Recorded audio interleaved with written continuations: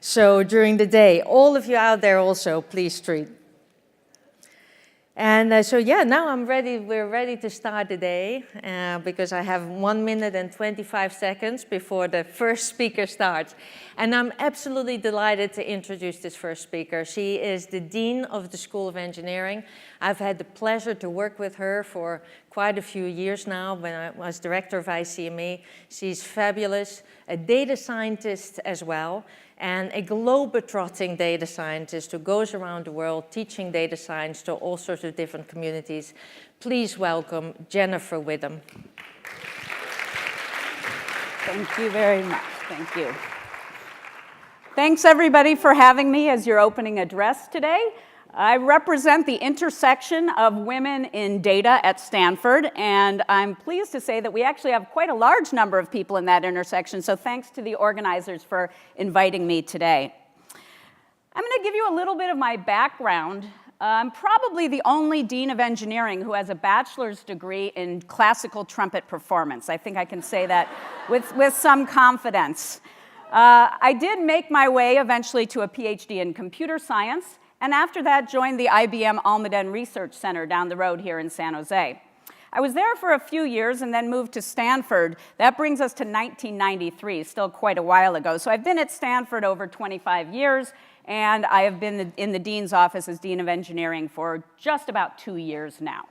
So I'm going to talk to you about some important moments along the way of this journey. And I'm going to start out back at the trumpet. I was in music school, and an interesting hallway conversation pretty much changed my life. I was taking a class, an elective class in the music school on computer applications in music research. It was the first time I'd done any computer programming at all, and I was standing in the hall with another trumpet player who was taking that class, and he casually said to me, "You know, you're a good trumpet player, but you're really good at this programming stuff." And I started thinking about that, and I took a major turn in my life. So I just want to say to all of you, don't be afraid to change course if it feels right. The second thing I want to talk about, that was a turning point in some ways, was my first years at the IBM Almaden Research Center, where I was really launching my independent research career at that time. And I developed some research principles while I was working there, and I really stuck with them. And I want to tell a little story about how that happened. So when I arrived at IBM Almaden, I was given a task to design and implement a trigger system for the prototype extensible database system. It was called Starburst. And at that time, this is now way back in 1988, there really weren't many trigger systems in databases. They're common now, but that was my task. So here I was at the beautiful IBM Almaden Research Center, and there's me sort of in my younger days. And I was working on my task, but I had done a PhD actually in programming languages, not in databases or data science. And so I said, wow, rule systems, they can be really complicated. Before I start building the system, I really want to think about the foundations. So I was thinking about semantics of rule-based systems and how complex it could be and try to nail it down. But then there was this guy down the hall named Bruce Lindsay, and a few of you may know Bruce Lindsay. He's not as scary as he looks there. He's a very famous database researcher, but especially famous for his systems building. And so he was constantly saying to me, "What are you doing? You got to start coding." And it was even worse than that, because I'm this young researcher in San Jose, and across the bay at UC Berkeley, there was another really venerable researcher in databases named Michael Stonebreaker, and again, some of you may have heard about him. And at Berkeley, they were doing a competitive project to the one we were doing at IBM, and in fact, he was working on the trigger system, and he announced, well, we finished our trigger system ages ago. So there I was, not coding yet, thinking about the foundations, getting the pressure from these really senior guys in the field. But the truth is that thinking about those foundations first paid off. We built a trigger system there you could actually understand what it did. It was semantically sound. And in fact, in addition to it paying off, I would say it became a blueprint for my entire research career. Because I built my career again around the idea of developing the foundations of what I was working on before moving on to the implementation. I always did both, but one and then the other. Not really common in the database field. And so again, that was, I think, a very important turning point in how I approached research. So my conclusion from that is stick with your research principles, or really your principles in general, because payoff will come from that. All right. The third thing I want to talk about is another hallway conversation that I had, and this one was much, much later, and this occurred at Stanford, and it was the fall of 2011.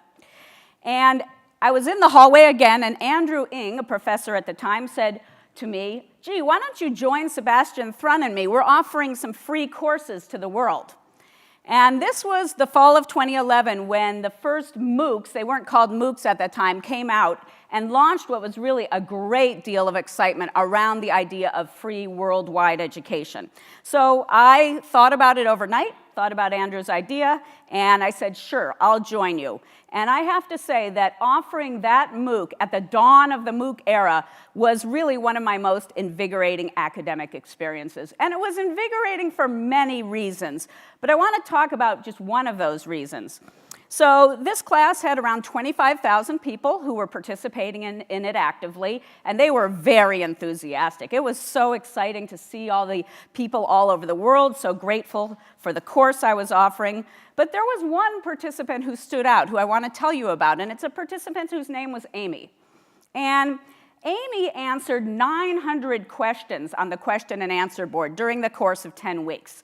She had no discrimination against questions that might be naive, or even people asking questions that had already been answered before.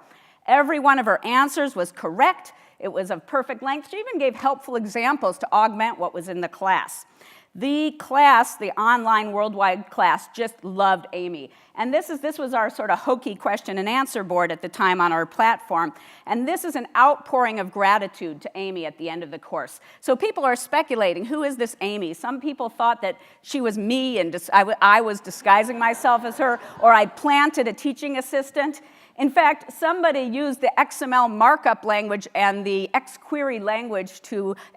query language to propose marriage to her. Of course, it was a joke. The only query she didn't know how to answer. Anyway, at the end of the course, I found Amy. I flew her actually to Stanford. I had lunch with Amy, and I talked to her about her career. And Amy decided actually that she was going to stay where she was, working in her family's business. But I want to say to Amy, if you're out there, my offer still holds. So, okay. So that MOOC was quite something, but I want to talk about something that I embarked on that Margot hinted at even more recently than that, just a couple of years ago, just before I became dean. I invented the concept of a MOIC, and I'll tell you in a moment what a MOIC is. So a MOOC is a massive open online course. So a couple of years ago, I had a sabbatical, and my kids had both gone off to college. I've always been a big traveler. I loved the MOOC and the experience of bringing education to people all over the world, so I invented the MOIC, the massive open in-person course.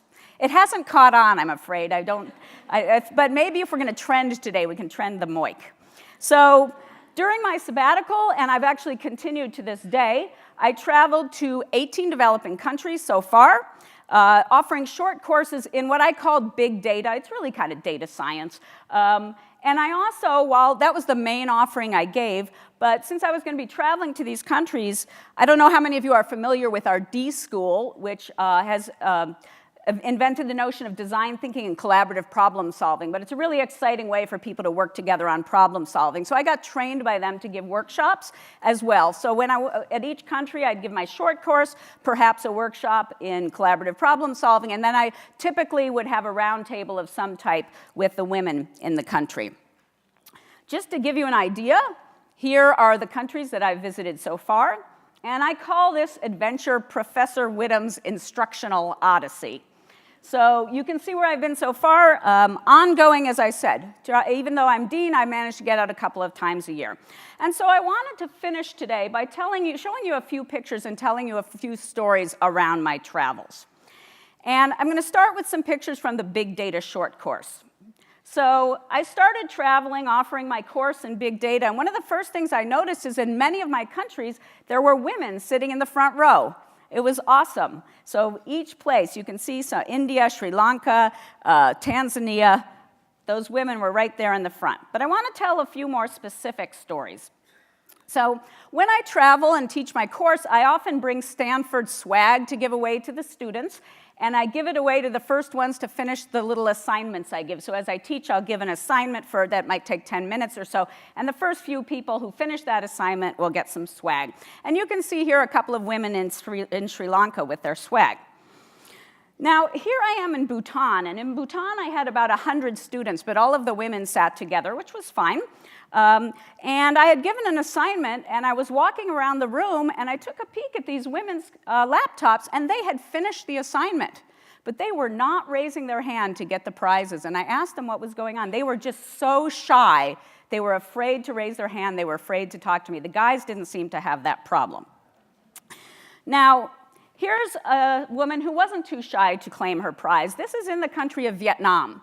And Vietnam was probably my worst ratio of men to women. So in Vietnam, there were probably 8 or 9 guys to every woman in the class. And so it took quite a while for a woman to win a prize. You know, probabilistically, that's what you'd expect. So when this one won a prize, I quickly had a photo snapped with her. And I post 1 Instagram per day when I'm traveling. And so that day I posted the Instagram of this nice woman who won the prize. She was delighted. But then she got backlash on social media from the guys in the class who were jealous. They said the only reason I posted the photo with her is because she's a girl. It was really not a super attractive moment, I have to say. But there's good things for every difficult thing like that. By the way, here's a picture that it has nothing specifically to do with the short course, but I always have to show this when I'm talking about my travels. I was driving down the highway in Indonesia when I see my face giant on this billboard. So they spared no expense. So I went back and got a nice photo. The last thing I want to talk about is the Women in Tech roundtables and tell you a couple of stories and show a few photos from those. So here are several photos. Like I said, in most countries, I'll get together with the women, and here's a bunch of the women. By the way, in the lower left there, the women all wearing black and white, that is in Thailand. And the day that I arrived in Thailand for my week of teaching was the day their beloved king died. And they all wore black and white for a year after that. So luckily, I had a few black and white things in my suitcase.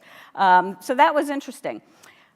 Just a little sidelight. This is a group in the country of Peru, in Arequipa, Peru. And this is a group that was largely undergraduate students. So I asked those students, what's it like in your classes? Do you have a lot of guys in the classes? And they said, oh yeah, we're very often the only women in our class. And then they went on and talked about when they're doing group projects in their classes with the guys. And they said that they started complaining about the Latin male and said that the guys expected them to bring refreshments to their group meeting. And by the way, the guys would be doing all the coding and they would be doing the documentation.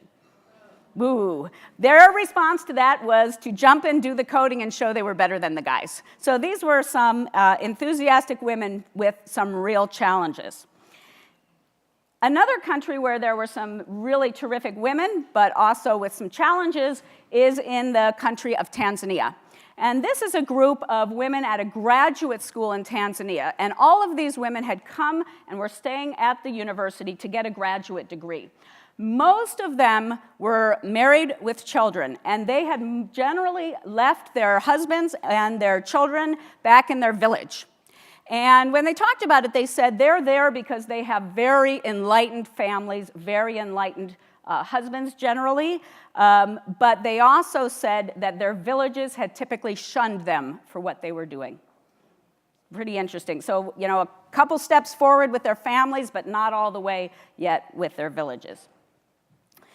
But like I said, for every good story, for every difficult story, there's also a good one. And I wanted to close with this group of women from the Philippines. So this was a power group of women in Manila, Philippines. There's even a congresswoman in that group. And they were just making change in their country. It was really impressive. So above the head, you can see it says, the future. I really felt those women were the future of the Philippines. And they gave me inspiration for all of these women that we've seen all over the world. So thank you very much. I really appreciate you having me for the welcome address. I'll be around part of the morning and back for the reception in the evening. I look forward to talking to many of you. So welcome, thank you, and enjoy the day. Perfect. Thank you, Jennifer. You know, when I first started communicating with Jennifer, and I wrote, Dear Dean Widom, which I did in the beginning to be polite, it always said in the spelling correction, do you mean wisdom? No? And I think that is so appropriate for you. And talking about appropriate name, the next speaker, our first keynote of the day, is Padmasree. And I think her last name is very telling as well.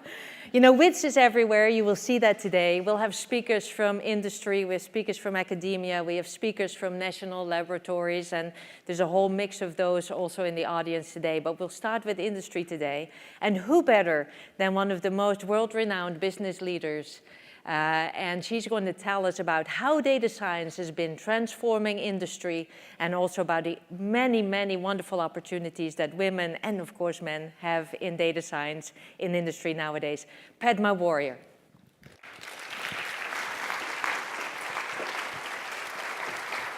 Thank you. Thank you. Good morning.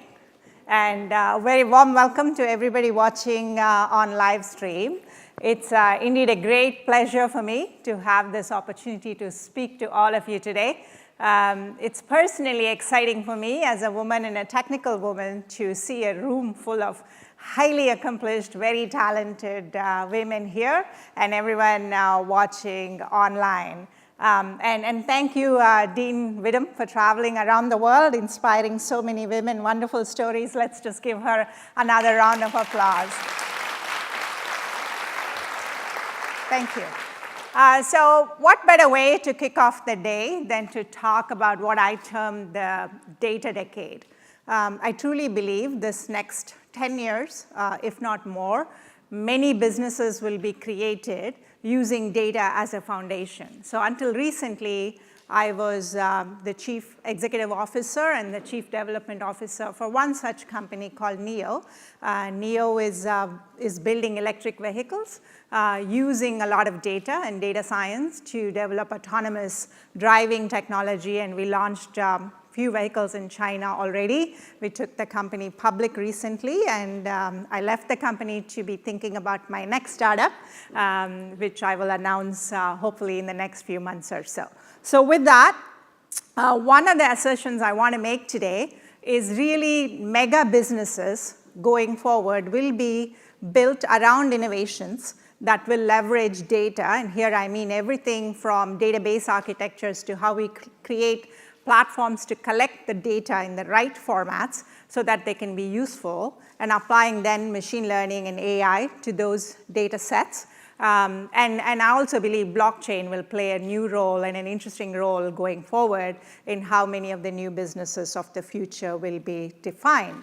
And this, by the way, this transformation, I fundamentally believe will require complete architectural redefinition all the way from service delivery going to silicon, which will disrupt many of the existing businesses that exist today and also pave the way for new entrants to actually start companies and grow them to be huge businesses going forward. And if you think back retrospectively, this is not so much different in how we saw the internet, the evolution and the adoption of internet give rise to whole new sets of architectures, and more recently, the mobile internet and what it did to the industry. So if we look back and double click on that, 10, 20 years ago, probably 25 years or so ago, when the internet started to become a massively adopted platform, industry then totally focused on how do we get billions of people online. With that, there were devices and device companies that became very successful, and desktop computers followed by laptop computers became the device at that time that was the most popularly used device everywhere. In fact, Microsoft, Bill Gates famously said a PC on every person's desk back then. And then also on the infrastructure side, we saw companies that were building storage solutions, premise-based networking solutions, which Cisco was where I was Chief Technology and Strategy Officer before I went to NEO. Companies like this started to build premise-based solutions. The CPU architecture was the mainstream architecture for the silicon and the processing power. QWERTY keyboard was the main user interface, right? And IBM was one of the primary proponents of this types of architecture. And the solutions that we sold in businesses back there primarily were business solutions and IT services associated with that. And the business model was licensing software. Enterprise was where most of the advanced technology resided, and many of the solutions had to do with productivity in the office. Then that shifted to where we saw in the last 10 years, the last decade was really about the mobile internet. And we saw a transformation and a shift from desktop computers to smartphones. Today, we carry more compute power in our pockets and our handbags and purses than anywhere else. And that actually gave, again, another shift from premise-based to cloud-based solutions. A lot of the compute shifted into actually a very distributed architectures. And the silicon architecture changed to where we had to focus more on power management and low power compute architectures, and more recently to the GPU, where you have a lot more computing power to do very high intense graphics on a very small platform like the mobile platform.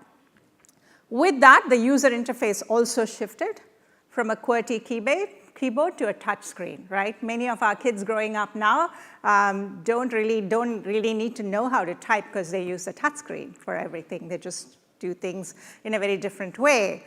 With that, we also saw how the services shifted into now mobile apps and subscription-based cloud services. We pay on demand and we pay as we use the services that we want to use. Companies like Uber, Lyft, Airbnb, all these companies actually were born as mobile native companies. And so that's because of the rise of the mobile internet. We had to redefine the entire stack and all of the solutions associated with that.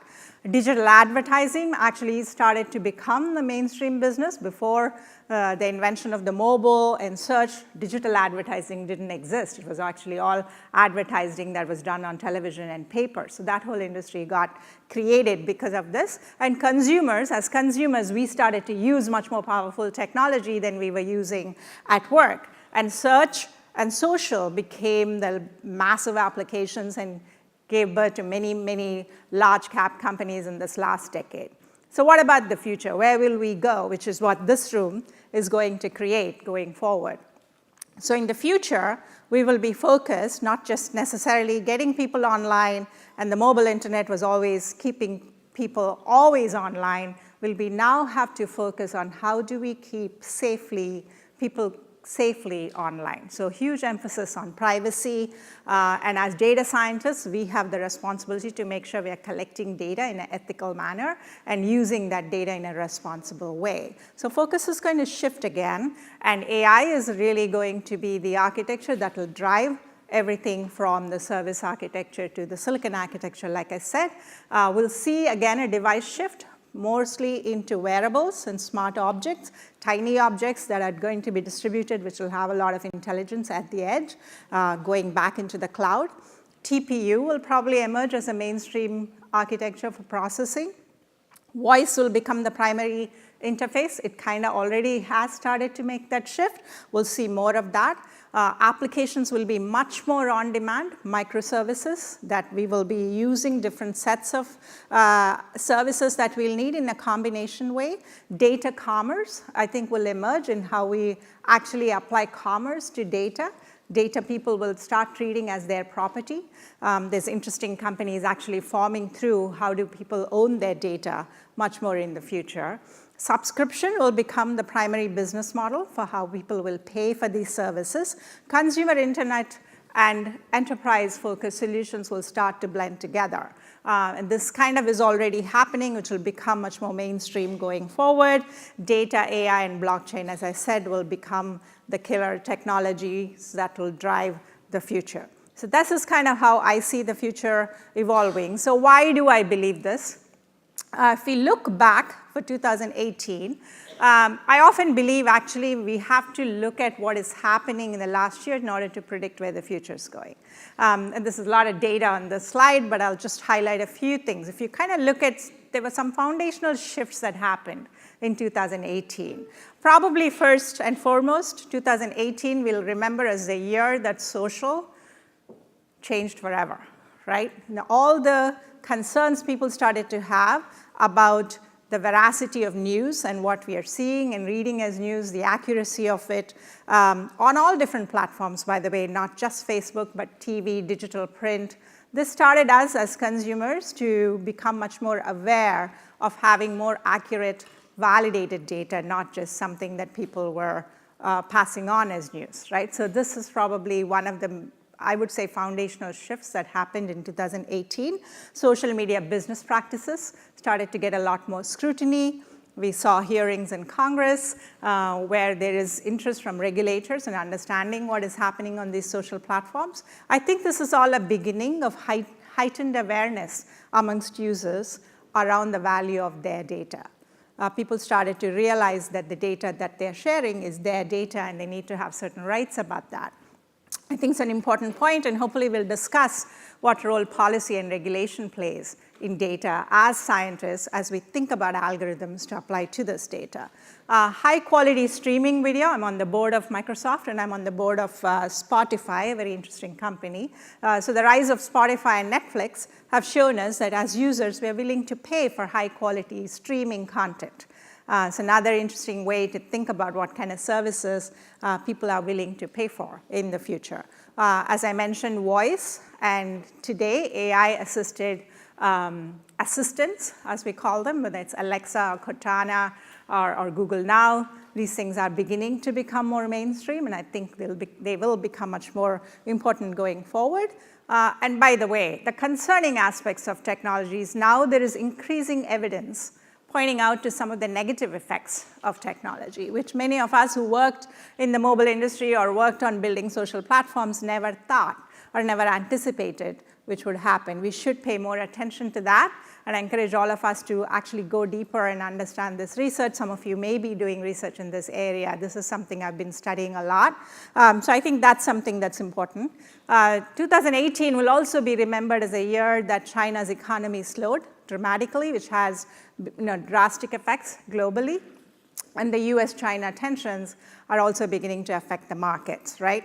In addition to that, there is what I term techno-nationalism and data nationalism, where the data resides in different countries that are going to have implications to all of us. So this is sort of my one-page summary of the important things that I saw happen relating to technology and data in 2018. So my predictions for this year and going forward, we'll begin to see the emergence of a few killer apps on blockchain. I think, unfortunately, last few years, blockchain has sort of become a technology that was misunderstood and perhaps misapplied, and I think this year we'll start to see some real applications for it.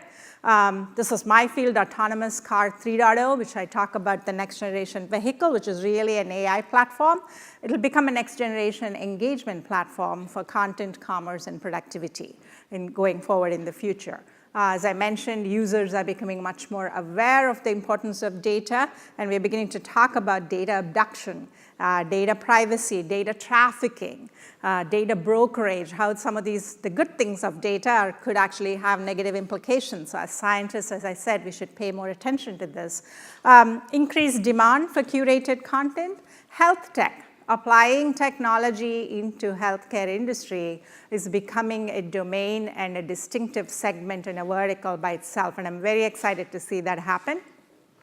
We will start to see actually new platforms emerge, perhaps, for very specialized communities. It started off in gaming. You know, gamers, any gamers in the room? Anyone into gaming? Few of you. I think gaming has always had a definitive platform on its own, and we perhaps will see more of these specialized communities that will be built in distinctive platforms. Another opportunity to do startups around this. China, I believe, will start to accelerate their intended goal of becoming a STEM leader in the world, and this is something that's going to be important for us, and especially in the United States, we should be paying very special attention to this and make sure we're not falling behind as a nation in our leadership. And then core business growth for certain large platform companies will begin to slow as they search where their next set of growth is going to come from. With that, if you then step back and say, so where will the opportunities be? Specifically for data science, many of the applications that I see will come with data science becoming the front and center. So in this graph, I've pictorially tried to show where I see the data science applications, and by the way, I'm using data science in a very broad sense of the word here. They started off with personalization. Initially, it was primarily Netflix, Amazon, companies like this that were using data science primarily as a recommendation engine for us. You like this book, so maybe you'll like this other book. You watch this movie, perhaps you'll like this TV show, right? That's sort of where data science applications was. And then it moved to advertising. And as I said, there's pluses and minuses of how data is used for advertising.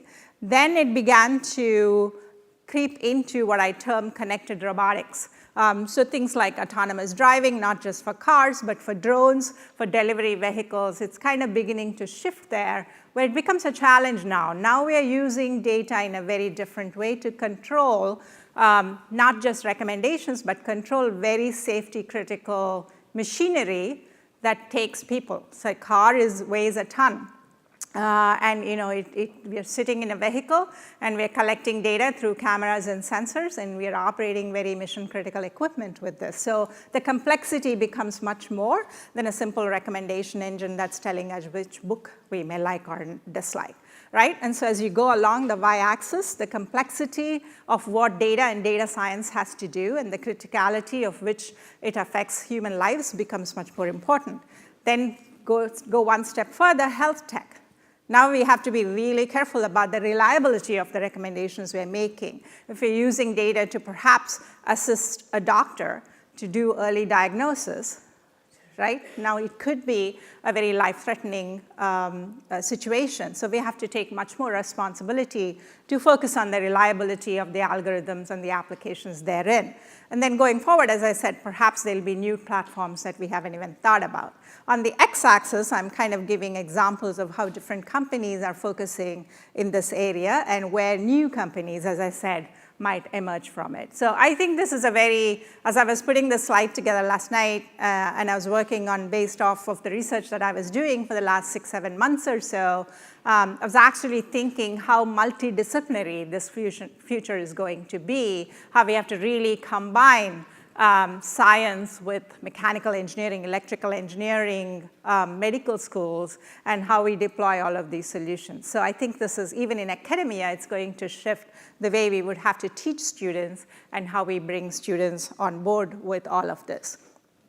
So let me give you specific examples of what I mean by this, how I mean data is actually becoming front and center in very different industries that never were considered data-driven industries. The auto industry, a 125-year-old industry, where cars were pretty much built the same way, I would say for the last 50, 60 years or so, is changing dramatically, right? And we are seeing the beginning of what I term car 3.0.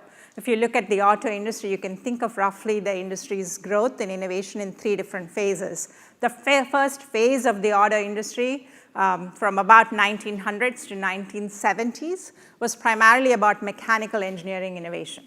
People really focused on making the car lighter, putting the components together for faster acceleration, better performance, smoother ride.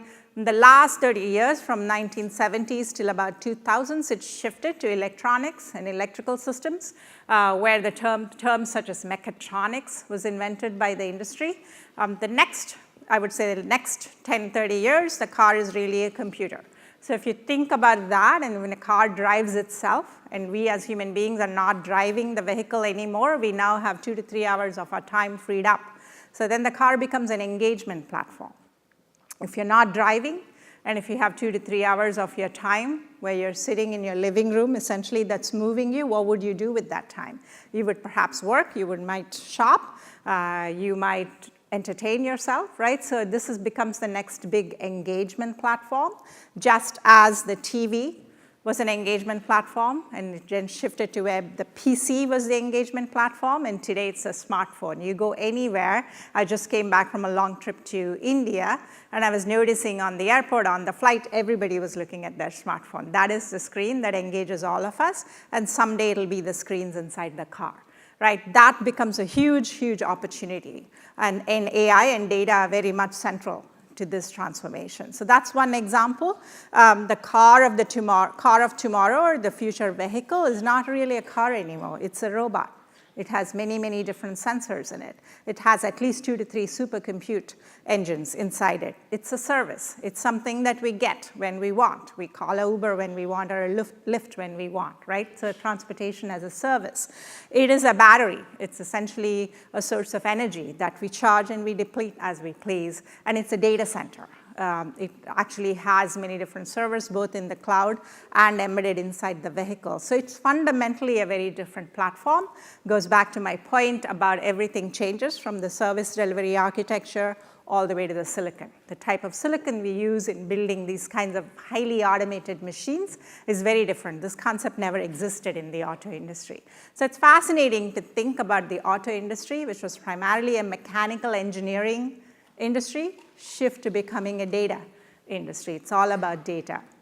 We collect and deploy petabytes of data continuously from a fully autonomous vehicle. So the networks that actually pull all this data from the car into the cloud have to be much broader. The pipe has to be much broader. And then how we deal with this data pertaining to the sensors that are keeping track of the car, data pertaining to what the users inside the car are doing, and data pertaining to the environment that the car is in. Where is it driving? What are the traffic patterns?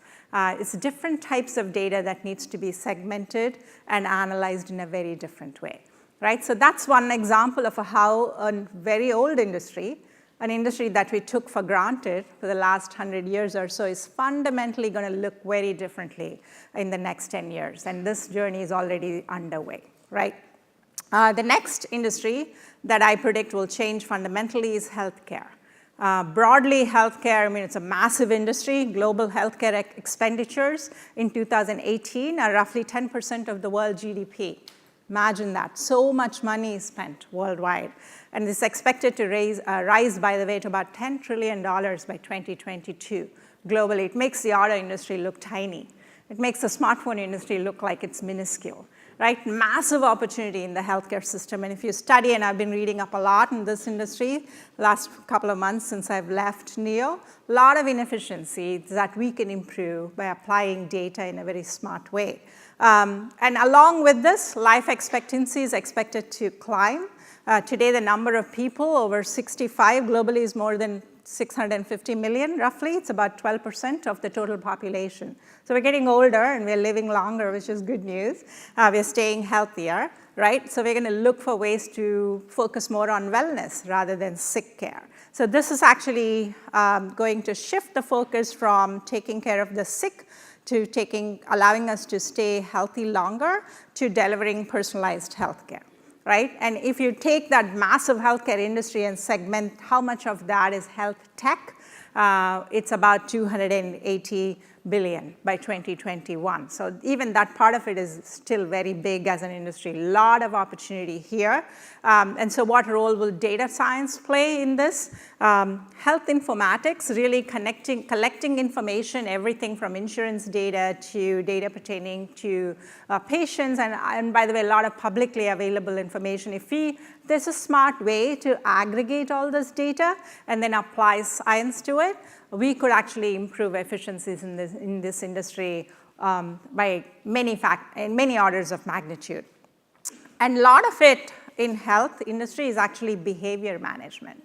It's actually non-clinical factors, such as what we eat, how much do we exercise, the environmental factors that are causing us, for example, stress perhaps. How do we manage that stress in a different way? How do we know what's causing us stress? These are all behavioral things that are very non-clinical. So a little different perspective on what this data means and how we can help users understand their behaviors and therefore be responsible for their own behaviors in a different way. Massive opportunity here. And then, of course, chronic disease management. There's, I think, already a lot of emphasis on diseases like diabetes, perhaps going into high blood pressure. Medication management, actually offering people ways to remember to take their medication. Lots of different ways we can apply technology here. And then nutrition and exercise coaching through AI agents, right? So these are just low-hanging fruit, in my opinion, but I think healthcare industry is just where perhaps the auto industry was about 5-6 years ago in its own transformation. So brings me to, as we increase along the complexity on the y-axis of the chart I showed, we as scientists have the responsibility to move from hype, right? There's a lot of hype around data, to actual reality in solving some very complex issues. And so that's what the focus of what we deliver has to be, because the implications of applying data, machine learning, and AI into some of these problems are actually fairly significant and serious.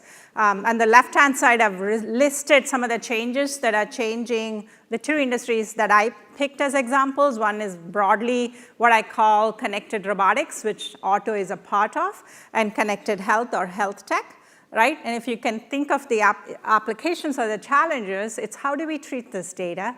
How do we make sure that there is a secure way of accessing and retaining this data? What kind of things that we have to worry about that will help users feel that their privacy is protected? What role does regulation play? How do we make sure the algorithms are going to always be reliable in being able to predict? These are not simple things to address, and therein lies the challenge that we as scientists have to focus on.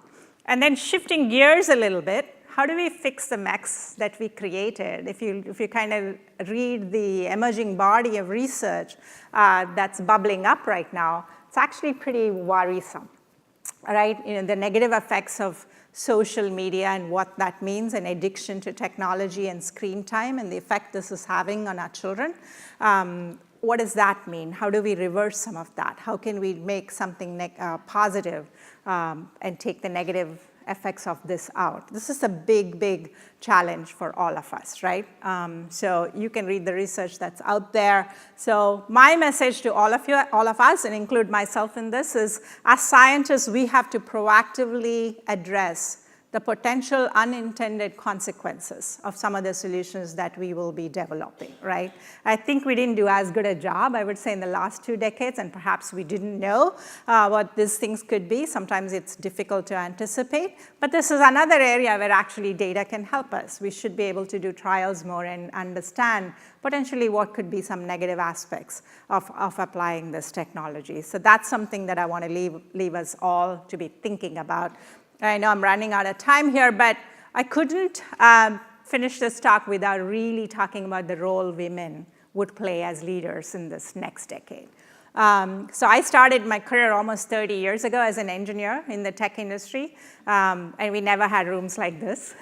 I went to a school where there were 5 women out of 250 students in engineering in IIT in New Delhi, and I want to change that. And it's my personal commitment to change all of that, and this is why I am here today. I think we all have a role to play in this. I'm here as much to learn as I am here to offer advice through what I went through.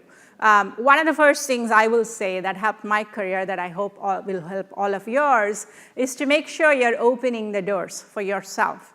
And when you see a door open, go through that. This is how you find opportunities. People always ask me, I had a great job at Cisco. I was Chief Technology and Strategy Officer. I left the company to go join an unknown startup called NEO, building electric autonomous vehicles. I had never worked in the auto industry before. I grew up in the tech industry, and last 3 years I spent building cars. And I left again to go do something different.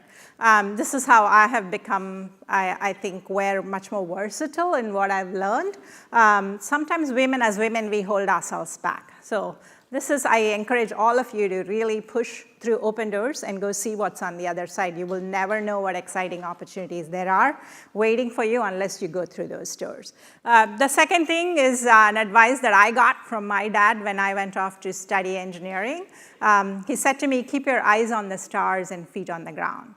What does that mean? I asked him, what does that mean? That doesn't even make any sense, Dad. He said, well, that means you should have a grand vision, but you should have a plan to get there. Focus on the details. As you're planning your careers out or you're building your companies, make sure you have a big, broad vision, but make sure there's always a detailed execution plan to get there.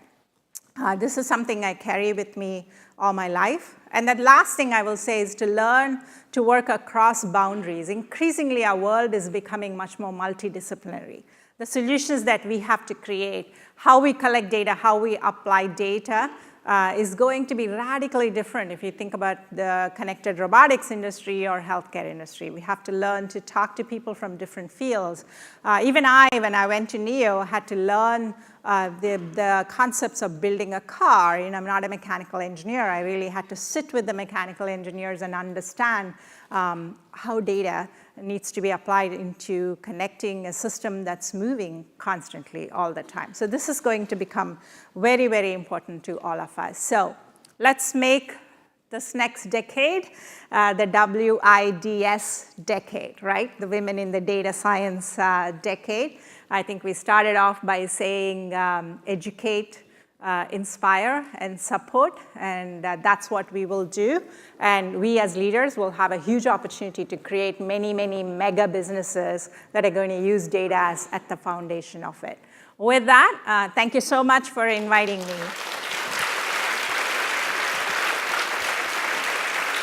Wonderful. Thank you. Wonderful. You can give me. Thank you so much, Padma. I loved your let's make this the WiDS decade. So that's a great thing to tweet. So you can tweet that right now. Thank you so much again. Yeah. And of course, we're all very curious about your new startup. So I hope that at reception, after a glass of wine, you'll be able to actually tell us about it. And see if you're hiring anybody. Our next speaker is very appropriate, actually, after your talk, because you talked about new businesses starting, and one of the new businesses that certainly started in the last years is Stitch Fix. And our next speaker is from Stitch Fix, and her name is Hillary Parker. She is not a data scientist really by training, but she comes from a biology background, and that once again emphasizes how in this field of data science you can switch from one to the other. I have to apologize to you, Hillary, because I'm not wearing anything from my Stitch Fix box today. But I'll give you the opportunity to change that next year. Hillary Parker. Yeah.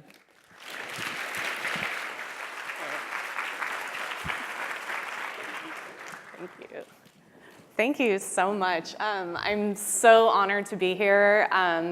This conference gives me so much energy, and I'm just so excited to be speaking here, to be speaking to people across the world, and share some of my passion for this field and what I feel like I've learned from working here for a few years and coming over from biostatistics, biology, more medical applications into data science, and first at Etsy and then at Stitch Fix. So what I want to talk about today is, we sort of talk about data science as like the art of data science. And so I wanted to kind of pull that apart and talk about, the ways in which that analogy is good and especially the ways in which I think it falls a little short. So some quick background on Stitch Fix. So I'm going to be using examples from Stitch Fix later on. So I wanted to just, establish a foundation about what the service is. So Stitch Fix is a personal styling service. You sign up online. You fill out a questionnaire about yourself. And then the user experience for you is that you fill out over 40 questions signing up. And then in the mail, you get 5 hand-picked items from a stylist with like a little note and some suggestions for how to wear the stuff. And then you're able to try that on at home, keep what you want, and send back the rest. And so what's happening behind the scenes, I work on the styling recommendations team. So what we do is we have all this inventory. We have some data on the person, especially when they first sign up. And so we can actually do some machine learning to help the stylist choose stuff for that person. So we do this, I've shown it with like little graphs and stuff. But we essentially take the inventory, we create a ranking of it, what we think will work best for that person, and then the stylist can go from that ranked list and actually choose the 5 things that you're going to get. So it's a really fun problem. It's a human-in-the-loop problem in the machine learning world, tons of challenges. And what I personally work on is what questions we should ask in order to send you stuff that is your style, that fits right. So it's super cool. Clothing is so personal. I really love working there. So, taking a step back about what I want to talk about today, we all are sort of saying that we're women in data science, and what does it actually mean to kind of do data science on a daily basis, and what does it look like to tackle a problem? So this graphic this is sort of a redrawn version of a graphic from Hadley Wickham in the R community. So I'm a big R programmer. I love R, statistical programming language. And yay. And so the idea here, this sort of a paradigm that he's created for how we do data analysis specifically. And the idea is that you sort of import a data set, you kind of clean it up, you tidy it, is what they call it. And then you sort of enter this playful space where you're exploring the data, you're transforming it, you're creating models, you're visualizing that model output, and then you're kind of going through this cycle where you're looking at graphs, you're thinking about what the graph means, you're doing a model, and you're sort of doing it interactively, right? You're not necessarily like saying out loud what you're doing, but you are going through this very complex thought process. And so another joke, this is borrowed again from Hadley, is that, actually this process of tidying the data ends up being a lot of what we do, right? We like to talk about the fun transformation and the things that come out of it, but there's a lot of, programming work that we have to do in order to make this thing happen. And so what I love about this paradigm and sort of exploring data science through this one programming language and through this paradigm they've created is that there's a real emphasis on fluency in the language. So, we have this playful space. We know what's really fun about data science, which is looking at the data and having those insights sort of pop into your head as you're looking at graphs. And so the language can really be a barrier to that. And so there's been a real movement in the past few years, both in R as well as Python and some other programming languages, to really develop good user interfaces for the language, where you aren't limited by your ability to tell your computer what to do. You instead can actually work fluently with that and spend most of your mental energy on that fun part. And so Hadley has this great quote: "We may find that the 2 bottlenecks are what you want to do and how you tell your computer to do it. And a lot of my existing work has been more about how to make it easier to express what you want." So really, data science and especially programming languages are about fluency and are about kind of unlocking your creative energy to focus on the fun part of data science. And so, thinking about this process of writing an analysis, or you could even think about this as creating a machine learning pipeline, what you're doing is designing a system where you're taking data, you're able to play with it, and then you're able to kind of exit that ramp and do some communication. And system design is really important in order to do it very fluently, right? Like the languages you choose, the choices you make about how to import that data, the choices you make for how to process it. The more that you can become someone who can design that system so that it works with you rather than against you, the more you can free up your energy to do this creative work. So I love thinking about data science as a systems problem. I was actually partially inspired by this by Grady Booch, who is a IBM research fellow at IBM Research here in California. And he was sort of saying, everything ultimately is a system, and that's so true in data science. And so I spent some time thinking about, well, how do other groups do system design? And I was inspired in this in part by Etsy, where I worked previously, where there was a really strong DevOps culture, DevOps being the people who are sort of building all the computer systems that keep the website running, right? And so there's so much here, and I unfortunately don't have time to go into it all, but things like blameless postmortems and things like using opinionated frameworks can really help create those fluent systems that you need in order to do data science well. And I spent a lot of time last year, or the last couple of years, sort of trying to evangelize this as much as possible. And I found in general that people were really receptive to it, and that this idea that a data science problem ultimately comes down to systems design, that was something that seemed to resonate really well. And so I think like this sort of leading to the idea that design thinking and thinking about the design of systems is very important to data science. So again, I was saying, there's this like process, and this is sort of what we traditionally talk about as though this is the whole problem, right? But then actually, when you get into the nitty-gritty, there's this huge kind of like munging the data or getting it into a usable format. And then I think if you zoom out even further, there's an even longer process that is the actual data collection, right? Like that happens, and we don't even really talk about it, but it's so important.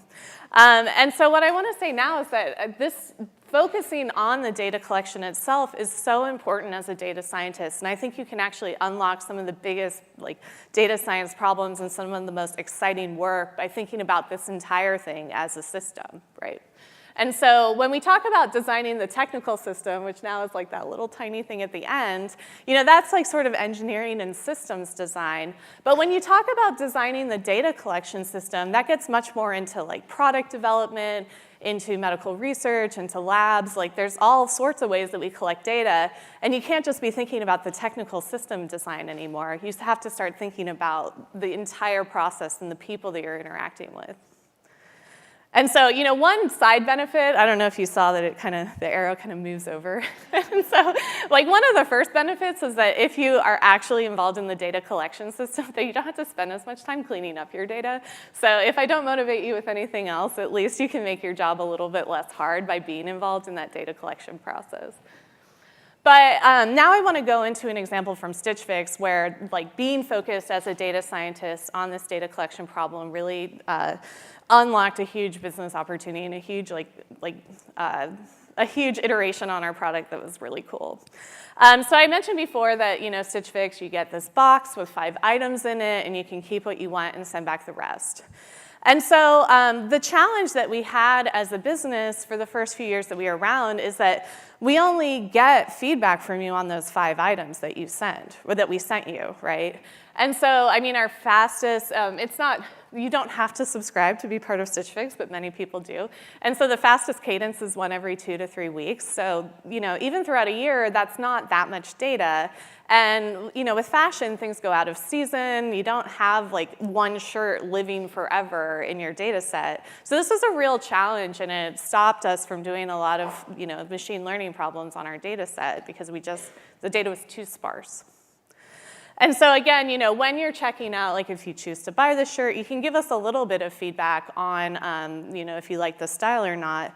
But we wanted to find a way to collect more data. And so a data scientist at Stitch Fix, Chris Moody, actually came up and worked with other data scientists to come up with the idea for what was early on called Tinder for clothes, where essentially, instead of right here you have the image of the clothing item, and you don't have to get it physically in order to give some feedback on whether or not you like it. And so at Stitch Fix, we have a really great culture of full ownership of a problem that was sort of cultivated by our chief algorithms officer, Eric Coulson. And so Chris got to work actually making this application using first Facebook Messenger, and then it eventually got baked into our website itself. But the idea was to do exactly what you would think Tinder for clothes would do. You see an image of a piece of clothing, and you can rate if you like or dislike it. It's super simple. It's really fun to play, in my opinion, because you kind of feel like you're both having fun and eating your vegetables because you're making your styling algorithm better. So this really caught on, and we released a couple quarters ago. We have over 1 billion ratings on this. So if we went from only getting, five feedback items per box to, you can play this and rate 30 to 50 items a day. So that was a huge unlock. And we've learned so much cool stuff from this. Data scientist Aaron Boyle did a lot of work creating what we call latent style. There's a really cool blog post on it. But essentially, because we had this denser data, we could start to do more machine learning algorithms on it, such as matrix factorization, which she sort of illustrated there, where we could start to tease apart what items are like together, what people are clustering together. And for example, one thing we found that's illustrated in the blog post is that boho clothes and preppy clothes are like highly polarized from each other, which kind of makes sense intuitively, but it's just so gratifying to see that come out in the data, where you're seeing like this is a really fundamental difference between how women dress and how clothes are perceived. So one other thing that was really cool about the way that Chris designed this product was that there was always a commitment from early days that we should really enable more lines of investigation through this new platform. So he was viewing it not just as like a simple game, but actually as a new platform for investigation into what clients like and a way to collect data that we can then use to give them better fixes. So I was really intrigued by this idea of, the fact that we had these kind of like different spots in this latent style space where clothes look different but were stylistically the same. So I was able to work using R, so using some like new things that come out, statistical programming language, and actually create images of these items that were like especially highly polarized.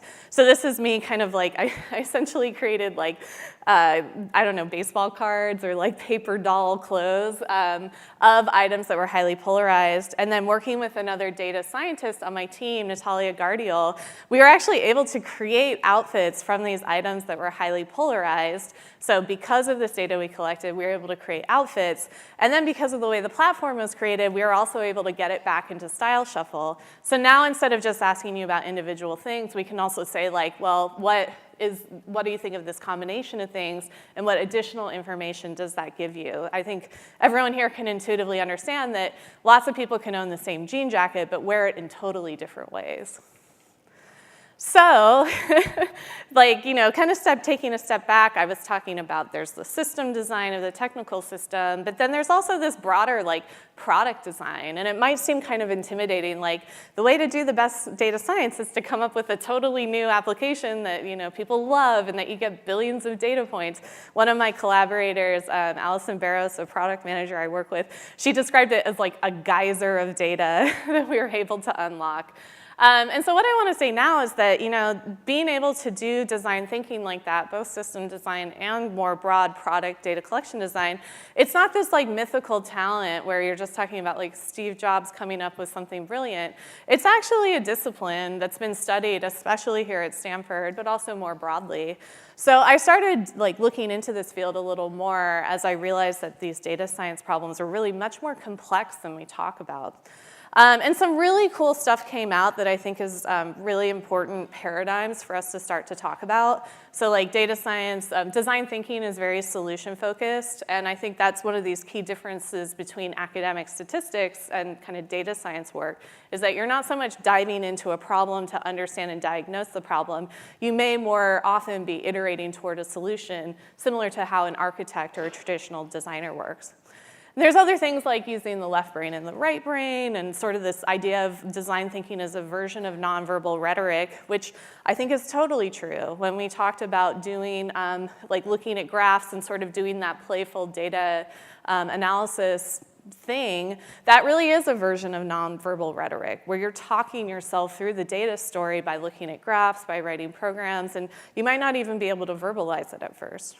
So I think that data science, design thinking is a huge part of data science. And when we talk about kind of the art of data science, we're kind of missing this one key point. And I love this quote from Nigel Cross, who's one of the premier researchers on design thinking. And he talked about how designability is, in fact, one of these three fundamental dimensions of human intelligence. Design, science, and art form an and, not an or relationship to create this incredible human cognitive ability. And so I think this is such a cool paradigm. I think it's so key to doing really amazing data science problems. And I encourage you to think about design ability more. And so just in these last couple minutes, how to hone your design abilities. This is very quick intro. But there's some really great books on the subject. There's the one in the middle, Designing Your Life, is actually based on a course here at Stanford, I think at the D School.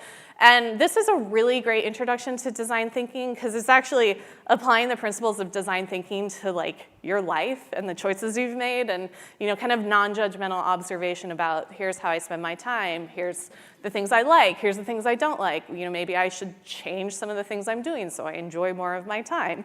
So that's a really great introduction. Nigel Cross also has a really accessible book. And on my podcast that I have with a friend, Roger Pang, we actually went through and read that book and talked about how it applies to data science. And so that's a tweet from one of the listeners, like Instagram amazing tweet of her reading the book for the podcast. And there's also design sprints developed at Google. So there's lots of resources out there. Another thing that comes up in design thinking literature enough is that you really have to learn through doing. And so we tried this experiment on the podcast we have where we were like, okay, rather than having kind of the Kaggle style data challenge where you're given a data set and need to do something, what if you start with a problem and you have to actually think about what data should I collect, what applications could I use, what would be reasonable, what were people willing to do versus what would be too difficult to collect. How would you store the data? How would you do the analysis? So that's sort of a fun exercise. We did it with commute time, but there's lots and lots of, I'm sure you can think of many examples from your personal life. And then the last thing, just the last slide here, is that the last thing that's super important in design thinking is empathy. And we treat this so often as something that's a fixed character trait. But what I want to just say briefly at the end is that my experience of empathy is that it's something that you absolutely can cultivate within yourself.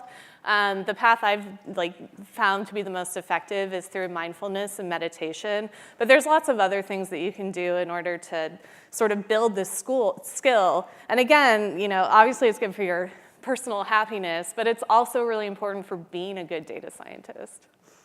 So with that, thank you so much for listening. It's such a thrill. It's such a nice talk, and I have to say those are some of the nicest slides I've ever seen. Oh, I got help. Yeah. Shout out to my friend who helped me to design them. Oh, okay, great. Yeah, well, we should hire him or her. Some people were asking me earlier, talking about fashion, Margot, where's your dress? Because I used to have this WiDS dress, and they say, but why are you not wearing any WiDS clothing today? No Stitch Fix, no WiDS, but I am. Little WiDS belt. If you want one of those, I can tell you exactly where to get it. Padma talked earlier about healthcare being the big industry that is just going to be exploding, and there's billions and billions of dollars. Now, Marcia Gassimi, our next speaker, is in the right business then. She is at university though, and she will talk to you about healthy healthcare data science. Welcome, Marcia.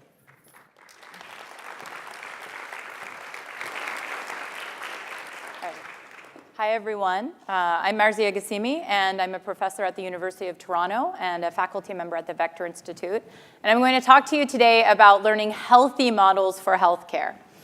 So you might say, well, why would I even try to work in healthcare? Well, there's the reasons that prior speakers have suggested, right? It's a big industry. But when I was a PhD student at MIT, I spent some time with the friends I had who were doctors, doing rounds in the ICU, and I found that the patient would come in and doctors would have very different opinions about how the patient should be treated. And so even if they were in the same hospital, two different clinicians might say, I think that this patient should be treated in this way or that way. And I thought, well, if we want to improve healthcare, then we need to be able to create evidence. And you might say, well, don't we already have evidence, right? Isn't this something that already exists? But I'm going to ask you now, how much do you think we really have? And I'm asking that because we don't even know what it means to be healthy. Think about that. We define being healthy as an absence of interactions with the healthcare system. You are healthy when there is no data on you. That is our standard approach right now.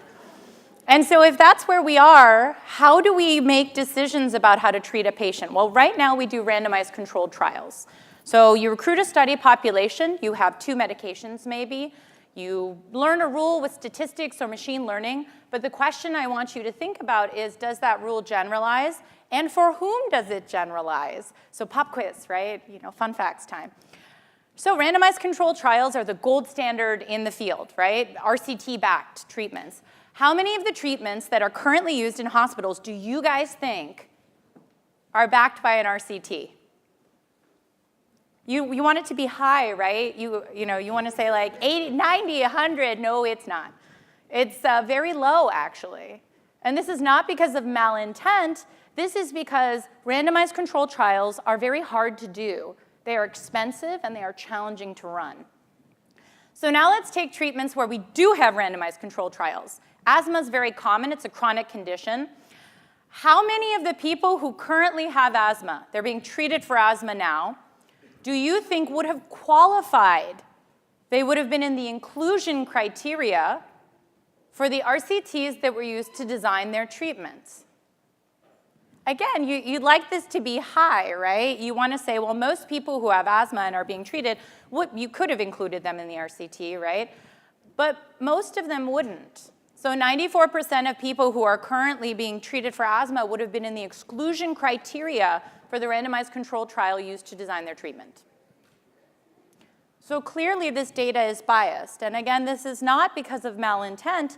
This is because when you're trying to look at some sort of mechanism, you would like for the population to be relatively homogeneous in specific ways, right? But this also means that we should go back to that original question. Does this data generalize, and for whom does it generalize, right? So what can we do? Maybe we can use machine learning. There's all of this data that's out there in the environment. We don't have to just look at electronic healthcare records, right? Maybe we can go beyond and say that all of this data really is health data, right? Maybe we can learn what it means to be healthy. But healthcare has been around for a while, and so has machine learning. Why haven't we done this yet? We haven't done it because it's really hard. This data was not gathered to answer a hypothesis. That's what an RCT is, right? It's exhaust of providing care. And because it's the exhaust of providing care, it's secondary data. And so what that means is it has all of these biases that are really hard to work with technically. It's heterogeneous. So you have text data, vitals, labs, sampled at very different frequencies, some over days, some over months, some over years. You also have this kind of sparsity that's really hard to work with in models, right? So things can be unmeasured because a sensor fell off, unreported because I ordered a lab value, it looks normal, I'm not gonna write it in the record, or there's just no follow-up. I can know that I gave you a medication, but not know how frequently you actually took it. This kind of uncertainty is so challenging to deal with. If I asked everybody in this room to agree on whether these are chairs, you could. It would be frustrating to label a bunch of chairs, but you could label them. But if I'm trying to decide in an example of data when somebody became diabetic, so I can show my machine learning algorithm what it means to transition to become diabetic, and I look whether somebody had a diagnostic code, an ICD-9 code in their record for diabetes, that code could be in their record because I'm catching diabetes now, but they've had it for a decade. That code could also be in their record, not because they have diabetes, but because I need to put it in there so your insurance will pay for this test to see if you have diabetes. So we're not even sure about our labels often in this space. And then the data, again, is very biased, right? You go to the doctor more when you are very sick. You don't often go when you're well. And context matters. If you write in a note that a patient is improving and they've been comatose, it's very different than if you write in a note that the patient is improving and they're on a diet. And so we have to be able to deal with all of those things. And I want to be very cautious to say, I have been contacted in the past by many people who say, well, I have the data. You have the machine learning.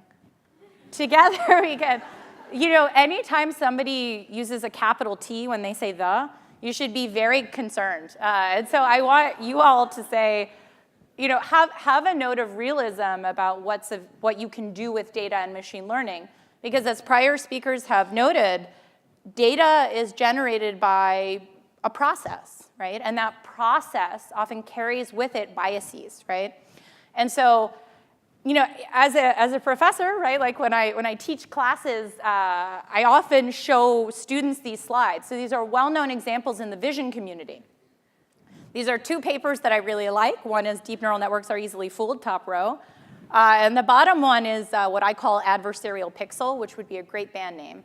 But actually is showing that if you take state-of-the-art neural networks and you change one pixel, an adversarial pixel, right, an optimally chosen pixel, the neural network is very confidently wrong about ships being cars, horses being frogs, and deers being airplanes. So that's funny, because we can also ask the algorithm, why did you think that, right? And post hoc, it can say, well, I thought that this husky was a wolf because you put it on snow, and I only ever see wolves in the snow. I don't see dogs in the snow. Why would you do that? But that post hoc justification works because we're all natural-born experts in vision and natural language processing and speech recognition. So if I show you an explanation for why I got it wrong, we can all giggle about the fact that we got it wrong because you put a husky in the snow or a cow on a beach. That's a real example, too. It's another like test. Machine learning algorithms always get the cow on the beach wrong. They're like, why is the cow on the beach? But you know where none of us are actually natural-born experts? None of us are born experts in healthcare. And in fact, you have to train for over a decade, often, to be an expert in a subspecialty of medicine. And so when we have adversarial attacks that happen in a clinical space, we don't know what they look like often, and it's hard to understand how we might account for them or adjust for them. So this is something that is, I think, very challenging. And it requires domain expertise in a very unique way, even if you're not being adversarial. So this is a great paper from a few years ago, Rich Caruano at Microsoft Research, took a bunch of hospital data and learned a model for people who are coming in with pneumonia, trying to understand who might die from pneumonia. And you can imagine this would be useful because then you could give them the most aggressive treatment. But the problem with that is it learned that people with asthma are at the lowest risk of dying from pneumonia. That should sound wrong because it is wrong. But you can understand why it would learn this, because that was in the data. Because right now, if you come into the hospital and you have pneumonia, and you say, I'm an asthmatic, they treat you so aggressively prophylactically that actually, in this data set, this very large hospital data set, people with asthma were at a lower risk of dying. And so you have to be careful because, again, we don't understand the generative process that creates a lot of this data. And you can't control it when it comes to something like healthcare. So I do machine learning for health. My research focuses on three broad areas: what models are healthy, what healthcare is healthy, and what behaviors are healthy. I'm going to focus mostly on what models are healthy, and when Margot comes to kick me off the stage, I'll quickly speak very briefly about the other two. So most of the work that I do uses the Mimic3 ICU data, which is real patient data that's been de-identified and is available for anybody to use. So any academic who takes city training can go online, download this data to their cluster, and work on 40,000 patients worth of data. It's a fantastic resource. I recommend that people use it. So what's something you might want to do with this data? Maybe you want to do real-time prediction. I want to observe some amount of patient data and predict. Will you need a drug? Will you die? Will you need an intervention by some gap time before a doctor could have acted? So I want to give you some sort of risk stratification. So what is something we tried really early on? The first paper out of my PhD, we thought maybe we can predict mortality in this population. And that's interesting because when people are really severely ill, we don't have a real-time score of how sick they are. Doctors sort of assess that in their heads, but mortality could be a proxy. And one of the things we thought is, well, a lot of people are using labs and vitals and all these signals. Maybe we should look at the notes. And nobody at that time had really looked at doctors' notes, not because they weren't available, but because they look like doctors' handwriting. They are not fun to work with, right? And so we made a model that took in these doctors' notes and represented them as topic vectors. So we have a couple of different ways of doing that. In the first paper, we use LDA, which is commonly referred to as topic modeling. So you can take all of this data, variable sizes, and create a single vector out of it. Now that you have every person as a distribution over these topics, right, and you've learned this in an unsupervised way, you haven't told it, learn topics that are correlated with mortality, just learn topics that generate the data that looks most like the data you've observed. You can check whether it's correlated with mortality as a sanity check, and it is. So topics that are protective, baseline mortality is right around 11%. Topics that are protective are cardiovascular surgery. I thought that sounded wrong, but when you ask the doctors, they say, no, that's right, because for surgeons, numbers count, right? So if people die, your numbers go down, and so they wait until if somebody comes in and says, I need cardiovascular surgery and it's not an emergency, they actually send you home to get healthy for a little while, like diet and exercise before they operate. But then things like respiratory failure are really enriched for mortality. And the ultimate test is putting this into a regularized machine learning algorithm, right? And there's so many you could use, but what you want to see in general is that when you use a baseline, so the things that the doctors already are using, right? So these are gold standard acuity scores for the hospital, that's the blue line. That gets worse and worse over time, which makes sense because those models get stale really quickly. Our model in red gets better and better over time as more notes accumulate, and so it's more intelligent about what it knows. And when you put them in together, that's the green line, it does best. That's wonderful, right? So I was very excited about this, but that was now 5 years ago. A lot of work has followed this work. And these models, I would like to emphasize, are very complex and very clever models. These are high-capacity models. But we're not doing any better. That AUC is staying pretty static, right? That's our performance. Our performance is staying very similar. And so the problem is, just throwing a fancy, complex model at a problem in healthcare doesn't always work because, again, it's not respecting the data generation process, right? And so maybe if this performance bump is so small, predicting mortality is not something that can benefit from these high-capacity models because in a modern ICU, you often don't die unless the doctors turn off machines, right? You can keep somebody alive indefinitely. So another thing that we tried was trying to predict interventions. So you can process data in the same way, right? If we can turn all of your data into a matrix per person across a population, you're a tensor, and that's great because we have models that work well on tensors, right? We can use switching state autoregressive models, which are a kind of generative model, or we can use neural networks like long, short-term memory networks. They're a kind of recurrent neural network, or convolutional neural networks. And when you use different high-capacity models of these classes, it turns out that they do really well, right? So if we're looking at the generative model, using these state space beliefs improves your prediction accuracy for different kinds of medications or interventions, vasopressors, ventilators, plasma. Also, there's interpretability, right? So I can ask, why do you think that this state is most associated with needing a vasopressor? And I can take these values back to my clinical collaborator, and they can tell me why that might make sense or not.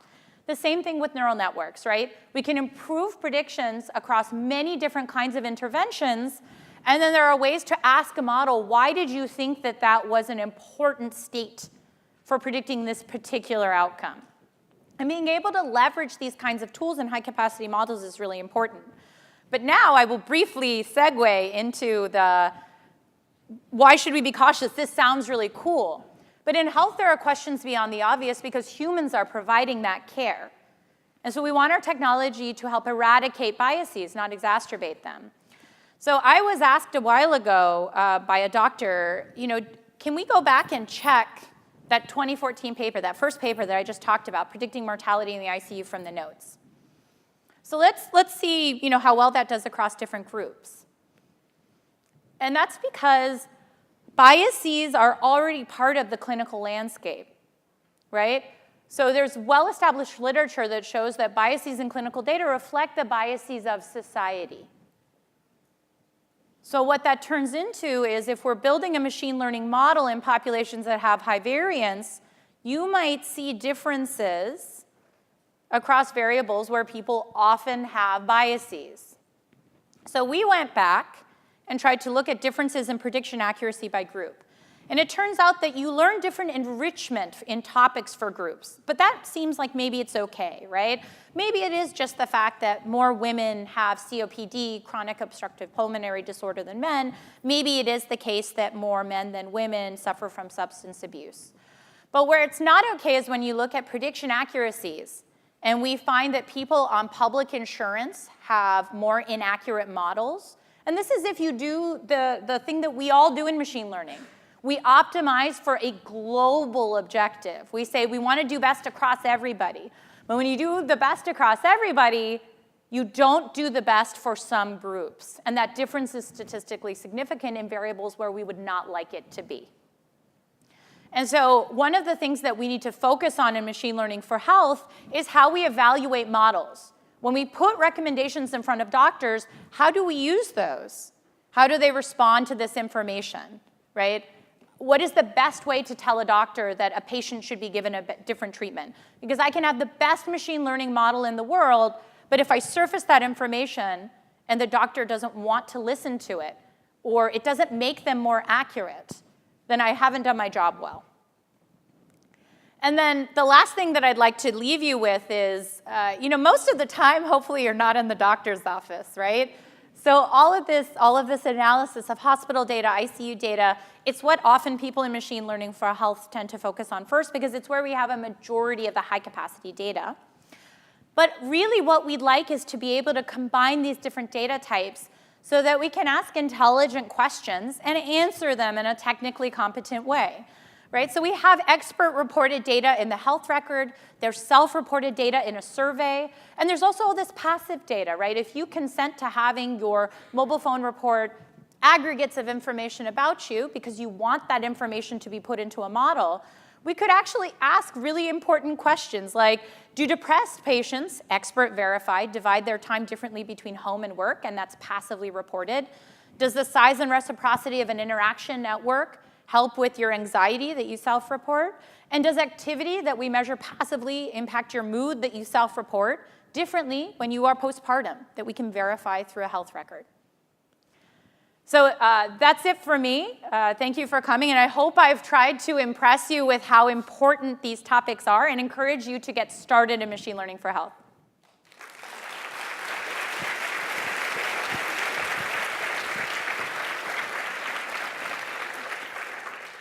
This is amazing. I don't know if you realize this.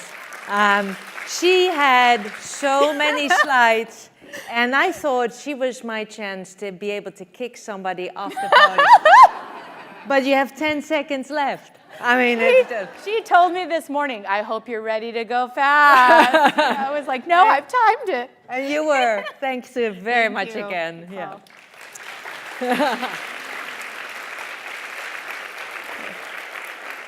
So believe it or not, but it's time for caffeine. So we'll have a break. Before you go, just really important, if you're not a woman, then you have to go to the end of the building for the bathroom. All the bathrooms close by are for women. Please enjoy coffee break. We'll be back at 11 exactly to announce the winners of the datathon. Okay, so see you at 11.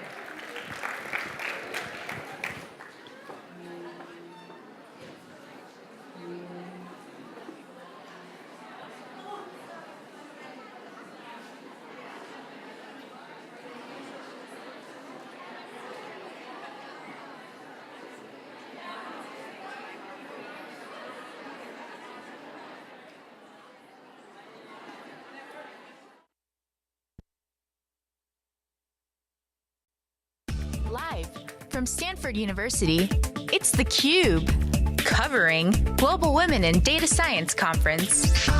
Brought to you by SiliconANGLE Media. Good morning and welcome to theCUBE. I'm Lisa Martin and we are live at the global 4th annual Women in Data Science Conference at the Arriaga Alumni Center at Stanford. I'm very pleased to be joined by one of the WiDS ambassadors this year, Srujana Kadavarmuth, Data Science Senior Manager, Accenture at Google. And as I mentioned, you are an ambassador for WiDS in Bangalore. The event is Saturday. Srujana, welcome to theCUBE. Thank you. Pleasure is mine, Lisa. So this is the 4th annual Women in Data Science Conference. This year, over 150 regional events, of which you are hosting Bangalore on Saturday, March 9th. 50 plus countries, they're expecting 100,000 people to engage. Tell us a little bit about how you got to be involved in WiDS. Yeah, so I care about data science, but also about accurate representation of women and gender minority in the space. And I think WiDS global initiative is doing an amazing job in creating a significant impact globally. And that kind of excited me to get involved with WiDS initiative.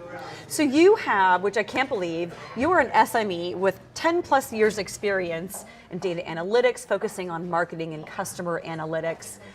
You've had senior analytics leadership positions at Accenture, Hewlett-Packard, now Google. Tell me a little bit about, before we get into some of the things that you're doing, specifically the datathon, your experience as a female in technology the last 10 plus years.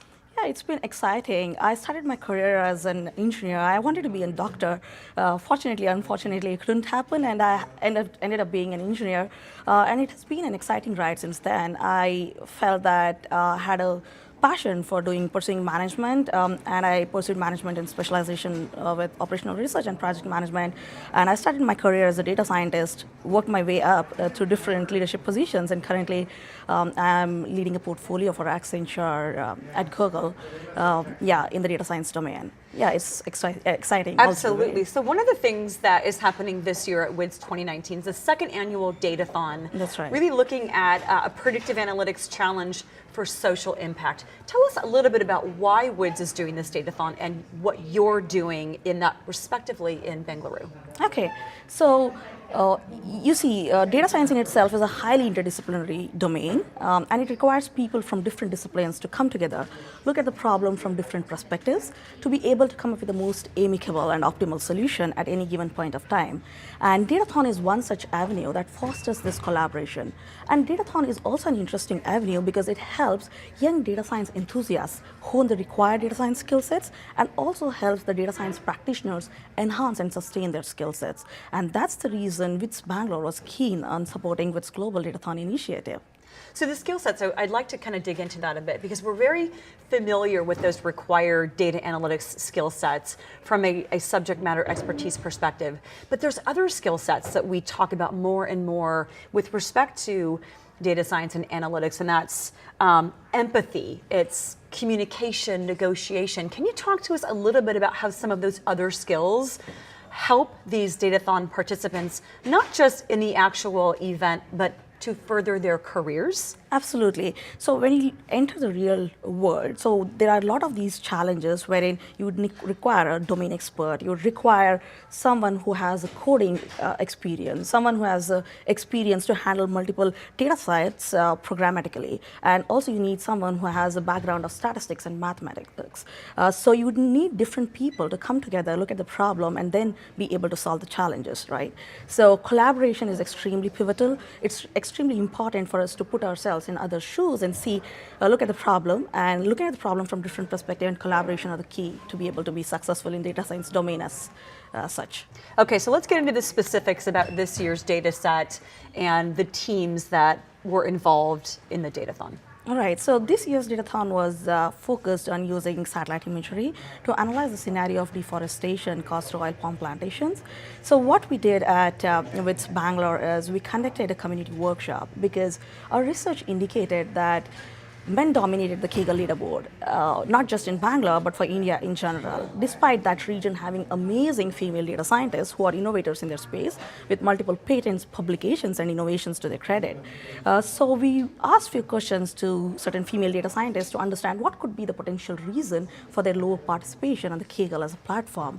And their responses led us to these 3 reasons. Firstly, they may not have the awareness about Kegel as a platform. Can you tell me a little bit more about that platform so our viewers can understand that? Right, so Kegel is a platform wherein A lot of these data sets have been posted. If anybody is interested to hone the required data science skill sets, they can definitely try, explore, build some codes and submit those codes. And the teams that are submitting the codes, which are very effective, having greater accuracy, would get scored on the Kaggle leaderboard, and you know that which is the most effective solution that can be implemented in the real world. So we conducted this in a datathon workshop, and one of the challenges that most of the female data scientists face is having an environment to network, collaborate, and come up with a team to be able to attempt a specific datathon challenge that is in hand. So we conducted a datathon workshop to help participants overcome this challenge and to encourage them to participate in the WiDS Global Datathon Challenge. So what we did as a part of this workshop was we gave a demo on how to navigate Kaggle as a platform. And we conducted an event specifically focused on networking so that participants could network, form teams.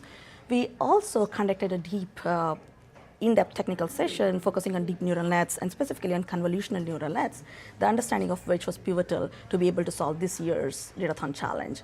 And the most interesting part of this Datathon workshop was the mentorship guidance. We were able to line up some amazing mentors and assign these mentors to the concerned or the interested participating teams.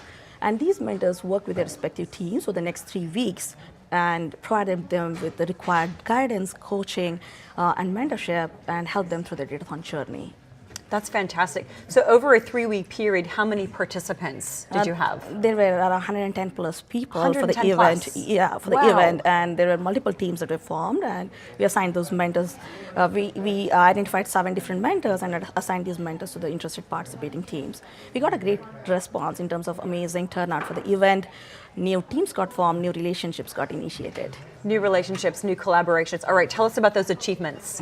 So there was one team from engineering branch or engineering division who were very new to the Kaggle as platform. They have their engineering exams coming up, but despite that, they learned a lot of these new concepts. They formed the team, they worked together as a team, and were able to submit the code on the Kaggle leaderboard.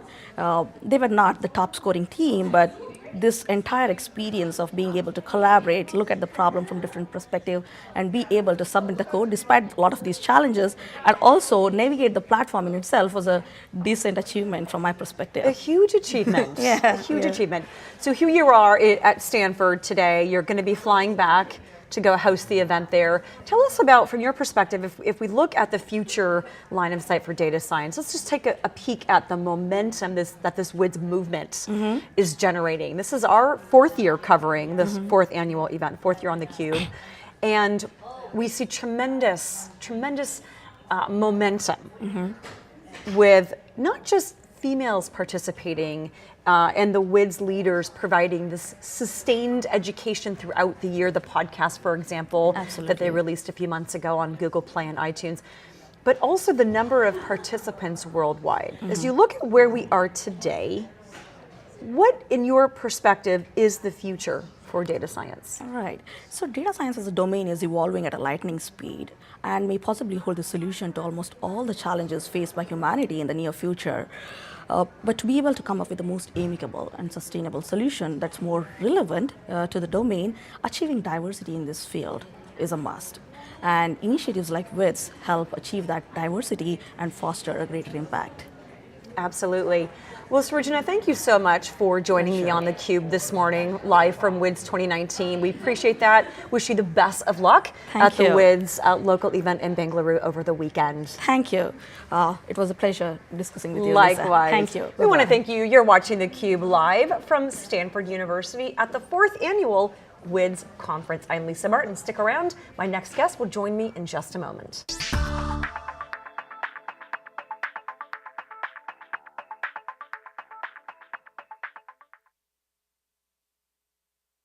Live from Stanford University, it's theCUBE, covering Global Women in Data Science Conference. Brought to you by SiliconANGLE Media.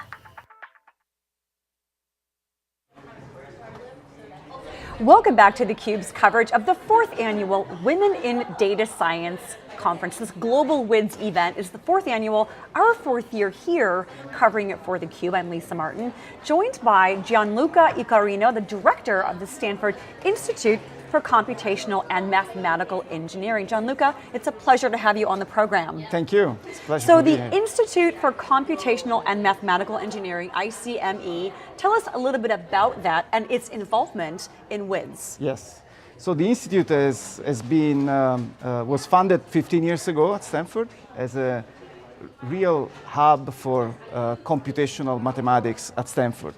The intention was to connect computations and in general the disciplines around campus towards using computing for evolution, for starting new ideas, for pursuing new endeavors. And I think it's been extremely successful over the years in creating a number of different opportunities. Now, WiDS started 4 years ago, as you mentioned, as part of an idea that the prior director of ICME, Margot Gerritsen, had with few others.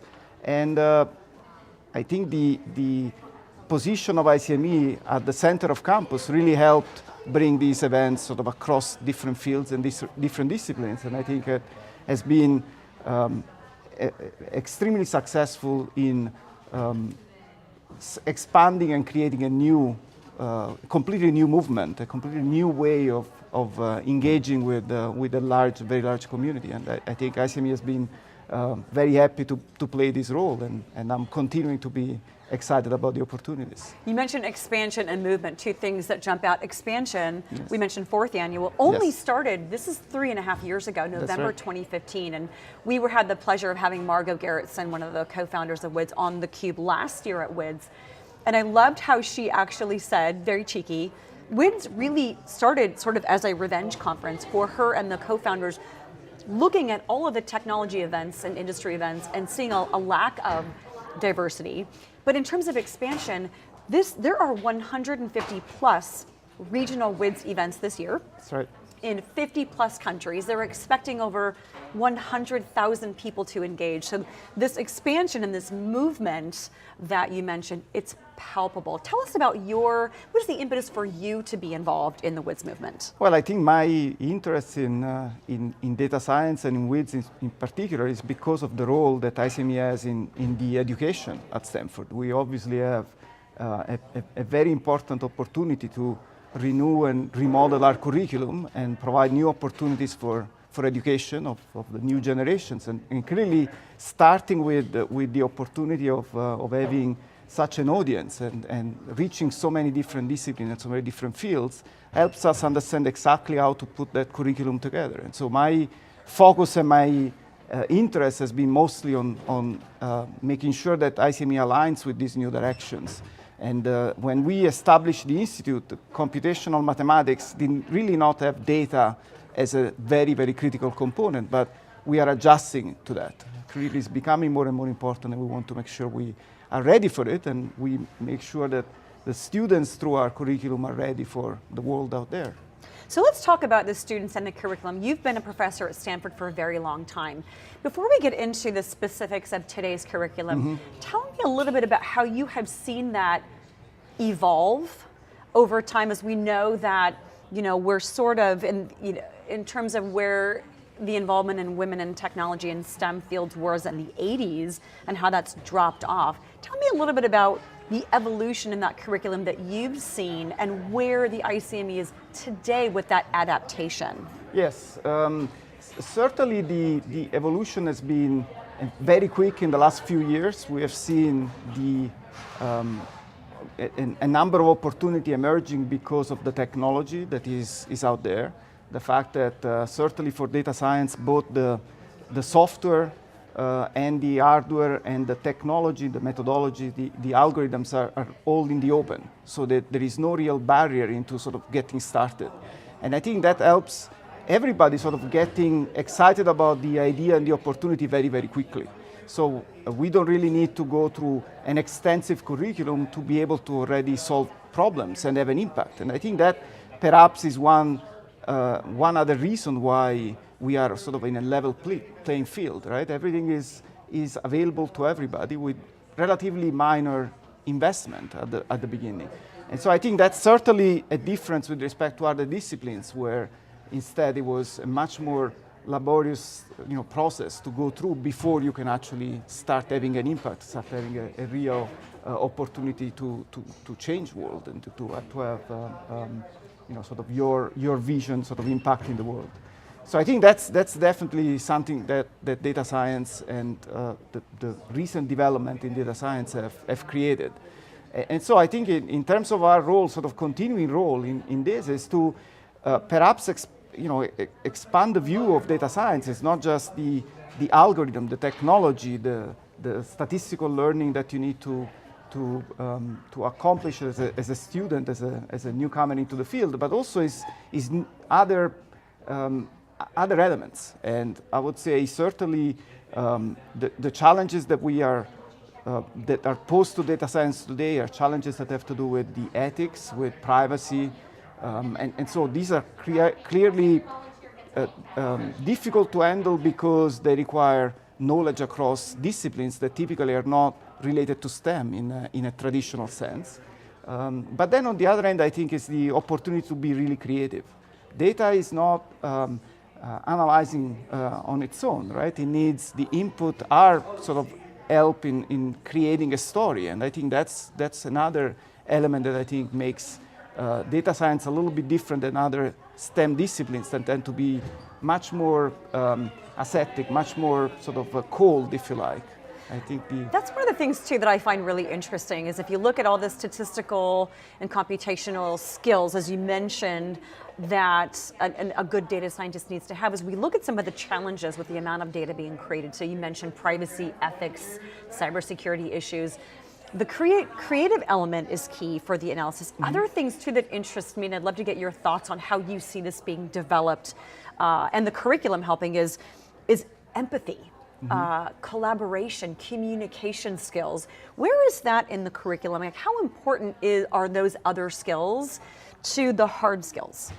That's a great question, and I think where is in the curriculum, I think we are lagging behind, and this is one of the opportunities that we have to actually connect to other places on campus where instead the education is built much more closely around some of these topics that you mentioned.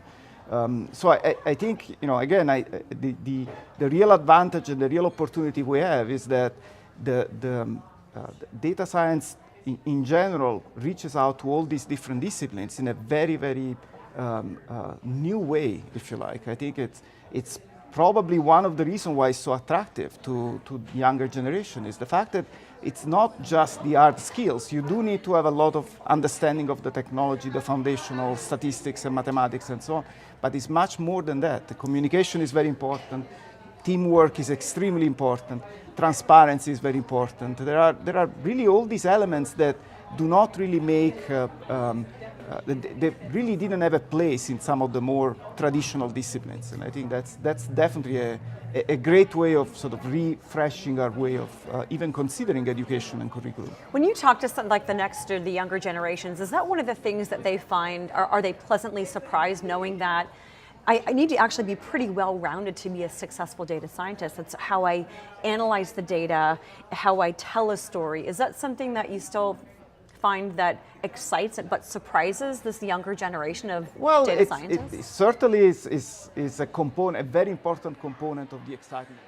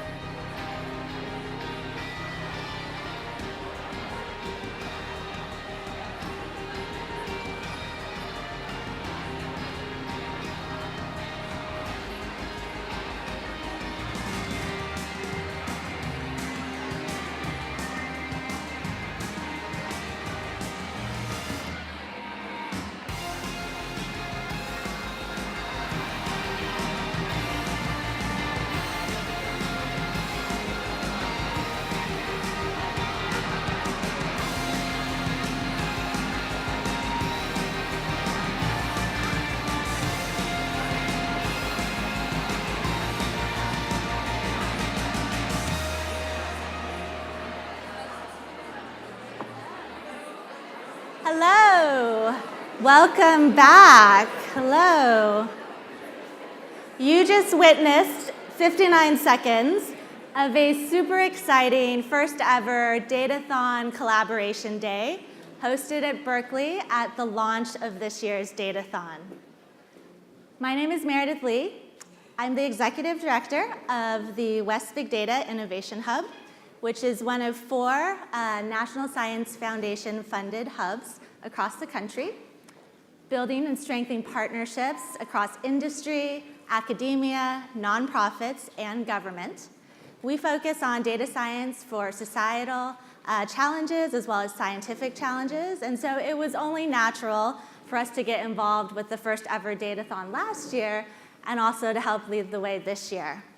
On behalf of our growing Datathon community, I'm so excited to announce the results of our Datathon this year.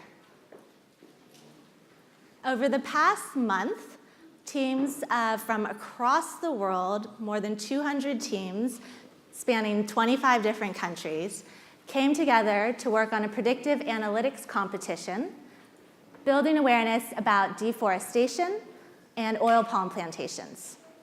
Can I get a shout out? I know there are Datathon participants, mentors, and so forth here. If you could stand, I just want to take a moment to recognize all of your efforts.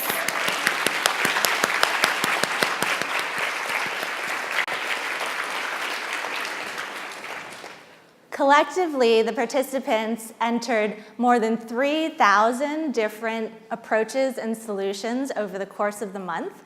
And I was told there were some complaints that February is such a short month that we should add more days because they want to use more data analytics throughout their start of the year. This year was the first time we used image data, thanks to a partnership with Planet and Figure 8. We were able to provide more than 21,000 labeled high-resolution satellite images for this Datathon. And this was also the first year that we hosted over 7 workshops. And I don't have any notes, I have this memorized. It spanned from Boulder to, oh, now I'm gonna jinx myself. They spanned from Boulder to 2 locations in India, to Bolivia, Livermore, and Berkeley, as you just saw. We were so excited that teams got together to share their insights, mentor, and get the basics of machine learning.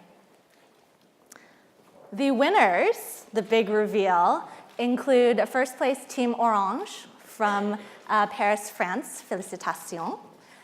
Second place, Full Fuego from Spain and the UK. Third place, Team X from 3 areas in Nigeria plus Sweden.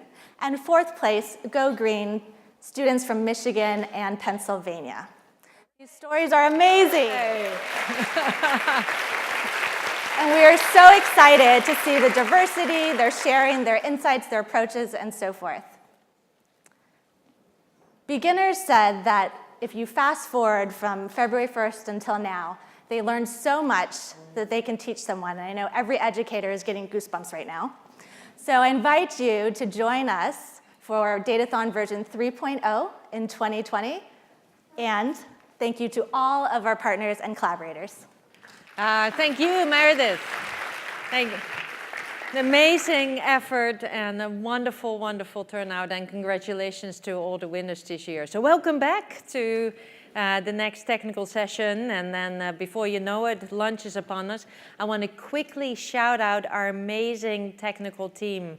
Darren, we love you. Everybody else, it's going extremely well. They're doing everything I tell them to. It's incredible.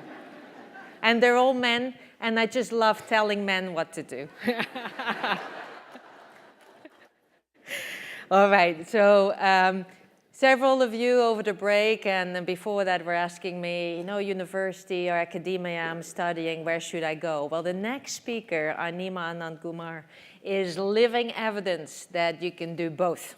So she's a professor at Caltech. That's a small university somewhere in Southern California. But she also works at NVIDIA, and it's wonderful, and Anima, that you could be here today and tell us about this wonderful interface of industry and academia. Welcome, Anima. Thank you so much. Thank you. And who's excited to be here today? Woo! Right? I mean, it's just so inspirational to see this amazing gathering of women. And not just here, I mean, this is being live streamed across the globe, right? So, and seeing all these wonderful efforts, I think, just gives me so much energy, hope, and motivation for the future.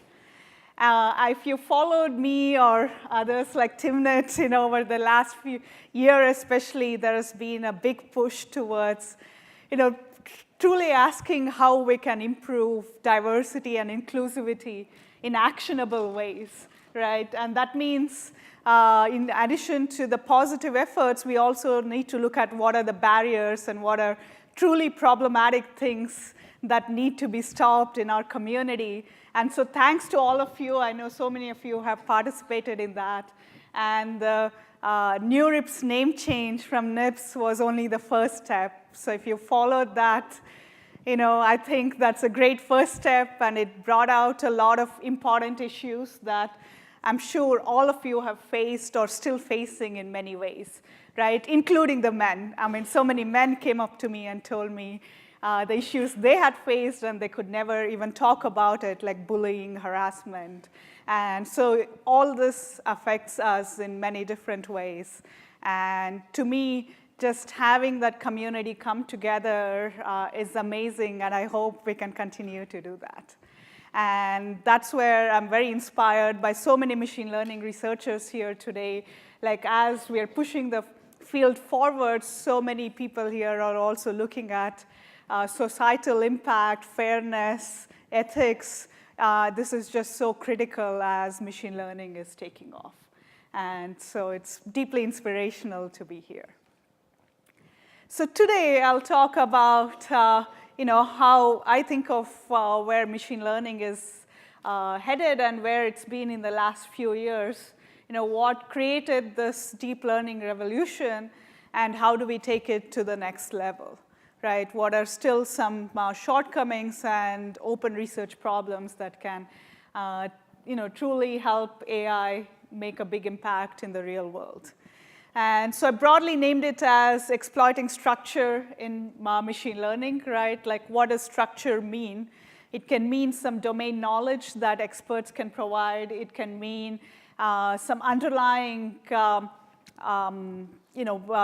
low-dimensional structure that, by explicitly exploiting that, you can do with less data. You can potentially do with less computational requirements and get good accuracy, good generalization. So we'll see how we can go about doing that in some examples. But before that, when I think about AI and ML, right, there are three main ingredients that we need to keep in mind, especially when we look towards doing this in the real world, right? So most of the time as researchers, we are focusing on just the algorithms, right? Like, how do we make these algorithms efficient? How do we come up with new algorithms? But most of the time, the other two ingredients are, if not as important, probably even more important, right? So in so many applications, data is the big barrier. There was the talk on healthcare. I mean, data is like such a big issue. How do we get enough data of good quality and at the same time deal with issues like privacy and data bias and so on? So focusing on the data is where I think the field needs to do when we take it to the next level now. And the other is the compute. There in many parts of the world, computational resources are still a big barrier. So we want to ask ourselves, how do we democratize this, provide enough access to resources, but also ask how we can reduce the computational requirements. Can we do energy efficient machine learning now? Can we look at problems at the interface of systems and machine learning? The traditional systems have been designed to have a high amount of redundancy and producing highly accurate computations. But most of machine learning does not require that, right? And that's where, by looking at research that combine systems and machine learning, you can come up with vastly improved results. And same with data and machine learning together.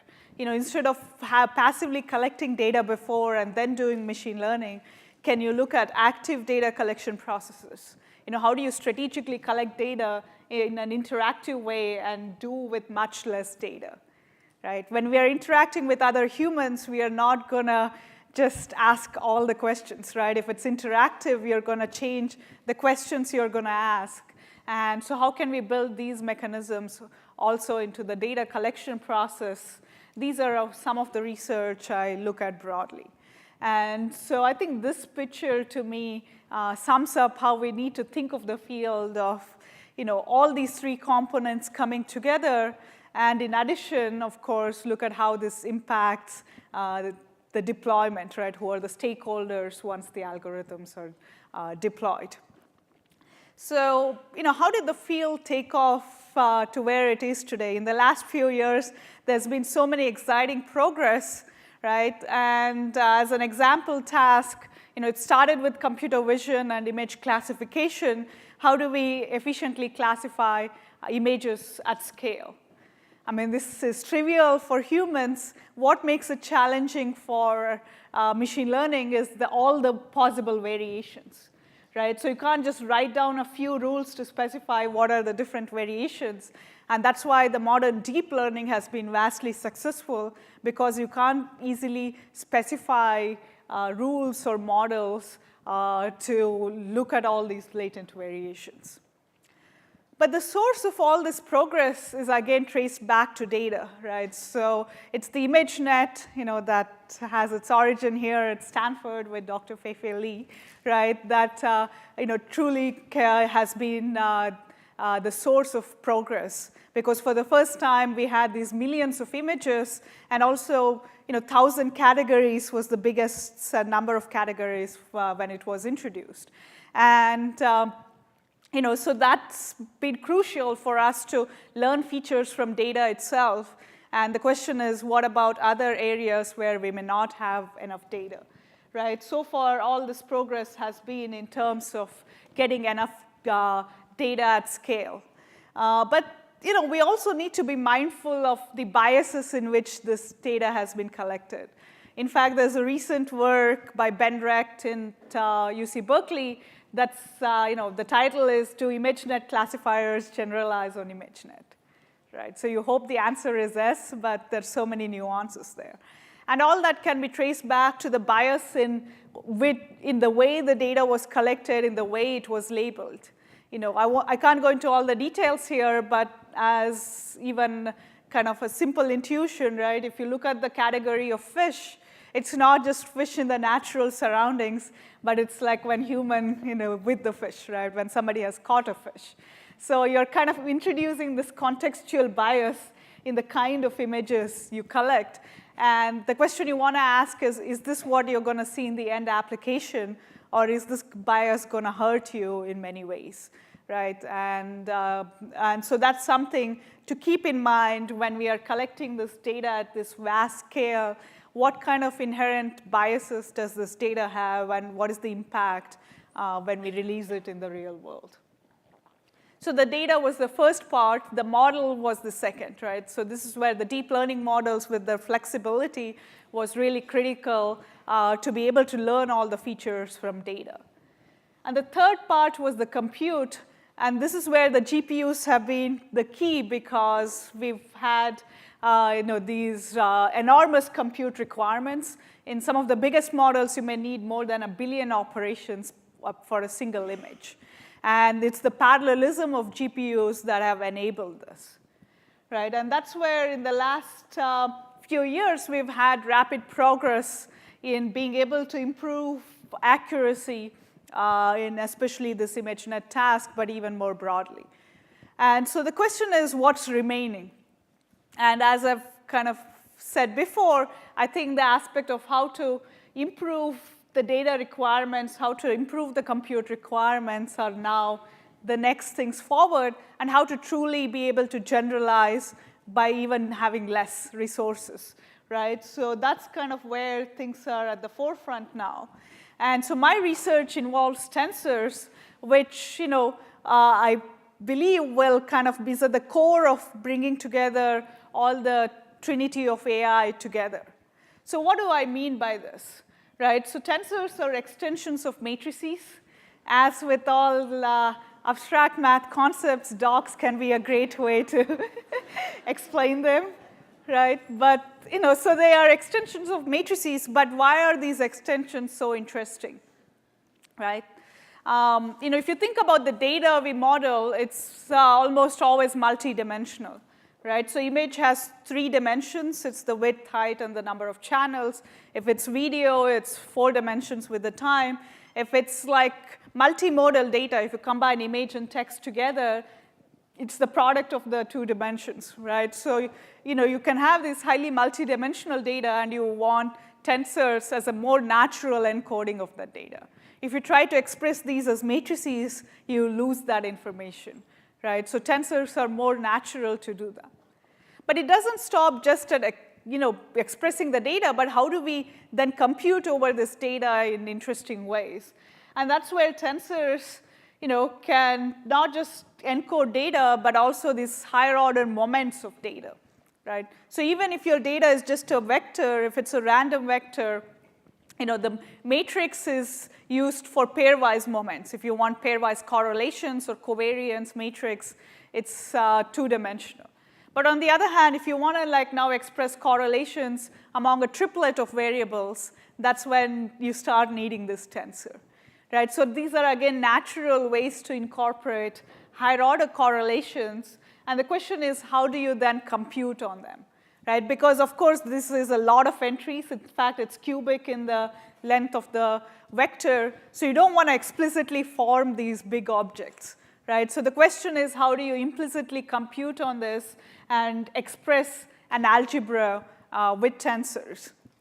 And that's where, at the core of it, there is the question of what computations can you do with tensors, right? So with matrices, the underlying core operation is matrix products, right? So you can multiply 2 matrices, and there are these nice extensions to tensors now. You can multiply a tensor in several different dimensions. You can multiply it with vectors. You can multiply it with matrices. You can even multiply 2 tensors, right? So we call them tensor contractions. And I've shown here pictorially what it means, right, if you're now contracting it with 2 vectors. So now this creates a much richer family of operations than simply just matrix products, right? And same as linear algebra is built on the foundation of matrix products, you can now do the same with tensors. And so you now have this rich universe of operations, and now you can ask, how can I do better machine learning with this? As an example, the question is where can I now use tensors in my neural network architectures? Right, so as I said, the image is 3-dimensional data you input, right? I mean, if it's also the batch size, it's 4 dimensions. And now through convolutional layers, you're processing these images. But when it comes to the fully connected layers in these standard networks, we're throwing away all this 3-dimensional information, right? So the spatial information is all ignored. You just convert it into a single vector, and you're learning a weight matrix and so on. So the question is, we are throwing away this information. Can we incorporate it by looking at this richer universe of tensor operations? And that's what we've done in some of the previous works, where we said end-to-end we can maintain the 3-dimensional structure. So now you're learning separable weights on the different dimensions. You're also looking at making these weights low-dimensional in a tensorial sense, so like low-rank tensors. So you can reduce the number of parameters, and you can ask, can I get similar or even better accuracy, right? So now, once you think in terms of these richer set of operations, there is a much bigger class of neural networks you can design with this that can better exploit the dimensionality information. And what we see is you can get nearly the same accuracy but reduce the number of parameters by more than 65% in some of these networks, right, in these fully connected layers. So it's possible to be now simultaneously small, so it's less memory requirements, less computational requirements, and still have good accuracy, right? And you're doing this by exploiting the structure in the data, right? There's inherently this spatial structure, and you want to retain it all the way through. So this is one example where structure can reduce these requirements and still give you good accuracy. You can do the same with time series. You can do the same with like learning these topic models, in an unsupervised way, meaning you categorize documents at a huge scale and you don't even have labels of what those topics are. So there are several examples where you can utilize these tensors. And so Tensorly is this open source framework we are developing. Jean Koseifi is the primary author of this package. And it's a Keras-like package, meaning you don't need to know the details of the tensor algebra and tensor computations. You can utilize many pre-built tensor layers into your neural network, connected to PyTorch, TensorFlow, MXNet, all these backends, but also define your own, right? And it's in Python. And there are all these Jupyter notebooks you can go and really like kind of understand how these things work. So it's possible to now deploy this, and if you want to go deeper and understand what's going on. So some of the other open source efforts, I think that's really the key to democratizing AI, right? And I'm very proud of NVIDIA's effort called RAPIDS that looks at building end-to-end workflows where there is GPU acceleration throughout. So if you're a data scientist at a company, most of the time you'll be spending is on data preparation and transformation rather than the actual machine learning, right? That's where most of the time is spent.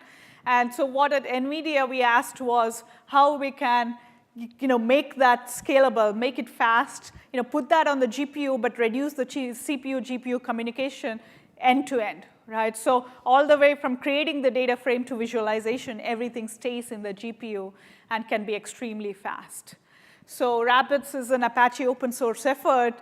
There's, in addition to deep learning, all the classical machine learning algorithms, XGBoost, that's the most commonly used algorithm, graph algorithms. So feel free to go and check out, again, the extensive resources available for this.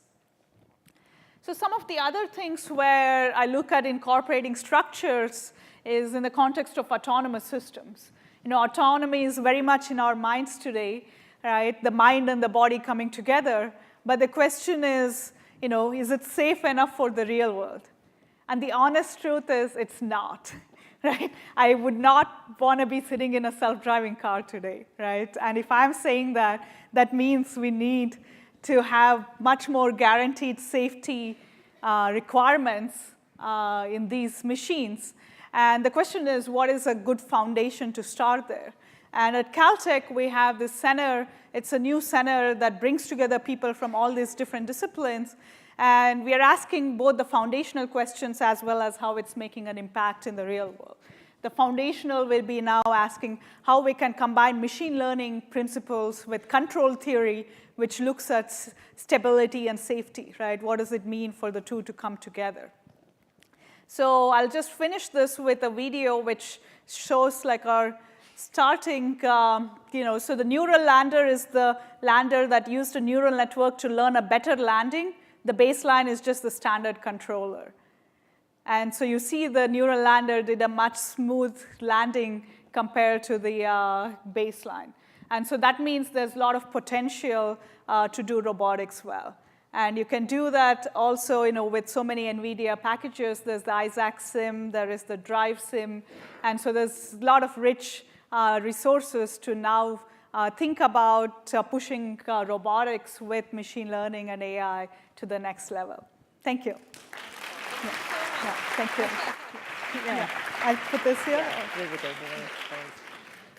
I almost got her, but Image, thanks for this wonderful talk, Anima. And Liza's art on immediately. Thanks very much, Liza, for that. That's great. So this morning and also just now, we heard quite a bit about ethics, fairness and equity issues, unintended consequences.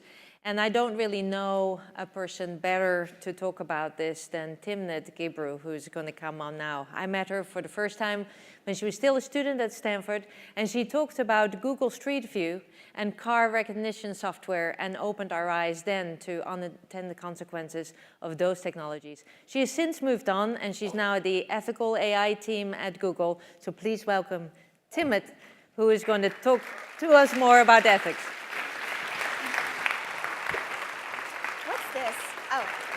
Slides. Okay. Hi, everybody.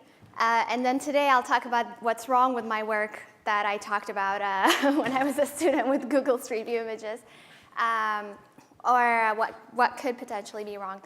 Okay, so a lot of people have basically covered some of the things I want to talk about today, which is data and like how we don't think about data and how there is bias in the data that we collect, et cetera, et cetera. So that's the kind of stuff I want to talk about today. And so, as we know, since everybody is data scientists, that AI is everywhere. I don't know what I mean by AI at this point, because I'm not exactly sure. But I hope we all kind of understand each other. But and I'm not talking about this, you know, this is like the more glamorous kind of robots, and I should name my talk as like the less glamorous aspects of our work. And so what I mean is,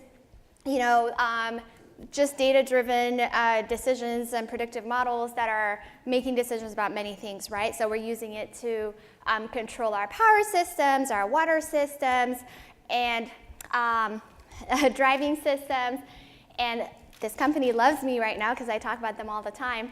I got contacted by their PR people, HireVue, which now has, I believe, a panel of ethicists, because both Joy and I keep on using them as example. So has anybody heard about HireVue? So I have nothing against HireVue. So it's a company that uses, basically, if you have lots and lots of resumes, and instead of having, people, thousands of recruiters sifting through thousands of resumes, they have automated tools that do this, right? And decide who should come for an interview versus not. So in theory, I think this is probably a good idea because, people have different biases. You might miss, certain groups of people who should be interviewed versus not. And so what HireVue says is that the companies that have used them have actually been able to have more diverse groups of people being interviewed. But we can't verify this claim, right? We don't know whether this is true or not. HireVue has over 600 companies around the world, ranging from huge companies like Nike and a whole bunch of other companies like nonprofits, educational bodies. The UAE government uses HireVue, I found out. And every day I find out more about who uses them. And in addition to this automated tool that they now have another tool that actually videotapes you while you're being interviewed. Has anybody gone through this? Every time I give this talk, there's somebody in the audience who actually was video recorded with HireVue during their interview. You did, see? Exactly, okay. Can you tell us about your experience? Oh, yeah, you can tell us. Is there a mic? There's time for Q&A, right? So.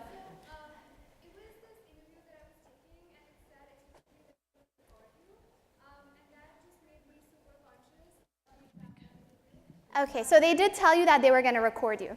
Mm-hmm. A bunch of behavioral questions, which I was supposed to answer, and I think that was pretty much it.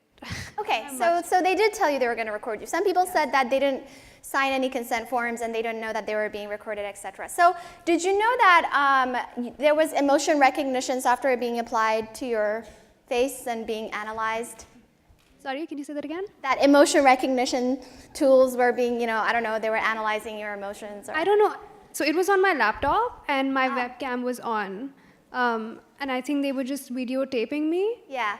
And then they would do some analysis later on, I guess. Later on, they did some analysis. And we, again, don't know what that analysis is. But because I've been on a whole bunch of panels, I found out that they use affectiva, emotion recognition software. So what they advertise is that they give the customers verbal and nonverbal cues about your interview. So in addition to what you're saying, now there's nonverbal cues. And so, you know, in theory, this might all be okay, but the point I want to make here is that we're using all of these tools everywhere. This is employment. This is someone's ability to get a job anywhere in the world, 600 companies, and we don't know what kind of software is being used, what its characteristics are. We don't have any regulation. And so this is basically the only point I'm trying to make, right? And it might all be just fine and good, but we don't know. And so we should investigate more. I didn't mean to spend so much time on higher view. So anyways, the whole point of my slides is that, you know, there's all sorts of places, high-stakes scenarios where these data-driven algorithms are being used. And of course, if you would like to learn more, there's weapons of math destruction and automating inequality, where they did a good job of kind of talking about these things for a general audience, right? And so I started getting interested in this when, or getting scared when I found out for the first time with this 2016 ProPublica article that there were these, there was a company that was saying that they can predict someone's likelihood of committing a crime again, and that judges were actually using this software as one of many inputs to determine how many years someone should go to prison for. Right? So now this is where someone's lived experience comes in, right? I'm a black woman in the US. I have had encounters with police, and I know the ways in which this could be biased. Right? So that immediately got me really, really nervous. Another thing where my lived experience comes into play is the fact that I'm a refugee. And so I just signed a letter last year against something called the Extreme Vetting Initiative that was proposed by ICE, where they were proposing to analyze social network data, someone's social network data, to determine various things like, will you be a good citizen? Are you likely to be a terrorist, et cetera, right? And so here's a few questions. One is, should we do this, period? And two is, are our tools that we have right now to analyze social network data robust enough to even do this kind of thing? So let's talk about number two. So here's an example where someone wrote good morning, and it was translated to attack them. And the person got arrested, and then he was later let go. Right, so there's two things here. One is, you know, English to Arabic translation, or Arabic to English translation. It probably, the same error probably would not have happened if it was like English to French translation, right? So it's a question of like what kind of languages we focus on, you know, who are the people who are most represented in this group of people working on language translation, and who is it most likely to be used against, right? And so but the fourth thing is automation bias, this tendency that we have to just trust that the translation was probably right? People didn't check to see what was originally written. And so Ayanna Howard at Georgia Tech does really interesting research on automation bias. For example, they showed that students would just follow a robot towards a burning building, towards smoke, that towards things that were clearly wrong, right? Like a path that, there was a couch there or something like that, and the only time that they would stop is when it would just go by a window and just stand there, and you clearly, what are you trying to tell me to do, right? So this is automation bias, right? So we should not 100% trust that certain automated tools are making the right decisions. Okay, another thing I want to talk about is, you might have heard about this. Tolga, Adam Kalai, James Zhao, a whole bunch of people. They're different places now. Adam is in Microsoft Research, Tolga is at Google, James Zhao is here at Stanford. They did this work showing bias in word embeddings. Who has heard about this work? A lot of people. Well, okay, I'll discuss it very briefly. So word embeddings are kind of a space where you can imagine words that are deemed to be similar are closer in this space than words that are deemed to be different. So you can use word embeddings to generate analogies. So for example, you have man is to king as woman is to, Queen. Okay, he's to brother as she's to? He's to doctor as she's to? Oh, this audience, see, we all have these issues.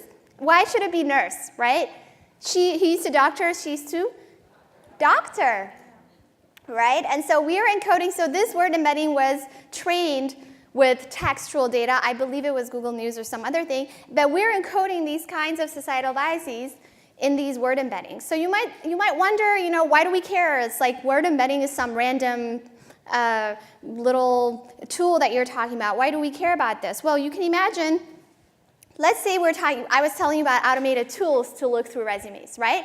So imagine you have two different resumes, okay? One is, and you imagine you're looking for someone who is a computer scientist or a software engineer, right? So you can imagine looking at a word embedding and trying to see who has skills that are close to a software engineer. So, Java, Python, C++, SQL, etc.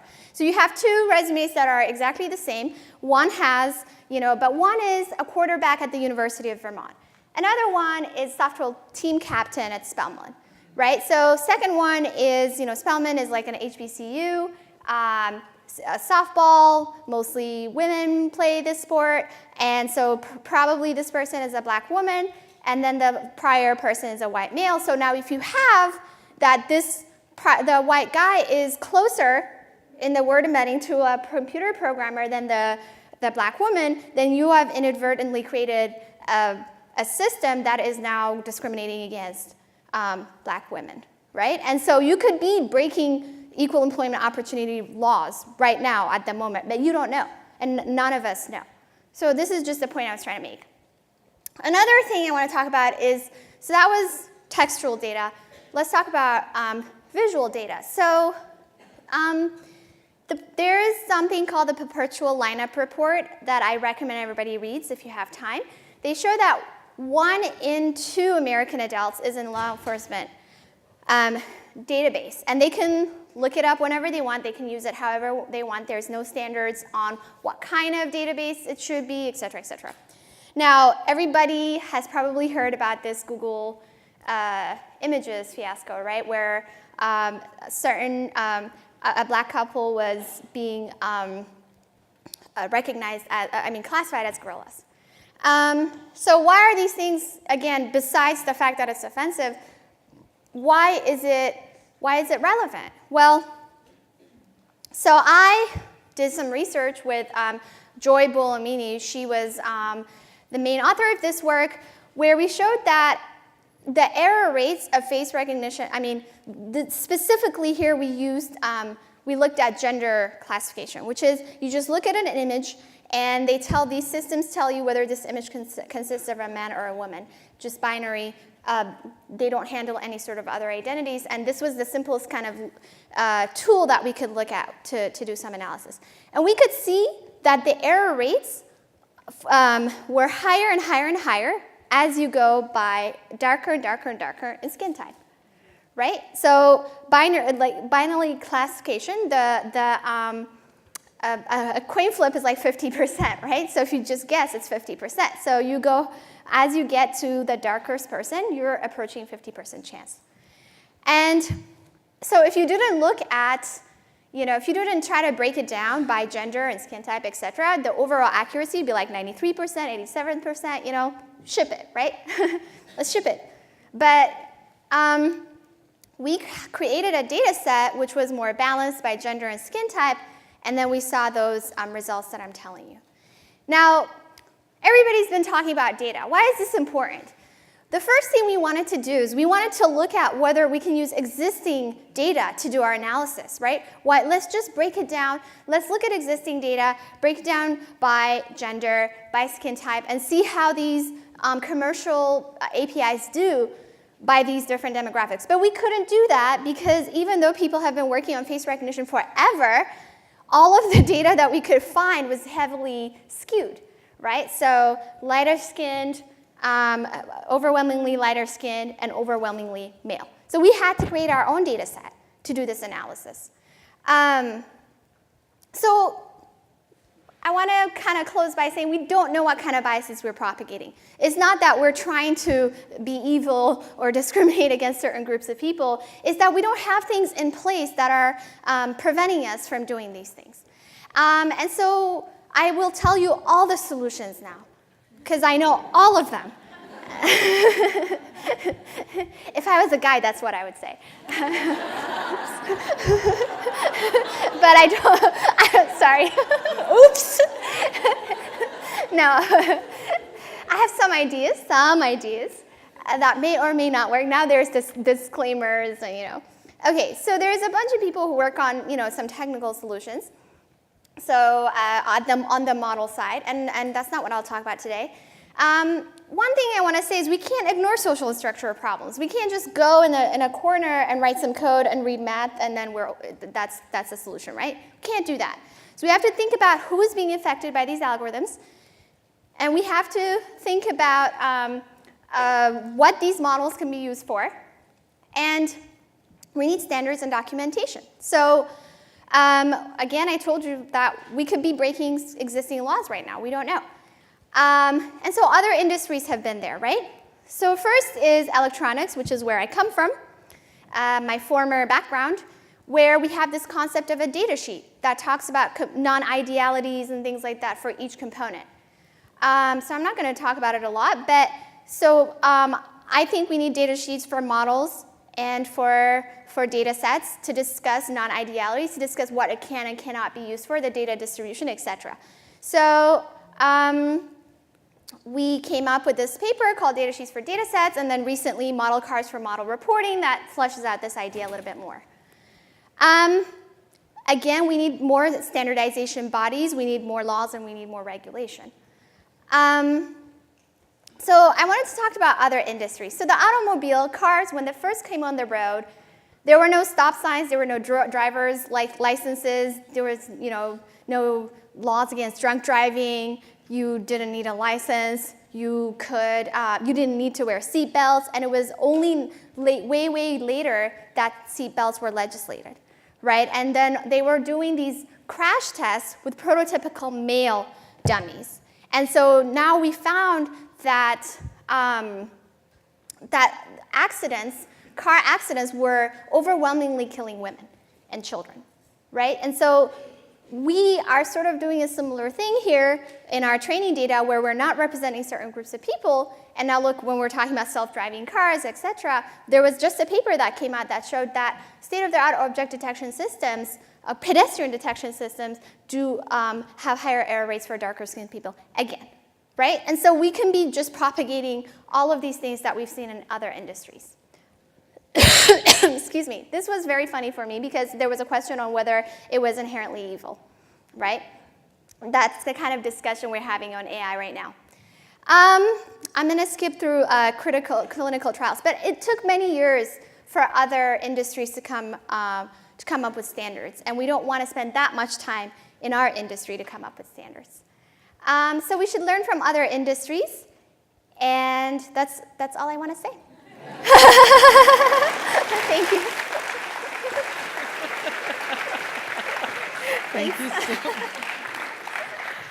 Thank you so much, Timnit. That's the unintended consequence of standing up for me. Talks all of a sudden end. We're going to stay with this theme of ethics, fairness, equity, but talk about privacy. And we're doing this with a fantastic colleague from Harvard, and I just wanted to thank you, Cynthia Dwork, for coming across from the East Coast to join us here. She has talked before at WiDS Cambridge, which is one of our satellite events, and it's a wonderful event. But this year she was willing to actually join us here at Stanford. So Cynthia Dwork, talking about differential privacy. Thanks very much.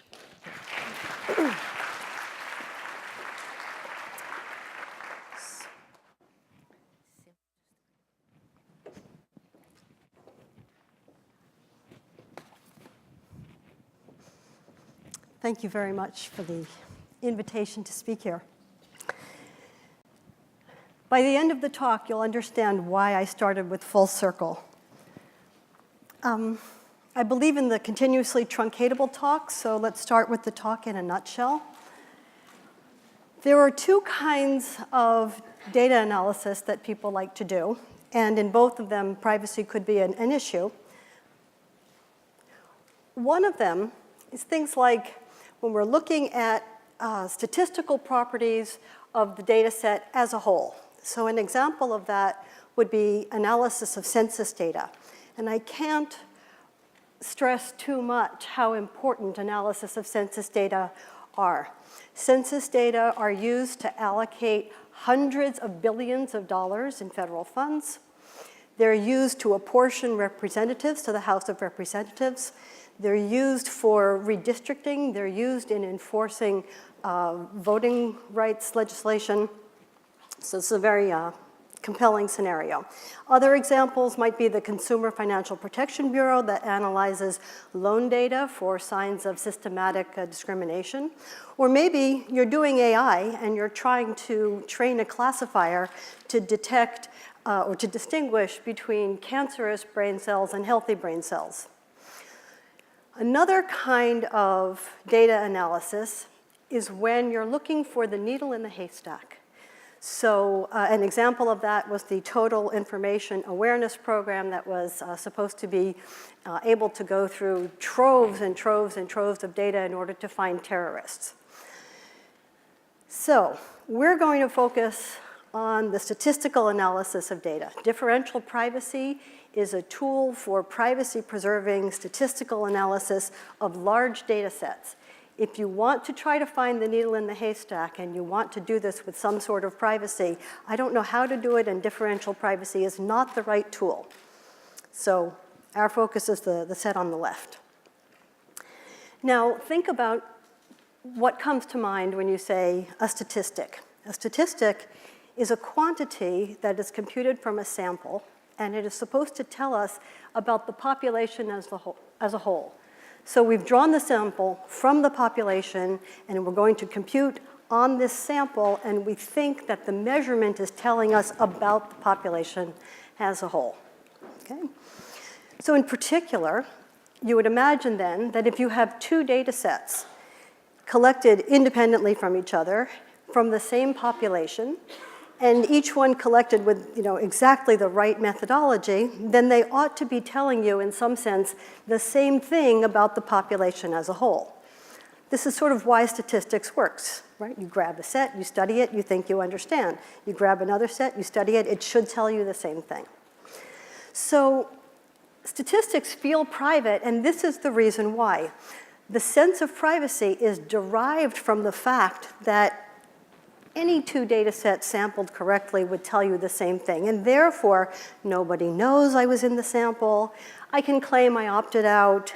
In some strong intuitive sense, this isn't about me. The same thing would have been learned even if someone had chosen an entirely different sample where I wasn't a participant. So statistics feel private. And so you'd think that if all you did was release statistics, everything would be fine. And this is in some intuitive sense on the right track, but it needs help. And we'll see why it needs help, and differential privacy will provide this help. So differential privacy extends this intuition about statistical privacy to all computations, including computations that are carried out on total population counts that are not taken from a sample, but it's really the population as a whole. And that, of course, is the definition of a census. So how do we abstract the problem of privacy-preserving data analysis? First of all, we need some sort of model, and we have a very, very general model. I'll describe it one way, and then I'll explain a little bit why it's so general. I have a data analyst. I don't know my data analyst. I don't know her intentions. Maybe she's wonderful and altruistic, and maybe she's horrible and nasty and trying to compromise privacy. What she is allowed to do is pose queries to the data set. So she poses a query Q1, she gets an answer. Based on what she has seen, she may choose Q2, a follow-up question, if you will, or a follow-up study more broadly. And then she gets some answers A2, and this goes back and forth. Now, this is such a broad formulation that this admits scenarios in which the analyst is saying, please give me the entire anonymized data set, okay? Or please give me the following sets of tabulations and tables. Or maybe it'll be generate some synthetic data that look like the real data, except, and that have many of the same statistical properties as the real data, but are still privacy preserving. All of those are reasonable, quote unquote, queries. So you see it's just an abstraction. So the idea is we want to allow our analyst to analyze the data set and learn statistical trends about the data while simultaneously protecting the privacy of everybody in the data set and also, in fact, people who aren't in the data set. Now, this kind of statistical analysis of large data sets while preserving privacy is a very old problem. There's a literature dating back at least as early as 1965. So we're going to have a running example. It's going to be flossing. So the question that we want to know is, how many people floss regularly?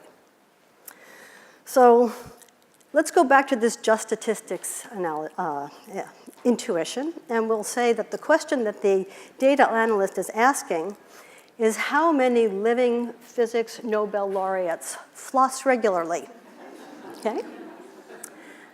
So your intuition is, well, there are several living Nobel laureates, and so if we get the answer to this, we won't really know which ones actually floss and don't floss unless we get 0 or all of them.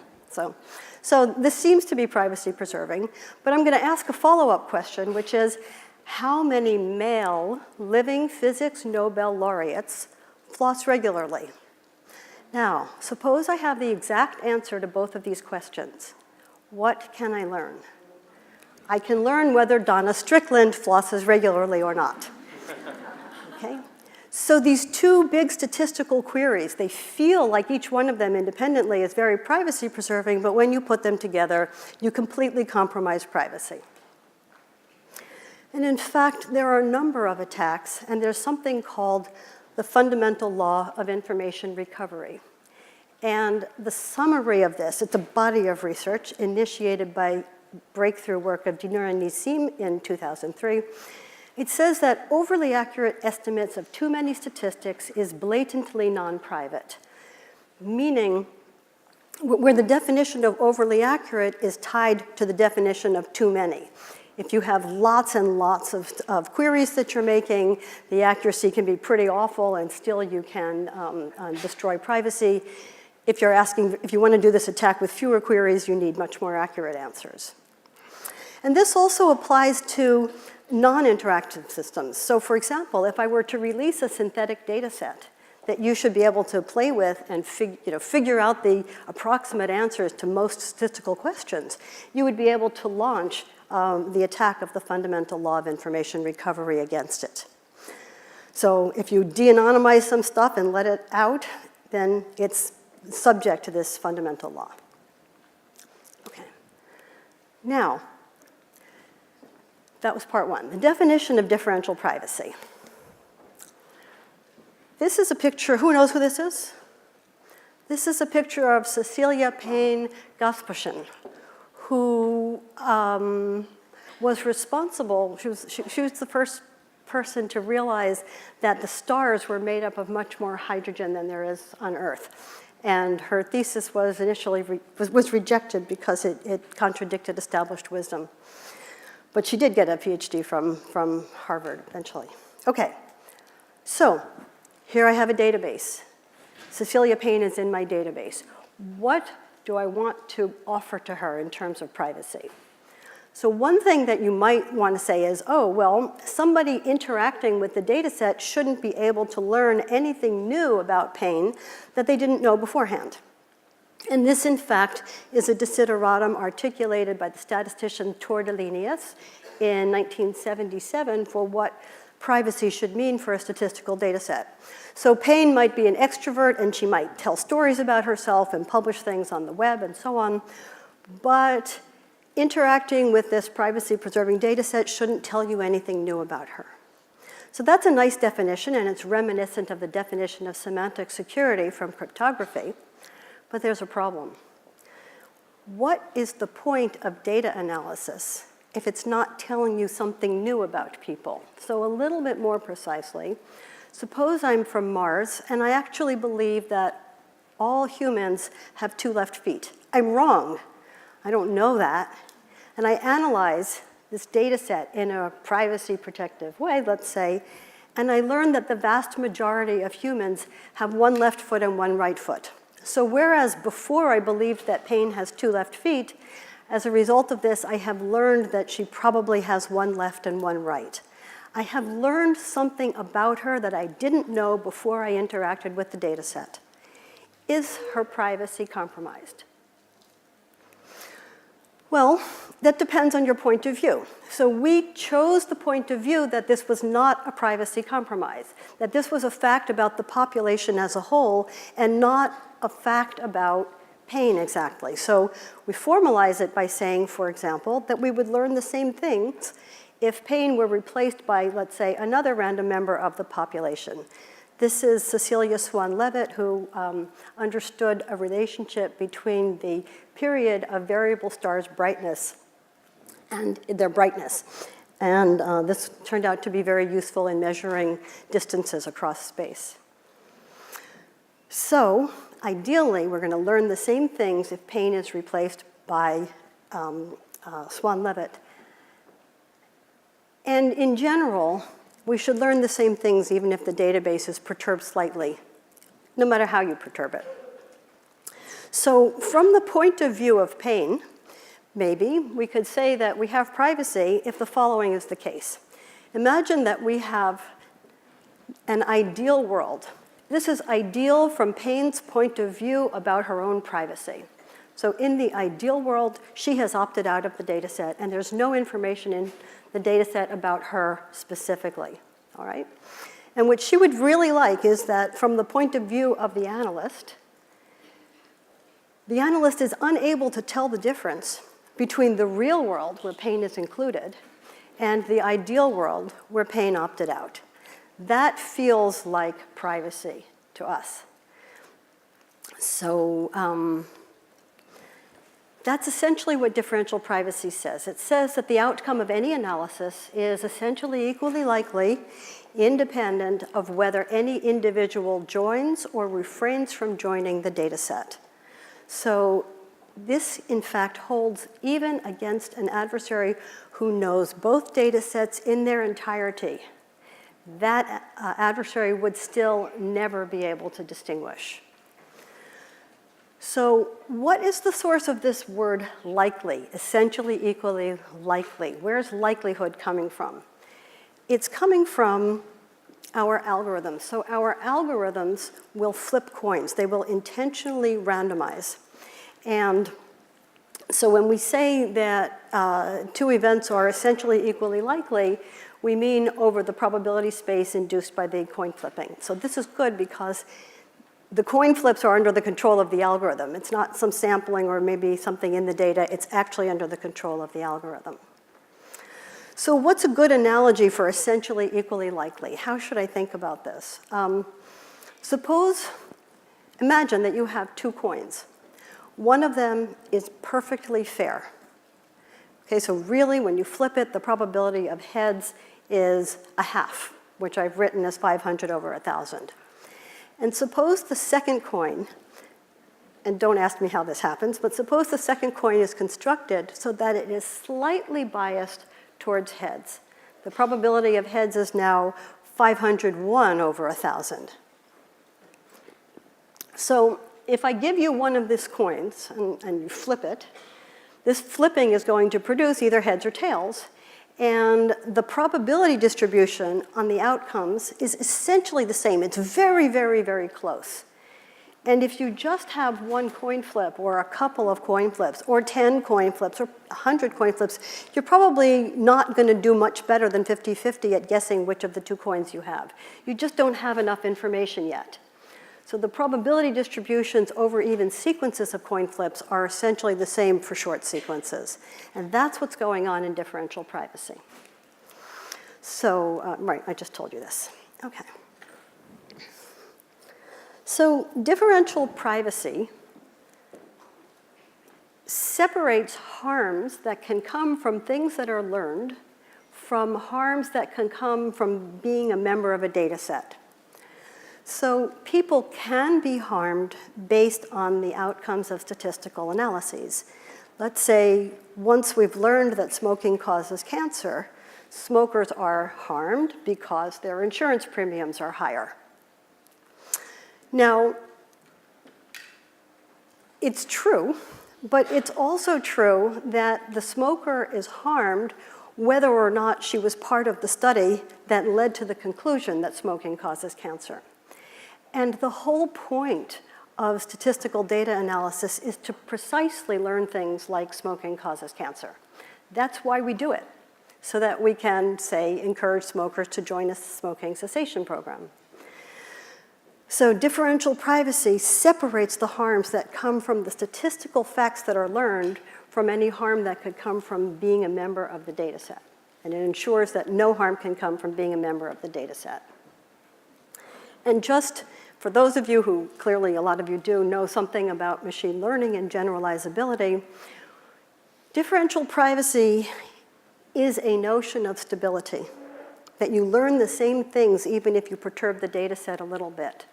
And that's actually necessary for generalization, to generalize beyond your training set. If you learned different things, if you made small changes in your training set, you wouldn't generalize to the population. And so despite the intuition that privacy and accuracy or privacy and utility are at odds, we see that it's not really the case, especially in the machine learning setting. Privacy can actually help you to be sure that you're not overfitting. It will ensure that you're not overfitting. Privacy and generalization are aligned. So here's the definition. A mechanism is just an algorithm. And I have to tell you about a few things here. So first of all, a pair of adjacent data sets are data sets that are almost identical. It's just that one data set has the data of just one more person than the other. So the data set with pain versus the data set without. That's a pair of adjacent data sets. I don't know why that happened. Okay, so a mechanism, our algorithms have a parameter, which is usually called epsilon. And the algorithm has epsilon differential privacy if for every pair of adjacent data sets that differ in the data of just one person, and every possible event, S, the probability that we observe S on the data set X, I don't know why it's doing this. It's advancing. Okay. The probability that we observe S when the data set is X is at most e to the epsilon times the probability of that same event when the database is Y. So this is where epsilon comes in that factor e to the epsilon. And notice that this was true for all x and y, so if I switch the roles of x and y, I get the other inequality as well. So their ratio is constrained to be within e to the epsilon and e to the minus epsilon. And the randomness in these probabilities is what's introduced by the coin flips in our algorithm. So e to the epsilon is about 1 plus epsilon when epsilon is small, so you could think of it this way if you prefer. And you can see that when epsilon is very close to 0, these probabilities are almost the same. And in fact, if epsilon were 0, we would have no privacy loss, and the probabilities would be identical, which makes sense. And this is a statement that's about the behavior of the algorithm. This guarantee on these probability ratios is a property of the algorithm. It doesn't care who knows what your adversary or analyst knows, not now, and not even in the future. So it's an incredibly strong guarantee. So differential privacy does permit you to learn about pain. You just can't learn anything about pain that you couldn't have learned without her. So that's the definition. So going back to the needle in the haystack, if you think of a database X as being the haystack containing the needle, and the database Y as being the haystack without the needle, then differential privacy says that you see the same things with essentially the same probabilities in X and in Y. So of course you're not going to see that needle. You won't even know that it's there. we designed the definition very carefully to protect even the wildest outliers, because often it is the outliers precisely who most need the protection. Average case protection is really not what we're interested in here when we're trying to encourage people to feel safe about allowing their data to be used. Okay, so key properties, I already mentioned that it's future-proof, that it's resilient to present or future information from other sources, and later we'll see also computation. It also composes gracefully and automatically, so we can understand how privacy loss accumulates as we ask question after question after question of the same data. So remember, the fundamental law said overly accurate answers to too many, blah, blah, blah, blah, blah.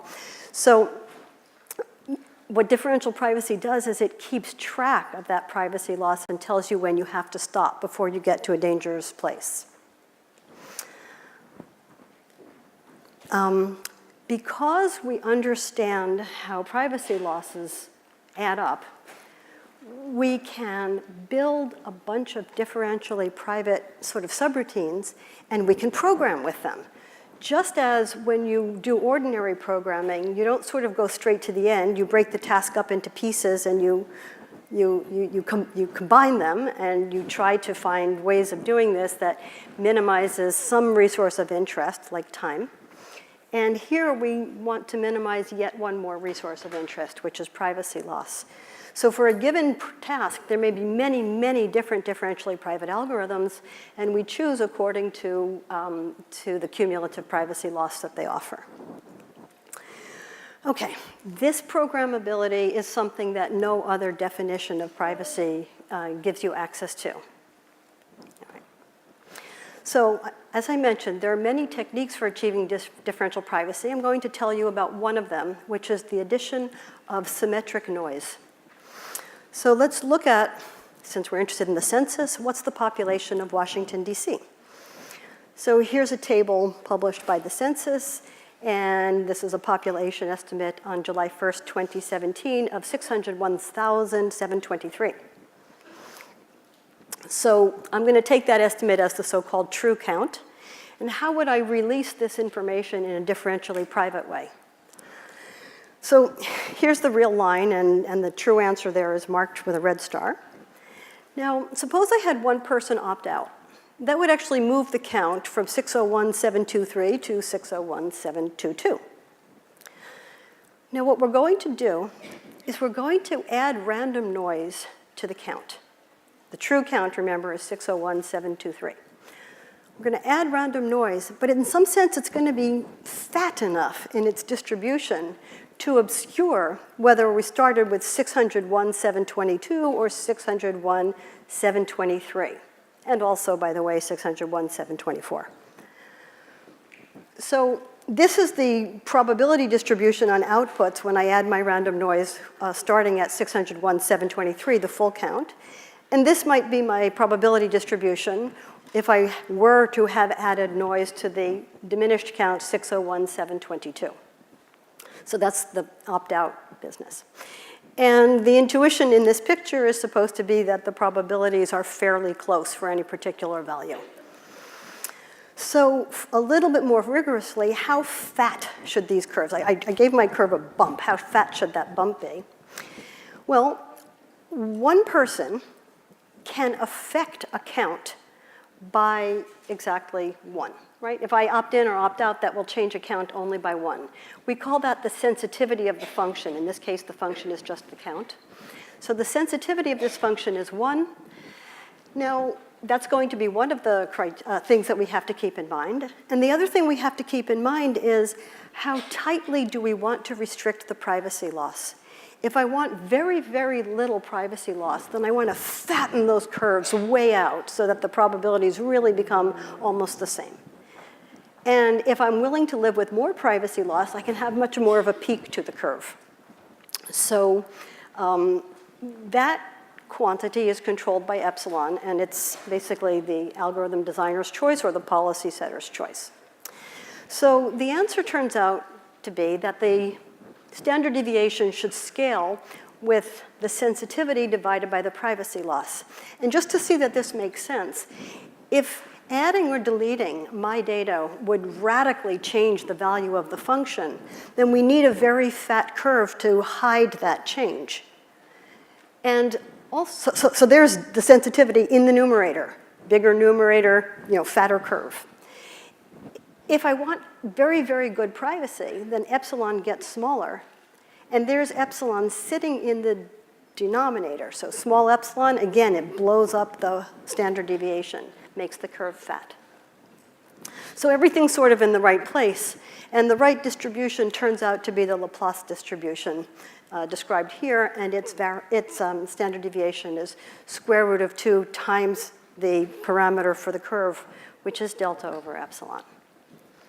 OK, so I was going to give you more examples, but I have 3 minutes left.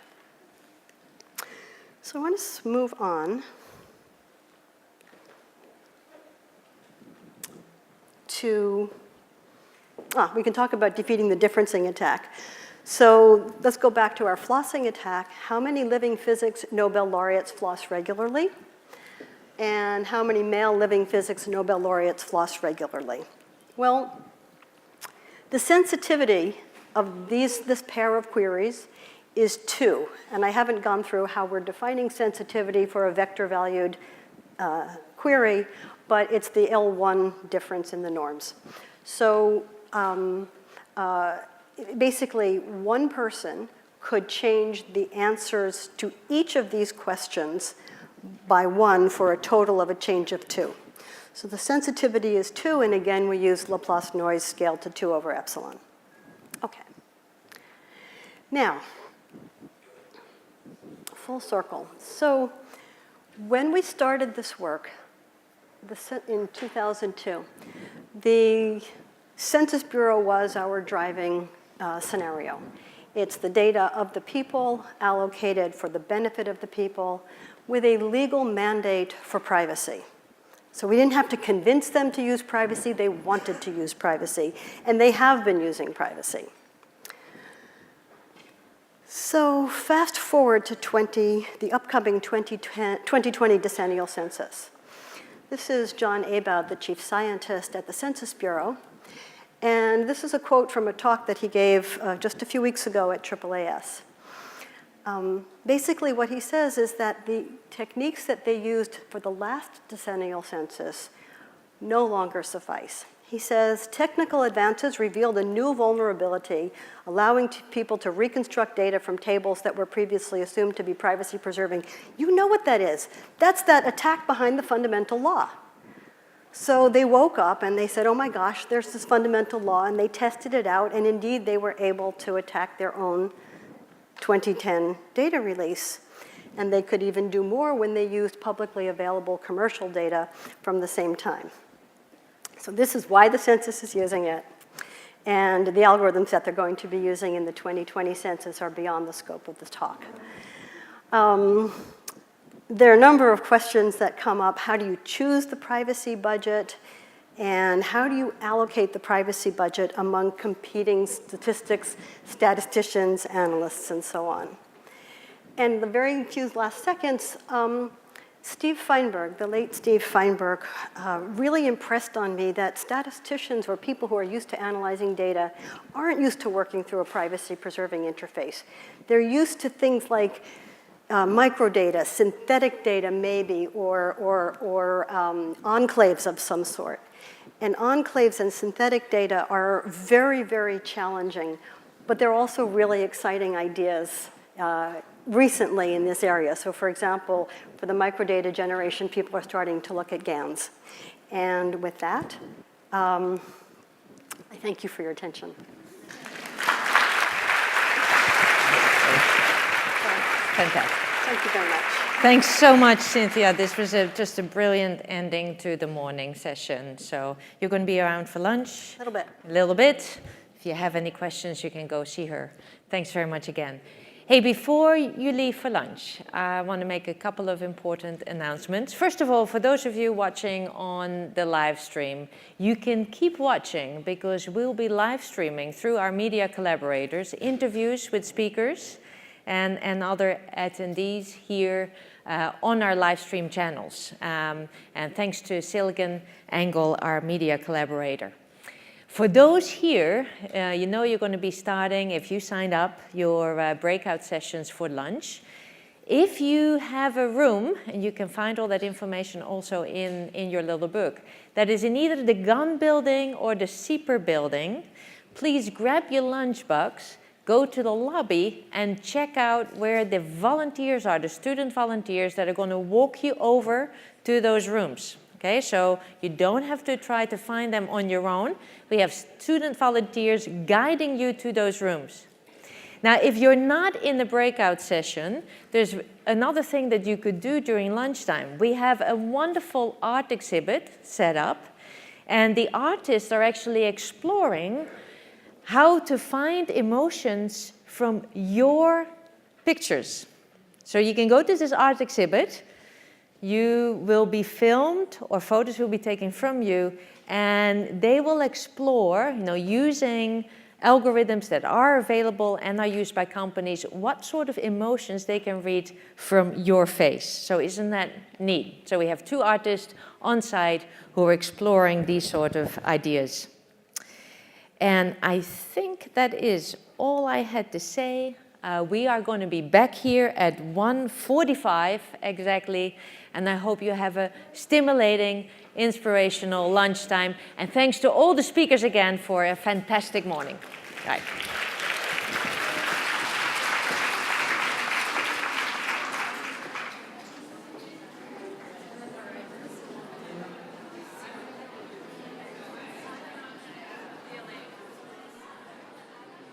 Live from Stanford University, it's theCUBE, covering Global Women in Data Science Conference. Brought to you by SiliconANGLE Media. Welcome back to theCUBE's live coverage of the Women in Data Science 4th Annual Global Conference. I'm Lisa.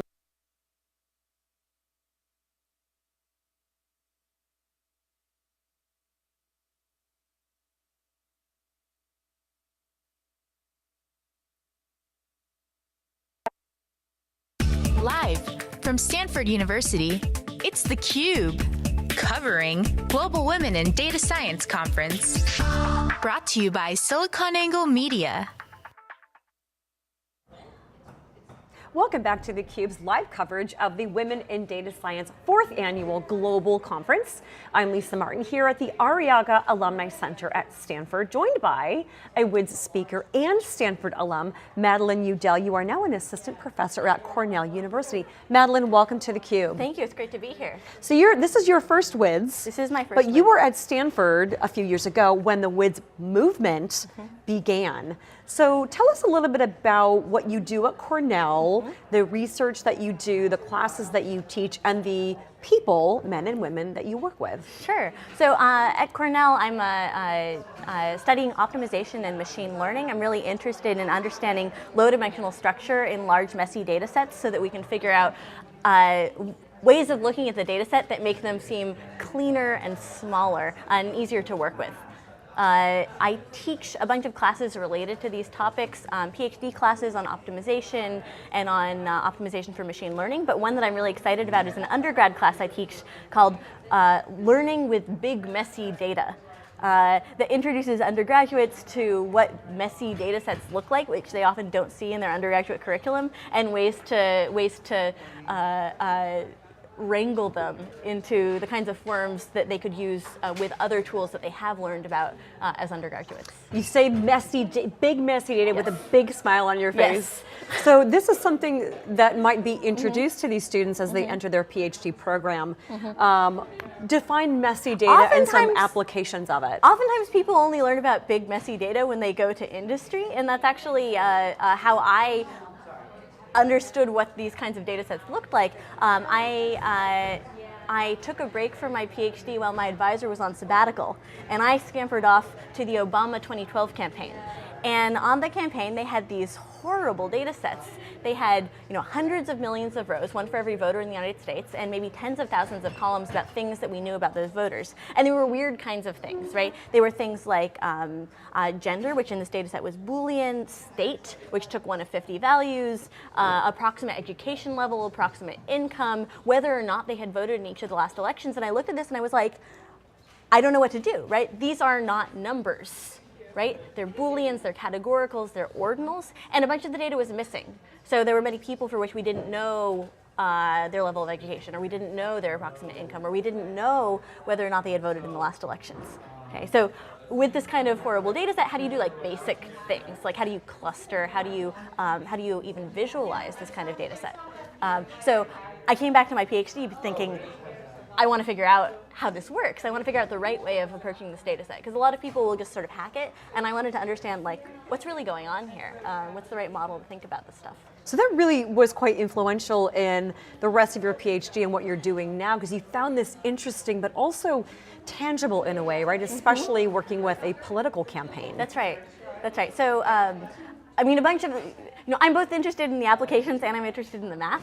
So I like to be able to come back to Stanford at the time. We're now at Cornell, and really think about what the mathematical structure is of these data sets. What are good models for what the sort of underlying latent spaces look like. But then I also try to take it back to people in industry, take it back to political campaigns. But here at WiDS, I'm really excited to tell people about the kinds of mathematics that can help you deal with this kind of data set more easily. Because you have a talk this afternoon called Filling in Missing Data with Low-Ranked Models. That's right. One of the things before we get into that I'd love to kind of unpack with you is looking at taking the campaign, Obama 2012 campaign, messy data as an example of something that is interesting. There's a lot of science and mathematics behind it, but there's also other skills I'd love to get your perspective on, and that's creativity, that's empathy, it's being able to clearly understand and communicate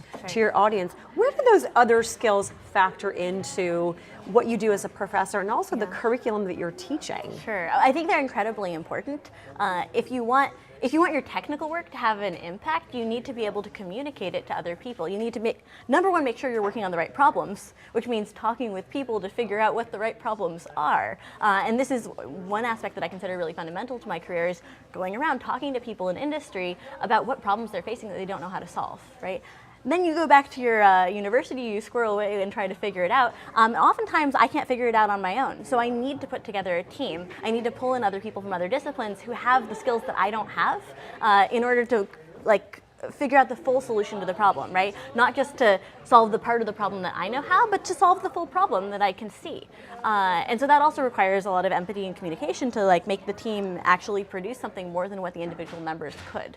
Then the third step is to communicate that result back to the people who could actually use it and put it into practice. And for that, that's part of the reason that I'm here at WiDS, is to try to show people the useful things that I think I've come up with. But I'm also really excited to talk to people here and understand what gnarly problems do they not know how to solve yet. There's a lot of gnarly problems out there. I love that you brought that word up. But I'm curious, before we go further, is understanding, did you understand when you were studying mathematics, computational engineering, data science, did you understand at that point the other important skills of collaboration, of communication, or did you discover that along the way? And is that something that is taught today to those students? These are the other things we want to develop in you. Yeah, I think we barely teach those skills. Really? I think at the earliest level, there's a lot of focus on the technical skills, and it's hard to see the other skills that are going to enable you to get from 90 to 100%, but that 90 to 100% is the most important part, right? If you can't communicate your results back, then it doesn't do so much good to have produced the results in the first place. But really, a lot of the education right now at most universities is focused on the technical core, and you can see that in the way that we evaluate students, right? We evaluate them on their homeworks, which are supposed to be individual, on their test performance, right? Maybe there are projects, and the projects I think are much better at helping them develop these skills of communication and teamwork. But that's not included in most courses because it's frankly hard to do. It's hard to teach students how to work on projects. It's hard to give them topics. It's hard to evaluate the results on the projects. It's hard to give them time to present it to a group. But I think these are critical skills, right? The project work is much more like what work becomes after, after they finish their studies. As you've been in the STEM fields for quite a while and gone so far in your academic career, tell me about the changes that you've seen in the curriculum, and do you think that you're going to have a chance to influence some of those other skills, communication? When I was in grad school studying biology, communication a long time ago was actually part of it for a semester, but I'm just wondering, do you think that this is something that a movement like WiDS could help inspire? I think it's important to help people see what the skills that they're going to need to use down the line. I think that sometimes the thing is, I think that the technical foundation is really important, and I think that doubling down on that, particularly when you're young and you can concentrate on the nitty-gritty details, I actually think that's something that becomes harder as you get older. And so focusing on that for people in their undergrad and early PhD, I think that actually makes sense. But you want them to see what the final result is, right? You want them to see, like, what is the career and how is that different from what they're doing right now. And so I think events like WiDS are really great for showcasing that. But I would also like to sort of pull that forward, to pull that project work forward, to the extent possible with the skills that the students have at any point in their curriculum. So in the class that I teach, particularly in big messy data, the capstone of the course is a class project where the students tackle a big messy data set that they find on their own. They define the problems, and the form of what they're supposed to produce is supposed to be a report to their manager.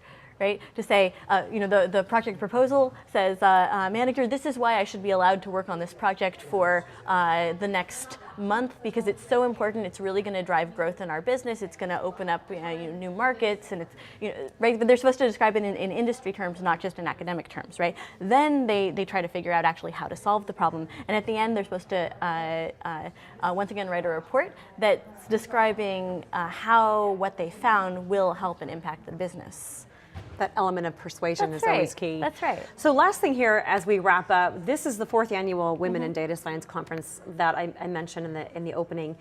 The impact and the expansion that they have been able to drive in such a short period of time is something that I always love seeing every year. There's 150 plus regional events going on. They're expected to reach 100,000 people. What excites you about the opportunity that you have to present here at Stanford later today? I think it's amazing that there's so many people excited about WiDS. I mean, I can't travel to 150 locations, certainly not this year, not in many, many years. So the ability to be in touch with so many people in so many different places is really exciting to me. I hope that they'll be in touch with me too. That direction is a little bit harder with current technology, but I want to learn from them as well as teaching them. Awesome. Well, Madeline, thank you so much for sharing some of your time with me this morning on theCUBE. We appreciate that and wish you good luck on your WiDS presentation this afternoon. It was really fun to talk with you. Thank you for having me here. My pleasure. We want to thank you. You're watching theCUBE live from the 4th annual Women in Data Science Conference WiDS here at Stanford. I'm Lisa Martin. Stick around. I'll be right back after a break with my next guest.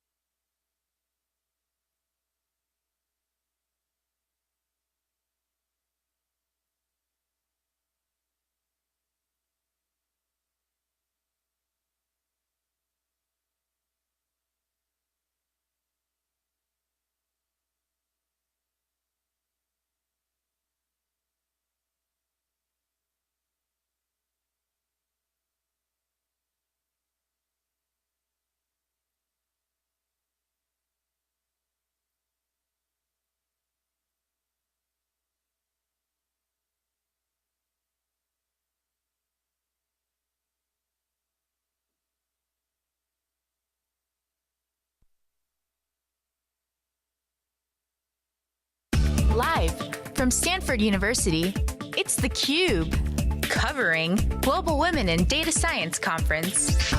Brought to you by SiliconANGLE Media.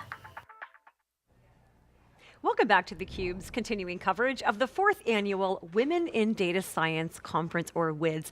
I'm Lisa Martin. We are live at Stanford University, but WiDS is going on at 150 plus regional events in more than 50 countries. In fact, there are 20,000 people expected to be engaging with our live stream today. Joining us on the program is Christina Draper, the Chief Technology Officer at Wells Fargo. Wells Fargo, one of the sponsors. Christina, welcome to theCUBE. Thank you so much, Lisa. It's a real pleasure to be here. So this is the 4th annual WiDS, and as I was mentioning some of the numbers, it's incredible the momentum that this event has generated. We like to call it a movement. Tell me a little bit about your involvement in WiDS, as well as Wells Fargo's involvement as a sponsor. Yes, so we are really honored to be able to be a part of WiDS.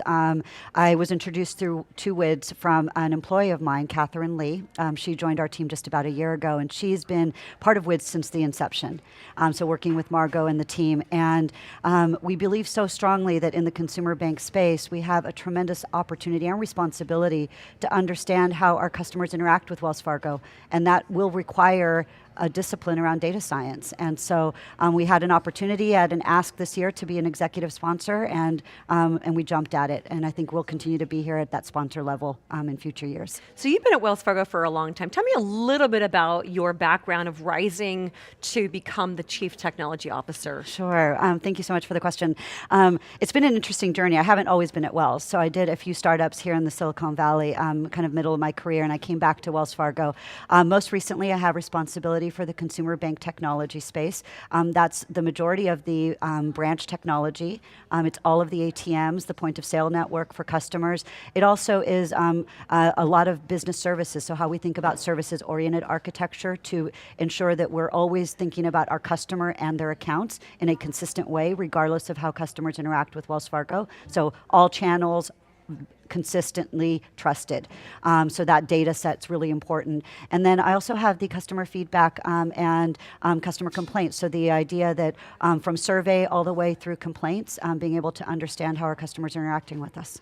And data is such an interesting topic because it's so broad. Yeah. And I think so many people now across generations understand data privacy to some degree. You can think of, you know, the baby boomers that were affected by the Facebook information and things being shared.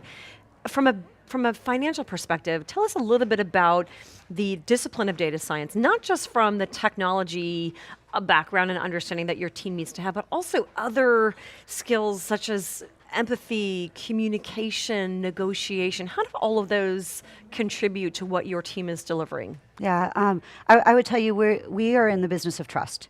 And 3 years ago, after sales practice came into Wells Fargo, it was a very interesting time for our company. We kind of lost our way.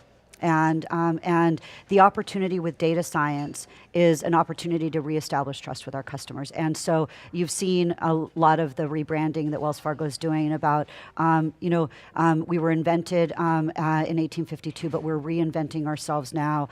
And we have to understand our customers. We have to know our responsibilities to be that trusted advisor, to really care for our customers in every interaction. And so I would think empathy, absolutely. Trust is all about every interaction consistent every time. And so you think about even just a personal relationship and how you establish trust. It's very hard to reestablish trust.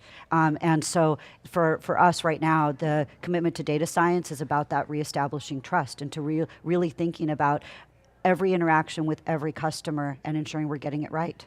You've been there a long time, as I mentioned. I'd love to understand some of the things that you've seen along the way as technology changes in terms of more females becoming interested, as we know that there was, from where we were in the 80s, there's been a downward spiral, but you were recently named one of the 50 most powerful women in technology. What are some of the things as you think of how technology in Wells Fargo is reimagining data and trust? What are some of the things that you've seen in terms of the evolution of females in technology and in leadership roles? Sure, absolutely. So thank you so much.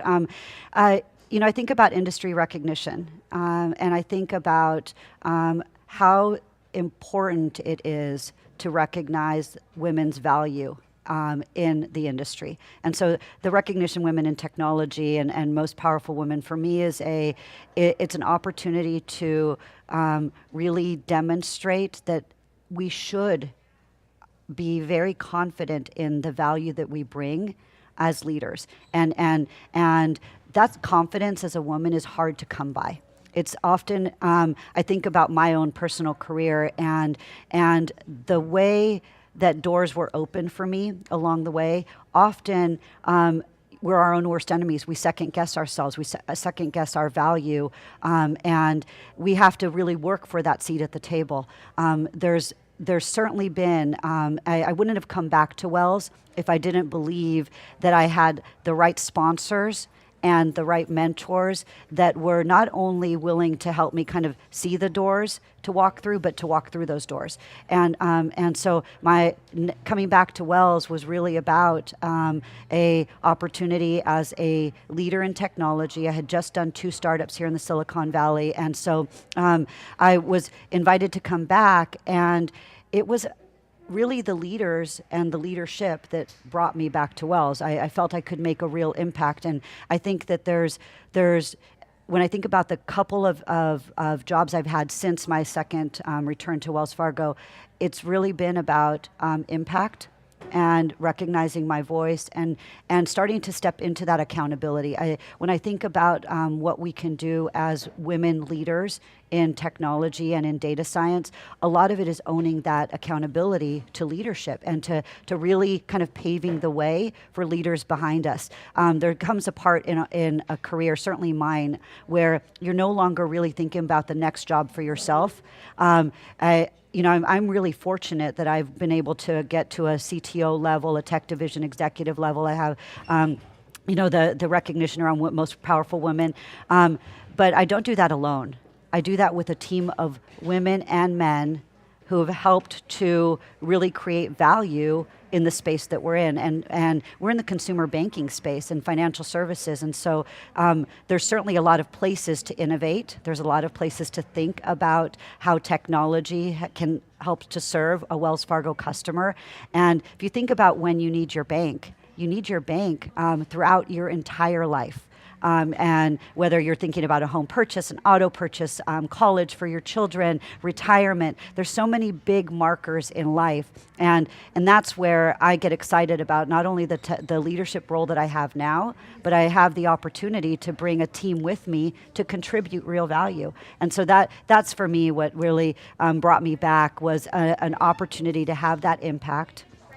To think about data science and technology in a way that there's true visible value being added to the marketplace, to the industry. It's almost like kind of you have a pay it forward attitude. I do. How are you using that to expand your team with the right skills and the right people, regardless of gender, regardless of any of that, to continue this big movement, this reimagination that Wells Fargo as a business is undergoing? Yeah, well, I would tell you WiDS is one way. WiDS is certainly a tremendous network opportunity if you think about the breadth and the reach across countries, across landscapes, across geographies.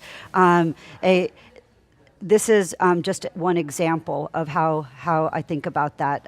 There's real power in relationships. There's real power in an ability to establish not only a strong industry network, a strong personal brand, but also a personal network. And even in the last couple of hours, that WiDS just started today, so inspired by the keynote speakers, so inspired about how they're turning data science and really thinking about different problems, different ways that we can improve not only our lives, but the lives of future generations to come. I think part of how I think about it is finding that inspiration, because we have to inspire future generations of leaders, of women, and of men to really tackle the problems and have the right skills and confidence to be able to jump into that space. I agree with you. I think one of my favorite things, and theCUBE has been covering WiDS since the beginning for 4 years, and I always love coming here because you walk in and you immediately feel inspired. Yes. But you also feel that sense of collaboration. You talked about how important that is, not just for people that are in academia, but in industry as well. And you say, I can't do what I do. You can't be a successful CTO at anywhere at Wells Fargo, let alone any organization, without that collaborative spirit. And I think I always feel that very strongly every time I walk in the door at a WiDS event, that people, they really do live up to their mission statement, which is to inspire and educate women in data science and people in data science in general. Yeah, and I would offer that there's a lot of magic in the empty space, so the space in between. And the way I would describe that is that, so you come into a WiDS data conference, and certainly I come from a financial services background. That's the primary, my primary professional background has been in financial services and technology. But the problems that our future generations will face can't be solved with just one lens. You can't solve problems with just a financial services expertise or just a technical expertise. Right. You need to really look for it's the and sometimes the space in between. And that's bringing art and science. It's an ability to think across industry and to apply solutions and innovation that have been brought forward through other industries, through other companies, through other academia, and thinking about how that could apply in solving the problems that we're faced with in the financial services space. To me, coming to a WiDS conference or spending time with the women that will meet in the room or the men that will meet in the room, it's really about listening to their stories, listening to their passions, thinking about the problems they're solving, and stepping back and identifying, well, gosh, if I really turned some of the problems that we're faced with upside down and thought about it with that perspective or that lens, and maybe invited some people to your point, the collaboration to help solve problems with us, we might come up with a better answer. It's the space that's in between that I think makes all the difference. The space in between, and that's there's so much applicability. I mean, there's 2.5 quintillion sets of data generated every day across every industry, whether it's personal banking information or what we eat or where we travel. We do everything through mobile these days, and companies like Wells Fargo have such potential to be able to utilize that data to, create solutions that help so many people. But you're right, it's how can financial services and the data that you deal with and to help customers in that sense, what's the opportunity to influence all these other disciplines? I think that's one of the things that excites me about data science is how broad and symbiotic this discipline really is. Totally agree with you. And I have a new leader, Jason Sturl, who just came into Wells Fargo just over a year ago. And he talks about a vision where we are 100% transparent in our data with our customers. So think about that value proposition in financial services where there's 100% data symmetry. What we know, you know. What you know, we know, when you want us to know it. And that can be so powerful. And that's really how we're thinking about the transformation around technology, the investment that we're going to make in data science, in AI and machine learning, because that 100% data symmetry comes back to trust. If we're 100% transparent with every one of our customers about what we know, think about how that establishes trust. I mean, that is a rock solid foundation for trust in the future. And I think that's really something that can be very powerful if we capitalize it, but we can't do it alone. We're going to need partners. We're going to need partners like so many of the companies and the academics that are in this room today.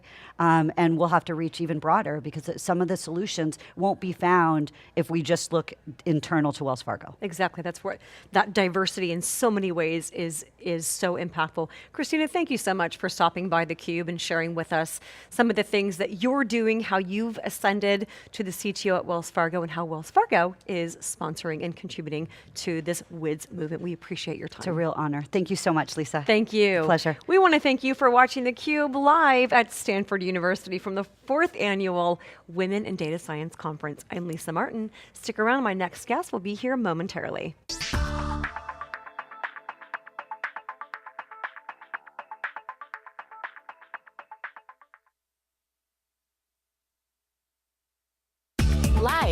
from Stanford University, it's theCUBE, covering Global Women in Data Science Conference. Brought to you by SiliconANGLE Media. Welcome back to theCUBE's continuing coverage of the 4th Annual Women in Data Science Conference, WiDS, hashtag WiDS 2019 to join the conversation. Lisa Martin joined by one of the speakers on the career panel today at Stanford, Natalie Evans-Harris, the co-founder and head of strategic initiatives at Bright Hive. Natalie, it's a pleasure to have you on the program. So excited to be here, thank you. So you have, which I can't believe, 20 years experience advancing the public sector's strategic use of data. Nearly 20 years. I got more. 16-year career at the National Security Agency and 18 months with the Obama administration. Yes. You clearly were a child prodigy. Of course. Of course. I was born in 1992. So tell me a little bit about how you got involved with WiDS. This is such an interesting movement because that's exactly what it is. In such a short time period, they have amassed, they're expecting about 20,000 people watching the live stream today here from Stanford, but there's also 50 plus countries participating with 150 plus regional events. You're here on the career panel. Tell me a little bit about what attracted you to WiDS and some of the advice and learnings that you're going to deliver this afternoon. Sure, absolutely. So WiDS and the Women in Data Science program and conference and what it's evolved to are the exact type of community collective impact initiatives we want to see. When we think about where we want data science to grow, we need to have diversity in the space.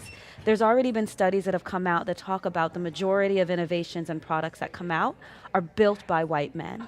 And built by white men, and from that lens, you often lose out on the African American experience or diverse racial or demographic experiences. So you want communities like Women in Data Science to come together and show we are a part of this community, we do have a voice and a seat at the table, and we can be a part of the conversation and innovation. And that's what we want, right? So to come together and see thousands of people talking and walking into a room of diverse age and diverse experience, it feels good, and it makes me hopeful about the future because people is what the greatest challenge to data science is going to be in the future. So let's talk about that because a lot of the topics around data science relate to data privacy and ethics, cybersecurity.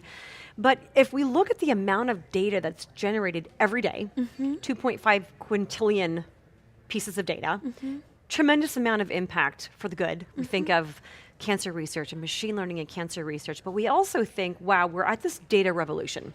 I read this blog that you co-authored about a year ago called It's Time to Talk About Data Ethics. And I found it so interesting because how do we get control around this when we all know that yes, there is so many great applications for data that we benefit from every day, but there's also been a lack of transparency on a growing scale. How, in your perspective, what's the human capital element and how does that become influenced to really manage data in a responsible way? I think that we're recognizing that data can solve all of these really hard problems, and we're collecting these quintillion bytes of data on a daily basis. So there's acknowledgement that there's things that humans just can't do. So AI and machine learning are great ways to increase access to that data so we can use it to start to solve problems. But what we also need to recognize is that no matter how good AI gets, there's still humans that need to be a part of that context because the algorithms are only as strong as the people that have developed them. So we need data scientists, we need women with diverse experiences, we need people with diverse thoughts because they're the ones that are going to create those algorithms that make the machine learning and the algorithms and the technology more powerful, more diverse, and more equal. So we need to see more growth and experiences in people and learnings. The things that I talk about when others ask me and what I'll mention on the career panel is when you think about data science, it's not just about teaching the technical skills. There's this empathy that needs to be a part of it. There's this skill of being able to ask questions in really interesting ways of the data. When I worked at National Security Agency and helped build the data science program there, every data scientist that came into the building, we of course taught them about working in our environment, but we also made every single one of them take a class on asking questions, the same class that we had our intelligence analysts take. So the same ways that the history and the foreign language experts needed to learn how to ask questions of data, we needed our data scientists to learn that as well. That's how you start to look beyond just the ones and zeros and start to really think about not just data, but the people that are impacted by the use of the data. Well, it's really one of the things I find interesting about data science is how diverse, and I use that word specifically because we talked about thought diversity, but it's not just the technical skills, as you mentioned. No. It's empathy, it's communication, it's collaboration, and those are it's such a, like I said, diverse opportunity. One of the things I think I read about in your blog, if we look at, okay, we need to not just train the people on how to analyze the data, but how to be confident enough to raise their hand and ask questions. How do you also train the people to handle data responsibly? You kind of mentioned there's this notion of sort of like a Hippocratic oath that medical doctors take for data scientists. And I thought that was really intriguing. Tell me a little bit more about that. And how do you think that data scientists in training and those that are working now can be trained, influenced to actually take something like that in terms of really individualizing that responsibility for ethical treatment of data? So towards the end of my time at the White House, it was myself, DJ Patel, and a number of experts and thought leaders in the space of news and ethics and data science came together and had this conversation about the future of data ethics and what does it look like, especially with the rise of fake news and misinformation and all of these things.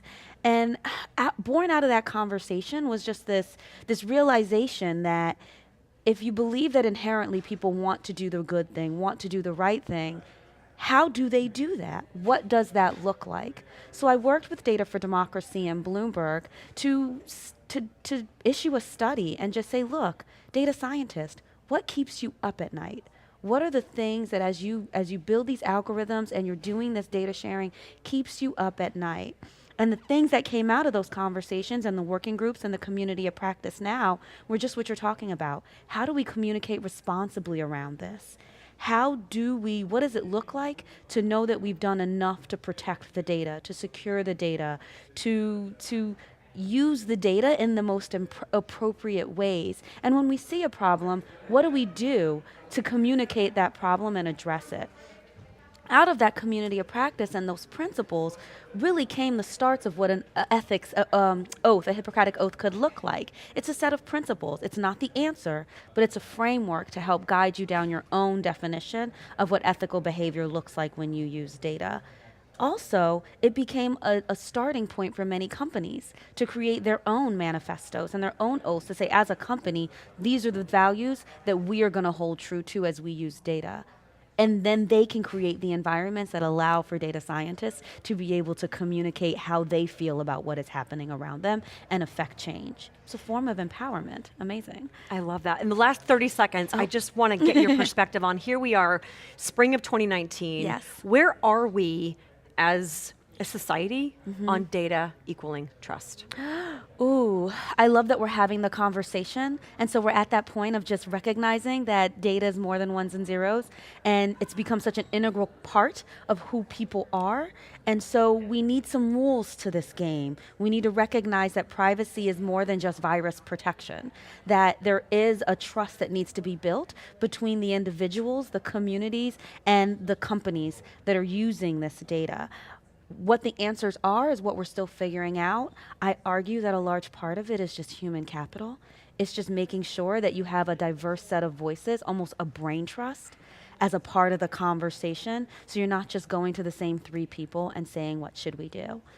But you're growing and each one teach one and building this community around collectively solving these problems. Well, Natalie, it's been such a pleasure talking with you today. Thank you so much for spending some time and joining us on theCUBE, and have a great time in the career panel this afternoon at WiDS. Thank you so much. This was a lot of fun. Good. Thank you. My pleasure. We want to thank you. You're watching theCUBE from the 4th Annual Women in Data Science Conference, live from Stanford University. I'm Lisa Martin. I'll be back with my next guest after a short break.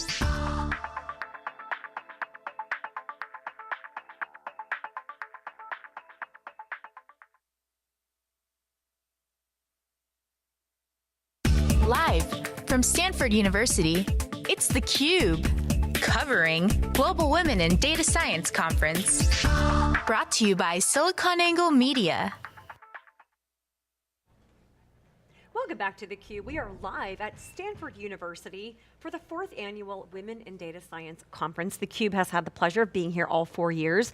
And I'm welcoming back to theCUBE one of our distinguished alumni, Janet George, the fellow Chief Data Officer, Scientist, Big Data and Cognitive Computing at Western Digital. Janet, it's great to see you. Thank you so much. So it's I nice mentioned, to be back. yes, 4th annual Women in Data Science, and it's been, I think I met you here a couple of years ago, and if we look at the impact, I had a chance to speak with Margot Gerritsen about an hour ago, one of the co-founders of WiDS, saying we're expecting 20,000 people to be engaging today with the live stream.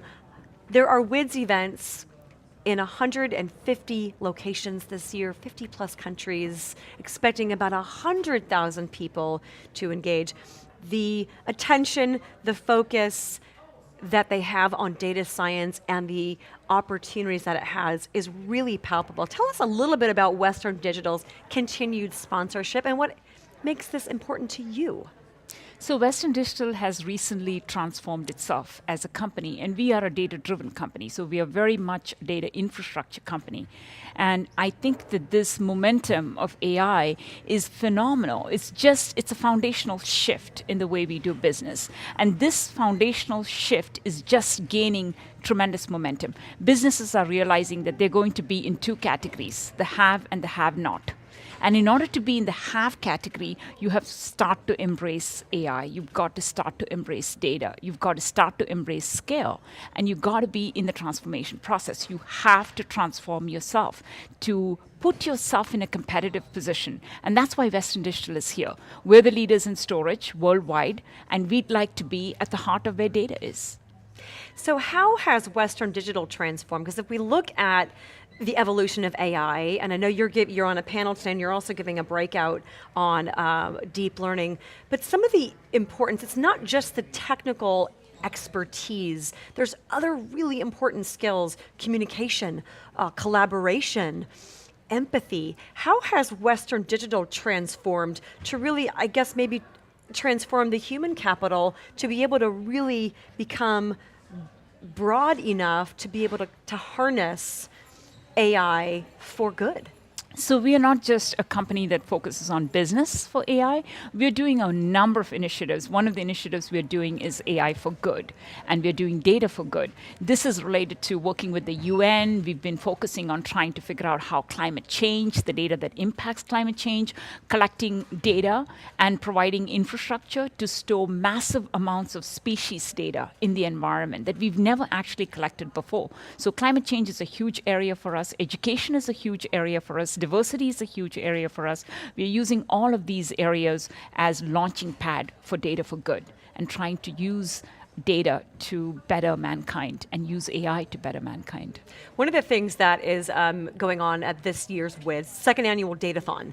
And when you talk about data for good, I think this year's predictive analytics challenge was to look at satellite imagery to train the model to evaluate which images are likely to have oil palm plantations. And we know that there's a tremendous social impact that palm oil and oil palm plantations that can impact, such as I think in Borneo, an 80% reduction in the orangutan population. So it's interesting that they're also taking this opportunity to look at data for good, and how can they look at predictive analytics to understand how to reduce deforestation, like you talked about climate change. The impact and the potential that AI and data for good have is astronomical. That's right. We could not build predictive models. We didn't have the data to build predictive models. Now we have the data to put out massively predictive models that can help us understand what the change would look like 25 years from now, and then take corrective action. So we know carbon emissions are causing very significant damage to our environment, and there's something we can do about it. Data is helping us do that. We have the infrastructure, economies of scale. We can build massive platforms that can store this data, and then we can analyze this data at scale. We have enough technology now to adapt to our ecosystem, to look at disappearing gorillas, to look at disappearing insects, to look at just ecosystem that we live in, how the ecosystem is going to survive and be better in the next 10 years. There's a tremendous amount of power that Data for Good has. When oftentimes, whether theCUBE is at technology conferences or events like this, the word trust is used a lot in some pretty significant ways. And we often hear that data is not just the lifeblood of an organization, whether it's an industry or academia.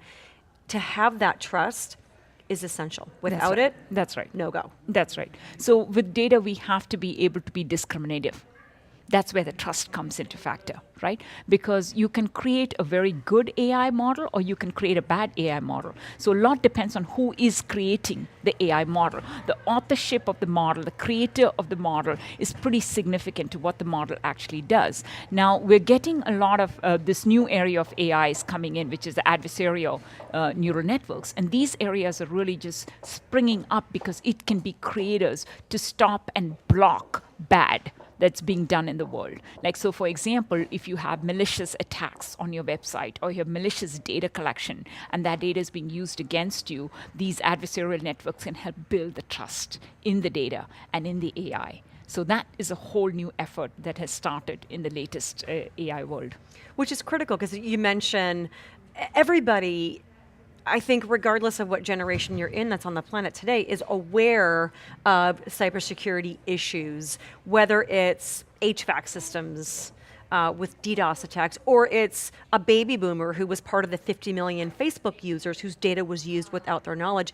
It's becoming, I won't say accepted, but very much commonplace. Yes. So training the AI to be used for good is one thing, but I'm curious in terms of the potential that individuals have, what are your thoughts on some of these practices or concepts that we're hearing about data scientists taking something like a Hippocratic Oath to start owning accountability for the data that they're working with? Yes.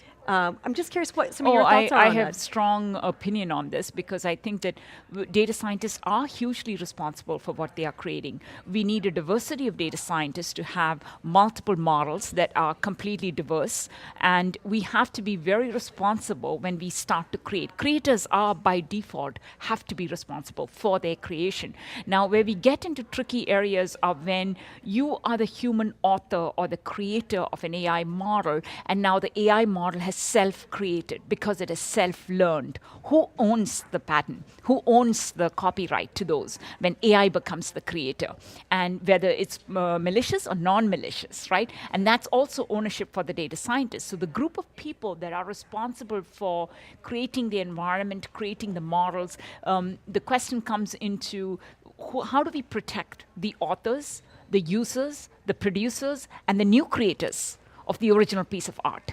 Because at the end of the day, when you think about algorithms and AI, it's just art, it's creation. And you can use the creation for good or bad. And as the creation recreates itself, like AI learning on its own with massive amounts of data after an original data scientist has created the model, how do we account for that? So that's a very interesting area that we haven't even touched upon because now the laws have to change, policies have to change. But we can't stop innovation. Innovation has to go. And at the same time, we have to be responsible about what we innovate.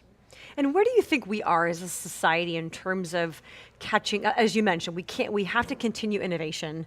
Where are we as a society in starting to understand the different principles and practices that have to be implemented in order for the proper management of data to enable innovation to continue at the pace that it needs to? I would say that UK and other countries are kind of better than us. US is still catching up, but we're having great conversations. This is very important, right? We're debating the issues. We're coming together as a community. We're having so many discussions with experts. I'm sitting in so many panels contributing as an AI expert in what we are creating, what we see at scale. When we deploy an AI model in production, what are we seeing as the longevity of of that AI model in a business setting, in a non-business setting.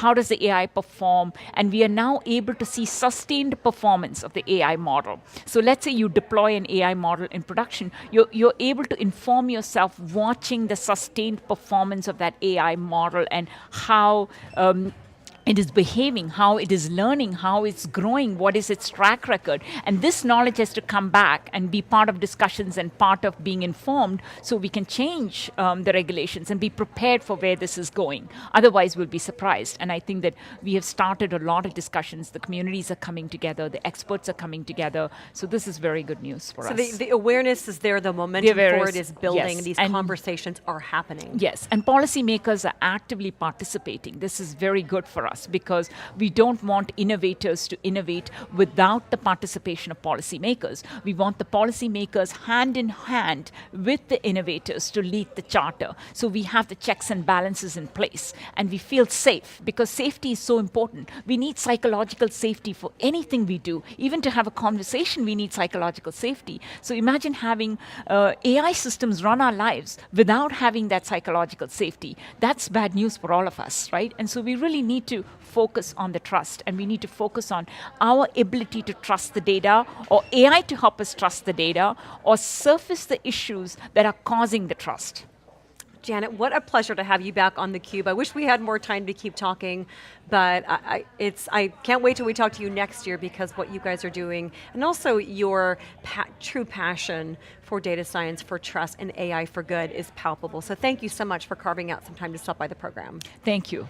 It's my pleasure. We want to thank you for watching theCUBE. I'm Lisa Martin, live at Stanford for the 4th Annual Women in Data Science Conference. We'll be back after a short break.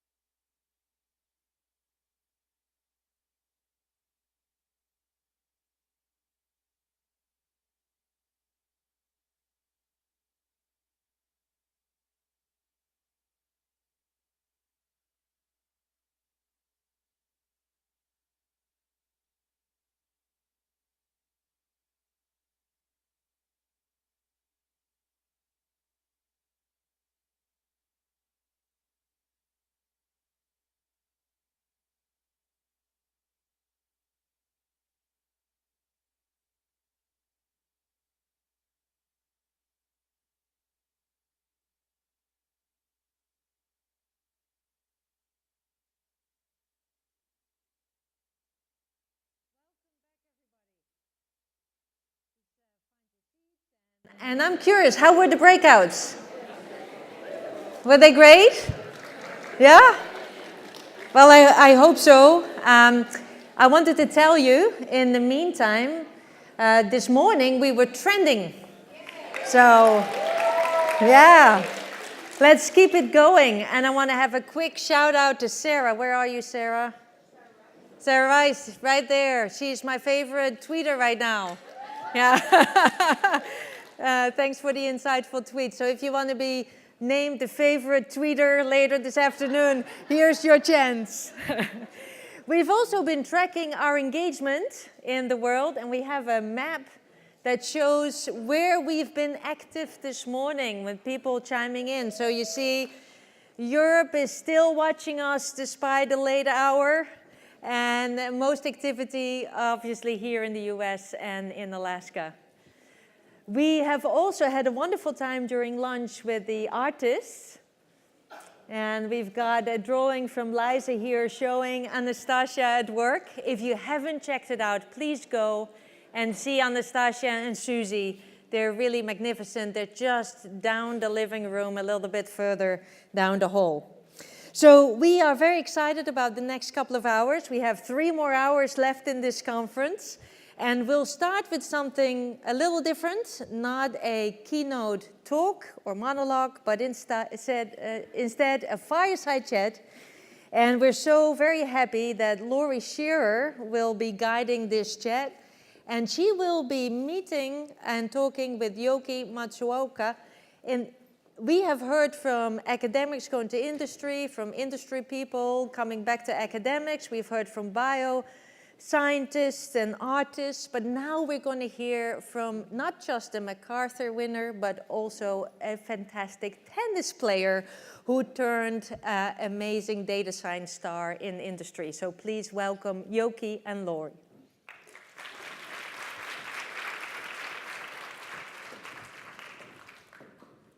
Thank you.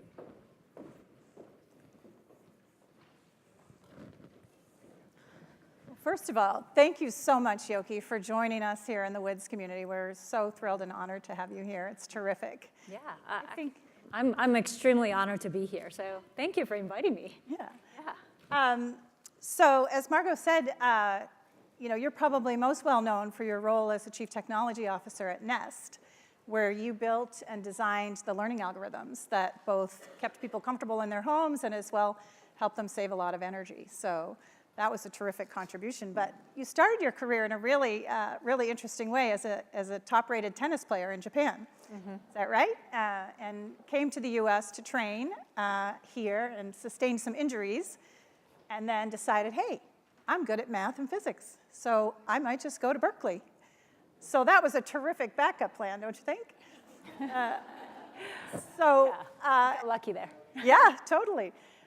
And while you were at Berkeley, you got interested in robotics, and you decided to try to build a robot to play tennis with. Mm-hmm. So how did that go? Did the robot beat you? No, not yet. Well, I'm getting worse, so maybe the robot will beat me now, but yeah. I didn't know anything else but robots, so, anything else by tennis, so that's what I figured I'd do. Cool. Yeah. And then you went on to MIT into the program there and started to look at the intersection of neuroscience and robotics. Mm-hmm. So maybe you could share a little bit with the WiDS community here, how you made that connection and how you then applied that in your work. Yeah, absolutely. I mean, starting from building a tennis buddy just because that's all I knew, and then to going to MIT and having the opportunity to see the depth of machine learning at that time is nothing like what you guys are doing now. But and then felt that limitations of what machine learning can do, and if artificial intelligence was limited, then natural intelligence has to be understood for us to build artificial intelligence. So that's how I started to take neuroscience classes, and then I got addicted. Cool. Yeah. Well, to the benefit of a lot of people, I would think.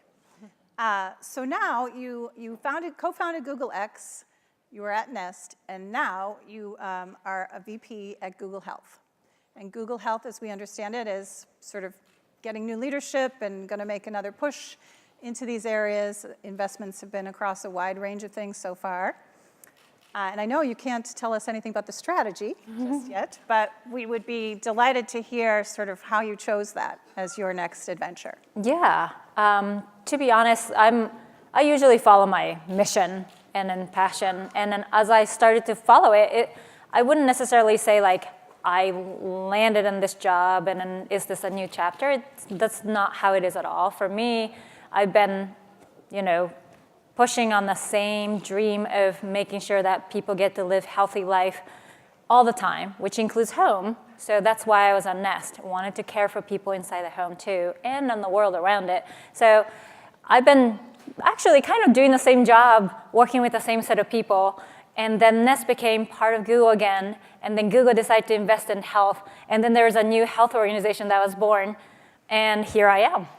That's just terrific. Yeah. And in reading some of your bio, there was a period, I guess after MIT, when you did a startup, and you were focused on stroke victims and trying to build robotics in the home that would solve the problem of a lot of stroke victims are elderly and they have trouble getting to their physical therapy. I'd love to hear a little bit about that. I'm sure the group here would love to hear how you approached that problem back then and what worked and what didn't work so well. Yeah, so I think it was actually 2 generations after MIT time. So after MIT, I became a professor at Carnegie Mellon, and then after that I had kids, and then I had to move to, no, I didn't have to, I guess I moved to the West Coast. And during that time, I had this itch that I can scratch in academia, which is to touch people who need help every day at that time. I was writing journal papers, right? Like many of the academic people we know, that's the criteria that you have to meet, and that's what I did. So I thought, the robots that I'm building in my lab can change how people learn to move again.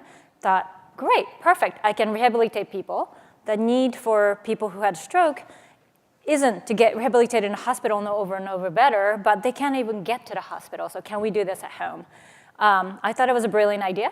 I started a company as a professor on the side. It taught me, I was never exposed to Silicon Valley yet. I knew nothing about starting a company. I just knew the technology. I thought that was good enough to get started. I also thought that it was good enough to get started with the little time that I had on the side of doing research. So I didn't dedicate everything. I just had people who were dedicated, but I wasn't spending enough time on it either. So there were a lot of things that was going wrong to begin with, but the idea was good. And once we got started and we started thinking about installing to people's homes, very first thing, so the robot was great, the algorithm was great, it was combining with the neuroscience and the machine learning, installed it. First thing they asked, does that have to work on Wi-Fi? Like, yeah, we don't have one. It's like, oh. And that kept happening over and over, and realized that, this is 2007, could it be? Around then. And in the last 12 years, we made a huge stride in having more Wi-Fi, but still, there are significant portion of the country, and as well as in the world, as well as those people who are older, had stroke, tend to just not have Wi-Fi. And then seriously, our company became about that, and that's kind of where we ended up folding, or at least postponing for the time being. So a little bit ahead of its time, you have to say, right? So fast forward all the Nest and connected devices in the home and the connected home, and everybody has Wi-Fi. It's sort of like, the necessary as food and shelter, Wi-Fi these days. So are you going to get a chance, do you think, to realize that dream now that the infrastructure is there and you can connect some dots in your career, perhaps? Absolutely. And then, it's great that the world has shifted in the right direction. Just doing Nest, even starting from thermostat, I've always had that in the back of my mind of how do I get to the point of taking care of people in their home better? IoT was sort of a hype word that it wasn't actually happening at that time yet. And then entering from a thermostat in a very user-focused way allowed the whole industry to really bubble up in the right places. So is it ready now? It's almost ready. Is that going to be my next thing? I'm not sure. I think I'd like to do that at some point, and then, if anybody wants to collaborate, let me know. Yeah, but I think and then also CMS rule has changed in such a way that there's now reimbursement around rehabilitation. it's so important. That's terrific. Yeah. That's terrific. So this morning, Padma Warrior was talking about the big trends that are going to happen in 2019 and going forward. And she talked a lot about the connected car. But she said the number one thing besides that is really innovation in healthcare generally. Just wondering if you had to pick one problem in healthcare that data and analytics specifically, machine learning algorithms and so on, could help fix, what would that be? You know, there's probably 20 problems. Yeah, so I think probably you guys know all the obvious ones. So, you know, like better diagnosis and all this, just like there are a lot of things. I'm going to say probably a couple of different dimensions that by doing this for a while that I've been exposed to that to me is a data science problem, but not enough people are tackling on. One is true connection to health outcomes. So we're doing this so that people have measurable, true health differences. And often, maybe we get distracted with different kind of technology or, you know, some hone into it and then you realize that it's not just about the outcome. It might be about efficiency. It might be about the cost reduction of different parts of it. But I just really would like the focus to really be around the outcomes. The other one is also kind of a weird thing to talk about from the data science, but it's absolutely important, is engagement. I think data scientists are the ones who are going to make that big difference. The reason why a lot of people are not healthy is because they're not engaged with healthcare. They're not engaged with how to remain healthy so that slowly things brew for the, you know, in the 20 years time span, a little bit, you know, obese, you know, a little bit too much salt intake, a little bit less exercise, a little bit less sleep, and then all those things accumulate and eventually become this chronic disease, heart conditions, diabetes that you can't recover that well from. So I think those are the places where engagement early on, connecting with the outcome long-term from now in that very urgent way. And I think that would be really interesting data science. That is a great, great answer. And you know, you talked in your work at Nest about people want to save energy, but they don't necessarily think to turn down the thermostat. And that one of the goals you set out to achieve using machine learning and algorithms was to make that easy, to make that simple, which obviously you achieved that. So I guess you would want to probably apply that thinking in some way to people want to be healthy. They want to do the right thing, right? Yeah, so I think, you know, what's interesting when I was at Nest is, you know, if I asked a whole room full of people and said, who wants to save energy? Everybody, of course. It's like, duh, like, of course I want to save energy. But then I said, so how many people turned down the temperature when they left their homes? Like, very little people. So that, you know, behavioral, day-to-day behavioral change sometimes is really hard. Can some of the places humans a little bit lazy about or forgetful on, are those the places where a machine can come in and augment? You know, I always picture an yin-yang picture where there's a human and a machine and then us together create this holistic who we actually really want to be. And I know it feels that Nest Thermostat was trying to satisfy that in a way that also still doesn't get in the way of, you know, people's needs. People want to be in control, not to have something else be in control of them. Yeah, and I remember reading also when you talked about the rehabilitation work that you said if you overdial the algorithms, I'm probably not saying this right, you can correct me, but if you provide too much support, it has a negative effect. If you provide not enough support, you don't get the results and so on. So this you talk about the yin-yang, is that part of this theme? And It really is. So the thermostat, there's an example that was kind of a big learning moment for Nest. So Nest started in 2010, and then we were shipping the very first product in 2011. And 2-3 months before the actual day that all those devices were going to be in Target and Best Buy, and then, you know, beautiful box and then ship, we had a field trial in homes and to see if this crazy, amazing learning thermostat, machine learning with, you know, data-based science to save energy is going to work in real homes. So we gave, you know, beta systems and then started field trials. And we were shipping in this fall, so this was in the summer. So we've picked really, really hot places like Texas to do this. And we realized that those people that we had cranked up the machine learning, the results said that they were wasting more energy than saving energy. And we're like, what did we do wrong? So we had to really go dive and then deep dive and understand, wait, what did the algorithm go wrong? No, the algorithm was executing perfect. So what is it? It turns out to be dealing with and fighting with the human nature, human personality, human rebelliousness. So what happened was that when people put air conditioning at a certain temperature and leave, they actually had, at that moment, intention to want to have that comfortable temperature. And when something else took over, which was not in their control, that was trying to save energy, it annoyed the hell out of them. So they said, you know what, I set it to 74 degrees thinking to save energy, but forget you, I'm going to crank it down to 72 degrees because that's more comfortable. So there was this funny push happen with the data, machine learning, and then a human, and then we lost. And seriously, this was like 2-3 months before we were going to ship, and then we had this, oh Jesus moment, and then had to think, how do we change machine learning in such a way that now it is a partner, it is a collaborator, in the background it is enhancing who they want to be.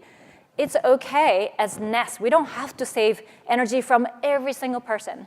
There are people who are willing to be a partner and want something to help them save energy, and they'll be glad that the partner's there. Some buy it because it's beautiful. They like to have this on the wall, and they don't care to save energy. Let's understand how to understand what that partner is like, and then let's allow them to be who they want to be. And so we changed the algorithms and then shipped it, and it was a huge success. Well, that's terrific. Well, I hope you can apply that then in these health applications, that same learning around if I need to lose weight or I need to stay on a drug protocol, and I know it's good for me, but as you said, fine-tuning the algorithms to really work in a compatible way with the humans is probably going to be the linchpin there. It really is, and I think there's so many ways that you can talk about giving advice for people to do those things, and then there's a very much like if there's a person like you're, I don't know, a coach, human coach, who cares about you, who checks out on your metrics and then says, yeah, you ate that cake last night. That was probably not the best idea, but let's make an effort together. Turns out when there's a human element with empathy and all of that, that seems to really work. And things like Weight Watchers, those things have a lot to do with going to brick and mortar and then having a human in an interaction, right? Like those models have always worked in the past. Then we're starting this brand new area where your phone says, ding, why did you eat that cake? and it's a very different world that we're kind of trying to take the people to, and those are slightly less effective at this time. So how do we make this bridge? So I think that's so interesting. That's what I said about the health outcome and an engagement. If we can solve that through data science, I think it's going to be fascinating. That is a terrific problem and would be a really great goal. Mm-hmm. Well, shifting gears just a little bit, we've seen industry after industry, what we call disruption. Technology players, people who are using data science and smarter ways of doing things have come into multiple industries and essentially replaced a lot of the traditional competitors. Last time I was on the stage, I was with Caitlin Smallwood, who's out there from Netflix, and they certainly have had a big impact on the entertainment industry. It's true. Just curious what your thoughts are in healthcare. We have all these experts saying healthcare is the next big frontier for this kind of disruption to occur. There are examples in China, for example. I had the opportunity to meet with the head of the venture group for Ping An, which is a financial services company that has very great technology and data and analytic capability. And they entered the healthcare segment, and they, in 5 years, got 230 million customers on their platform and are doing facial recognition and all this stuff to actually improve outcomes. So that's been a big success story, and obviously the landscape there is very different. The conditions there are very different than they are here. But just interested from your perspective, how near in you think that kind of change might be here in the US and in Europe and other places. Yeah, in terms of the timing, I mean, healthcare is a giant beast, right? And then in the US, it's I think 80% of GDP, $3.68 trillion been spent.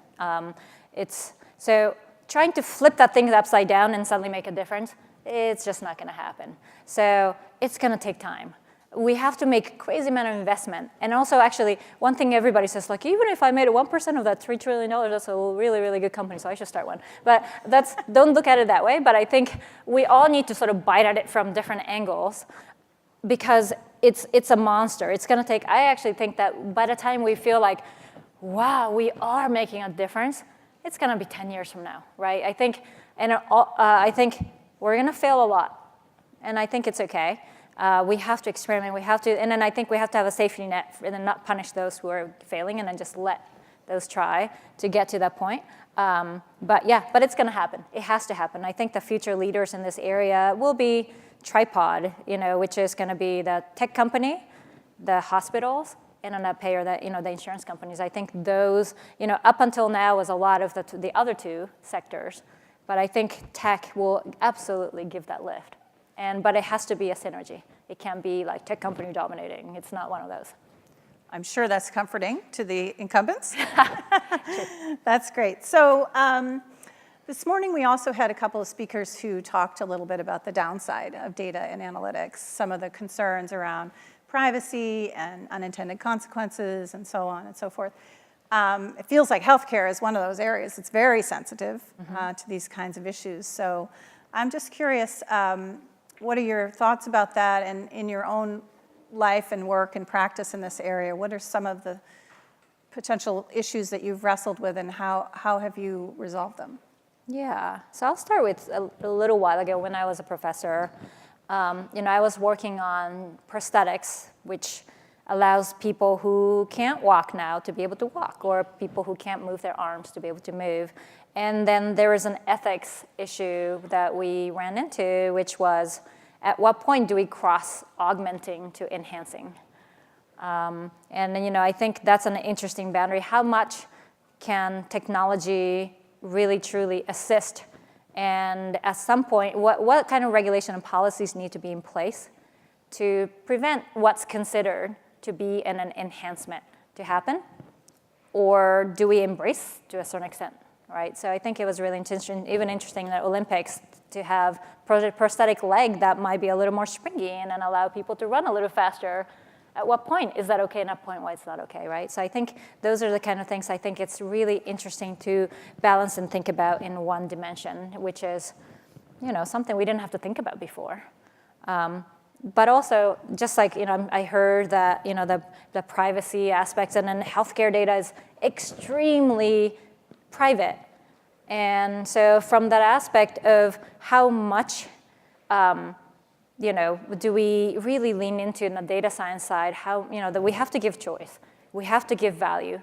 And, with that, how much can we really advance? How can we make sure that those people who are scared to still benefit some, but those who lean in will be safely disrupted, and the value can be so high that, at the end of the day, a little bit of the data sharing in a safe way might be okay. So, at Google, one of the, interesting area might be, maps. We drive, and I can't imagine the world where I don't get to input where I'm going and then drive, and it's so valuable in my life that, yes, I am sharing my information to this app at this time, but it's worth it for me. There's a value exchange and there. Yeah, so I think I would love it so that everybody who's working on healthcare, everybody's working on a data aspect is really careful so that the value outweighs so much more than, than what enables the platform to move forward. Great answer. So shifting gears again, you've obviously had this amazing career, starting with tennis and the academics and these great inventions that you've been a part of. But looking back, what would you say is the craziest thing you've done in your career to date?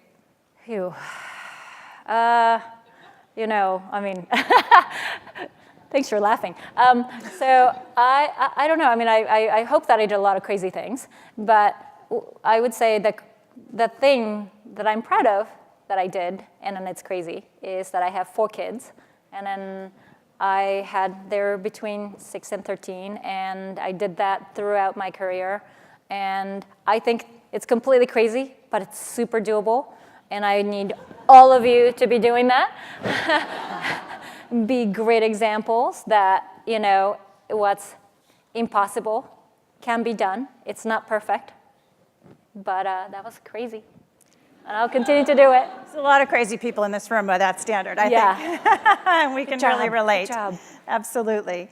Absolutely. So it's always good to just, people like you who people hold up in esteem and so on, if you had to give one piece of advice to this group of aspiring women and data scientists around, thinking about how to direct their careers and their energy, any advice about how to be an awesome inventor, and somebody who, has achieved, I think, the goal you set out to, which is to work on stuff that matter and that change people's lives. What would your advice be to these women around the world? Oh boy. Tough one. How many can I give? No, just kidding. You can give? No. Yeah, So, you can have a list. Actually, no. Let me see if I can do 2. So given this is a data science meeting, one area is that we all love, data. We love that machine learning and technology. It's easy to think of a really cool technology and then say, ooh, I wonder what this technology can do to change lives.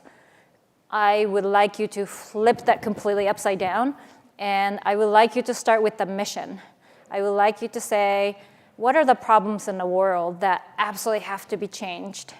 And can you individually, given all the amazing background that you've had so far and all the education that you've got so far, what are the unique things that you can do to change the world towards that mission?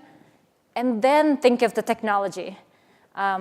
It's, like we fight all the time. I'm at Google. I work with incredible data scientists every day. And they come up with amazing ideas. And it's easy to say, oh my God, that's so amazing. What can we do with that? Then you have to say, no.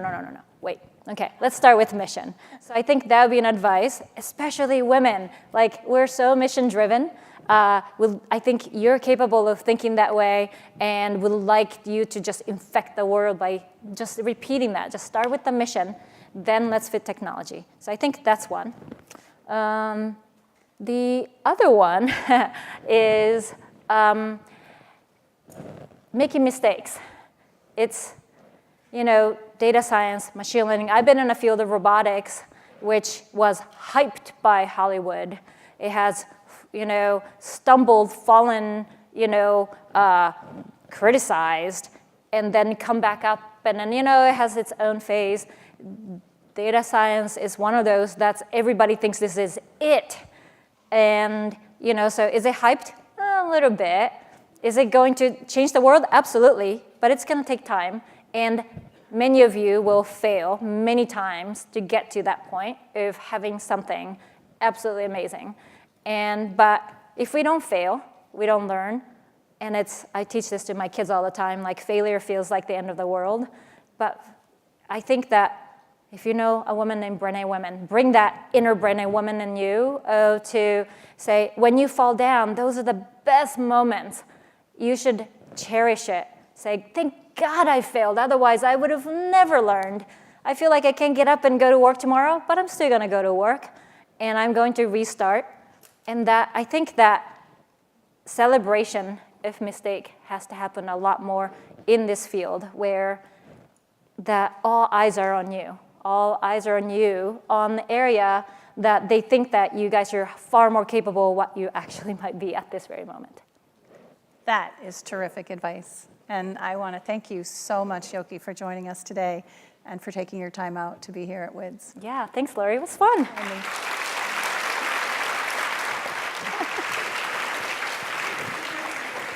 And thank you so much, Lori, for guiding the discussion. That was terrific. Very happy. Thanks so much, Yoki. Thank you. So our next speaker is just, you can't wait to get on. I know that because she just tweeted 10 minutes ago, oh my God, I'm up in 10 minutes. You thought that, no privacy here. So Timnit this morning gave us a little teaser about criminal evidence. And was such a beautiful lead into your talk, Alicia. Alicia Karikiri from Iowa State, who's going to tell us about evaluating criminal evidence using machine learning. Thanks so much for joining us. Thank you for having me. I am so excited to be here. This is a wonderful conference about which I knew nothing until this year, but that's going to change. My graduate students are all coming next year for sure. So I'll talk a little bit about machine learning in criminal justice. And I suspect this is not an area you have heard of, a whole lot about. So at least this is going to be new for you. Let me start by introducing you to Mr.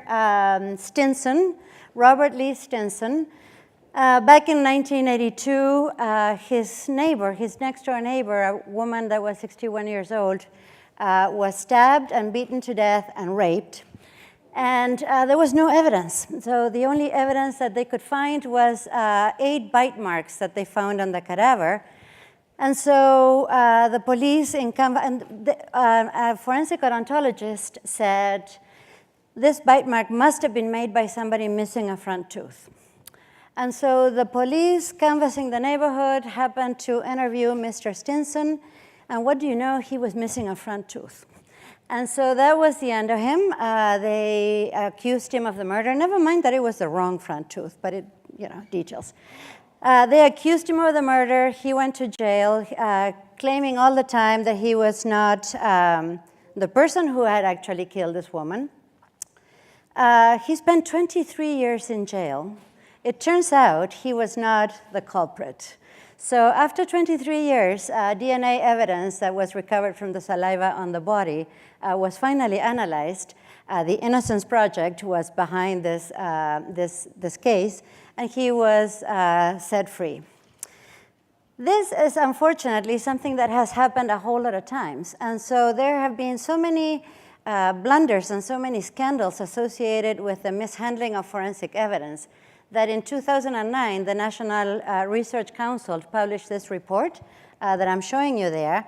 And this report was tremendously critical of the forensic sciences in general. So it said that the forensic disciplines had no scientific validity, most of them at least. They were rife with subjectivity. And in particular, pattern evidence was singled out as most lacking in any scientific foundations. So what do I mean by pattern evidence? So what's known as pattern is bite marks, what you know, handwriting, firearms examination, shoe prints, fingerprints, everything in general that leaves an image. And so that's what I'm going to be talking about today. So before we can talk about forensic sciences and what are the problems there, let's think about what a forensic practitioner does. So a forensic practitioner typically provides the information that is needed to answer one of 2 questions, and these are questions of source. So the first question is the suspect the source of the evidence that was found at the crime scene? That's called a specific source question. There's also something called the common source question. So were these 2 bullets found at 2 different crime scenes fired by the same gun, for example? So that's a common source question. And this is easier than this is harder than it looks, I should say. So what I'm showing you down there are 3 different cases. The first one is fingerprint evidence, and you have some smudged latent print found at the crime scene. Then you have this perfect print from the suspect, and the question is, did the suspect leave that smudge print at the crime scene? The one in the middle in green, those are the bottom, those are cartridge cases, and when ammunition is fired, the gun leaves some markings on the base of the cartridge case that firearms examiners use to compare cartridge cases. And the last one is shoe prints. Those are particularly difficult. And you tell me, can you tell in any of these 3 cases whether the suspect may have been the source of the evidence in the crime scene? So there's any number of challenges. Challenge number 1 is that except for DNA, and those of you, except for DNA, most of the disciplines rely on very subjective assessments. I'll repeat this phrase at some point, but it's common to hear from a forensic practitioner these two things are a match. And how do you know these are a match? I know a match when I see one. Yeah, I know. Forensic measurements, one has to be honest. I mean, it's hard to obtain measurements to begin with. And when one does get to measure anything, these measurements do not lend themselves to the standard statistical modeling, like writing a mixed model or a nonlinear model or whatever it is. And so you sort of don't have those tools at your disposal. The data tend to be highly multivariate, very non-normal, so everything you don't want to see in data. And oftentimes, you end up with images. So you just have two images that you want to compare. And as you know, images are composed of many, many thousands of pixels, and this can get pretty challenging pretty fast. So machine learning actually might be a good alternative, and there's been a push to start using machine learning in criminal justice for some years now. And you probably have heard about machine learning in prediction modeling. As a matter of fact, this morning we talked about trying to predict who's going to commit a crime again. This is one area. I'm not going to talk about that. For me, my subjects are evidence. So it's not human subjects, it's evidence. But of course, the evidence links you to human subjects. So the ultimate goal here is to answer the question of source. And so you can think about this in two steps, right? So the first thing you might want to do is you might say, all right, so I have these two samples, one from the crime scene, one from the suspect. Let me see how similar these two things are. So you might want to quantify the degree of similarity between the two samples. But that doesn't tell you the whole story, right? So the next question is, how significant is that degree of similarity? This is what's called the probative value of the evidence. If you would observe a high degree of similarity only when the two samples have the same source, then you have highly probative evidence. If you would observe this degree of similarity anytime, then of course your evidence is not probative at all. So there's two pieces to this story, and machine learning can actually play a role in both of those pieces. So let's start with quantifying the degree of similarity. So what are we going to try and do here is we're going to try and estimate a score, some sort of a score that quantifies the similarity between two items. And the first thing you think about as a data scientist is what type of data you might need. So of course you need a very, very large data set to train your algorithms. And for those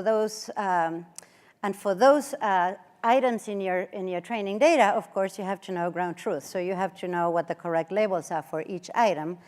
And then, of course, you have to have another very large and realistic data set to test your algorithm and get some sort of good estimates of error rates and so on. So you also need to know if you're going to be using supervised learning algorithms, you need to know what kind of features you're going to be using to compute the score. And it turns out that in some cases, selecting good features is not that trivial. In some cases, it's not bad, but in some cases, it's not that trivial. And let me use the example of a fingerprint. So what would you use as a feature in a fingerprint? So fingerprints have whorls and loops and bifurcations and ridges that end and so on. But it's not only the number of each one of those features, it's the geometric arrangement of them. So you might think about measuring perhaps the distance between the two closest features and the angle between the features, and in general trying to understand what the geometric arrangement of these minutiae, like they call, and then use those as your features in your classifier. I am going to talk from now on about the specific case of firearms examination. Again, a topic I know you probably know a whole lot about. I am showing you there a bullet. Now, bullet is where we think when we talk about firearms. It turns out that bullet is just the projectile that is expelled from the barrel of the firearm when it is fired. And inside the barrel of a gun, there's something called rifling. And rifling is just a set of indentations that impart rotation to the bullet as the bullet leaves the barrel. And it's just meant to improve stability of the bullet in flight. So that's done on purpose.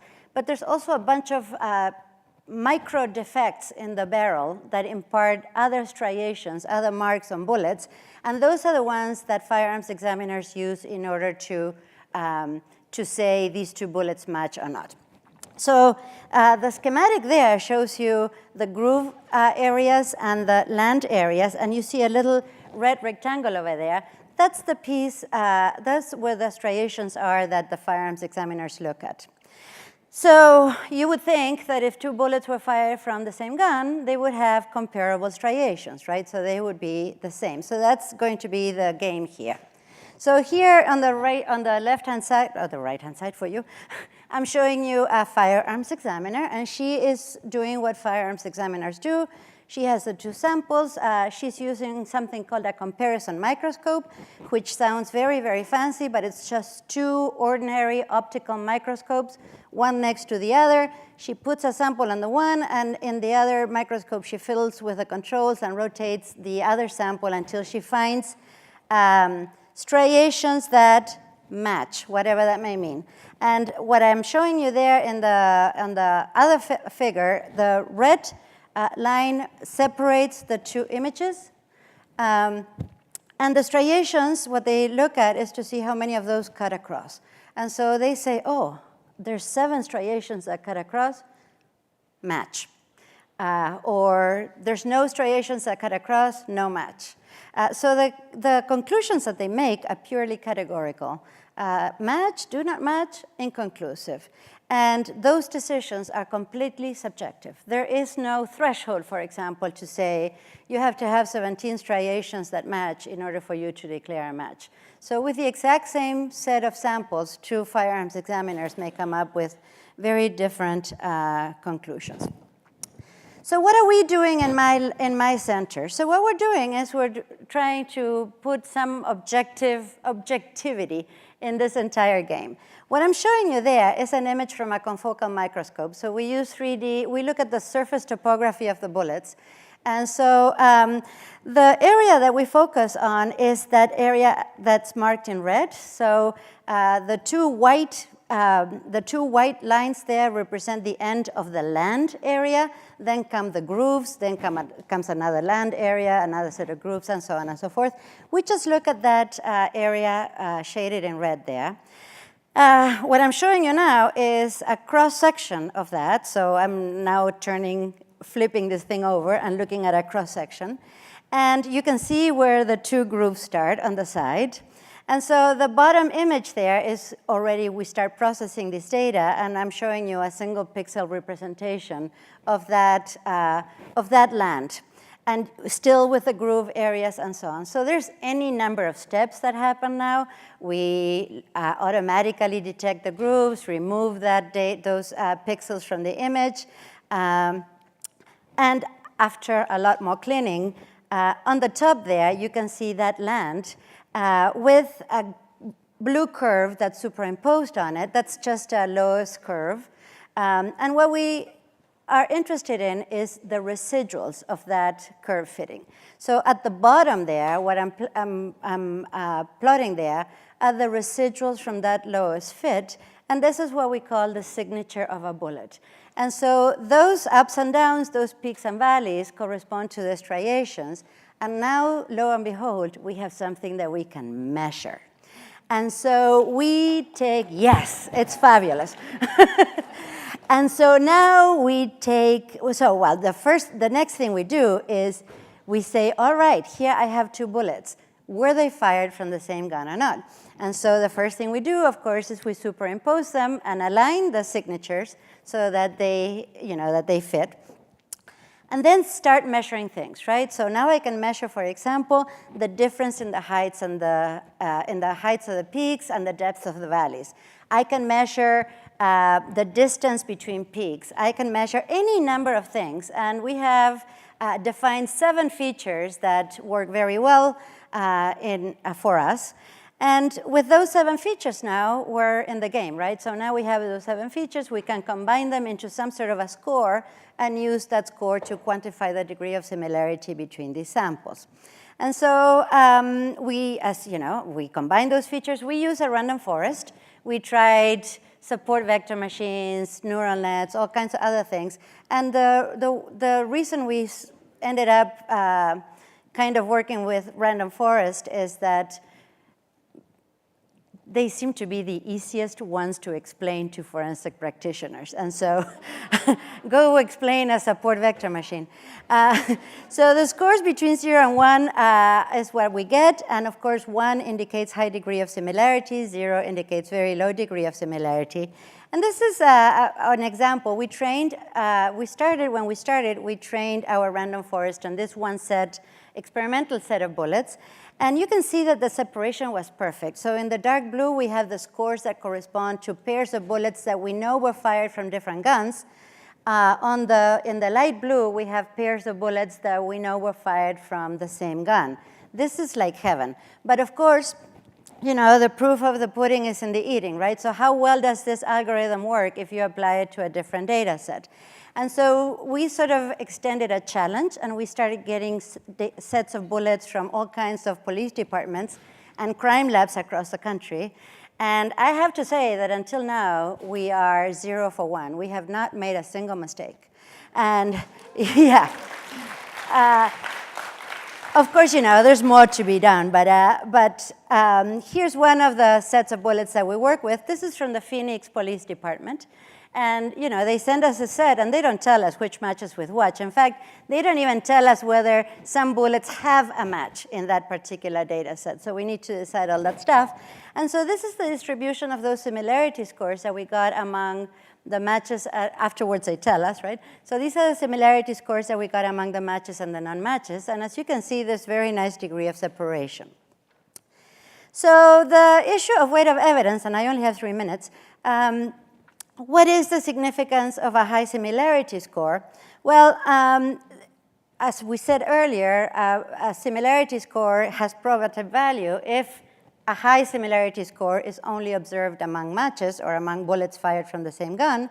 So one thing we can do is we can have a gigantic training set compute, you know, look at all possible pairs of bullets and essentially develop those two distributions of scores. And then if you have, and then if I have a case and, you know, I measure the similarity for that particular pair that arises in a case, I can look at the height of the densities, if you will. Let's suppose that I got a score of 0.75. I can look at the height of the density, the orange density at 0.75, divide that by the height of the gray density at 0.75, and that kind of gives me a likelihood ratio. So it's like a score-based likelihood ratio that tells me what are the odds of observing a score of 0.75 under the two competing hypotheses. So there's a few drawbacks, of course. There's, you know, the performance of the algorithm depends enormously on the data you use to train the algorithm, so you have to be very careful. This is the hardest problem, though. How do we define different source? We don't know that. Do we define that as guns of different brands? Is it the same brand but different models? Is it different brands but same caliber? We don't really know how these striations are produced. So we don't really know what it means to be different source. We're still working on that. And there's the issue of intractability, that, you know, all of these algorithms are a little bit of a black box, and it's kind of difficult to understand how the algorithm uses the different features to compute the score. Tragically, the case of Robert Stinson is not unique. This is what I was telling you about. I know a match when I see one. There's been very many cases. This is just one page from the webpage of the Innocence Project. There's been hundreds of people that have been recently exonerated after spending decades in jail for crimes they hadn't committed. So can we help create a fair system, improve the administration of justice? So we can.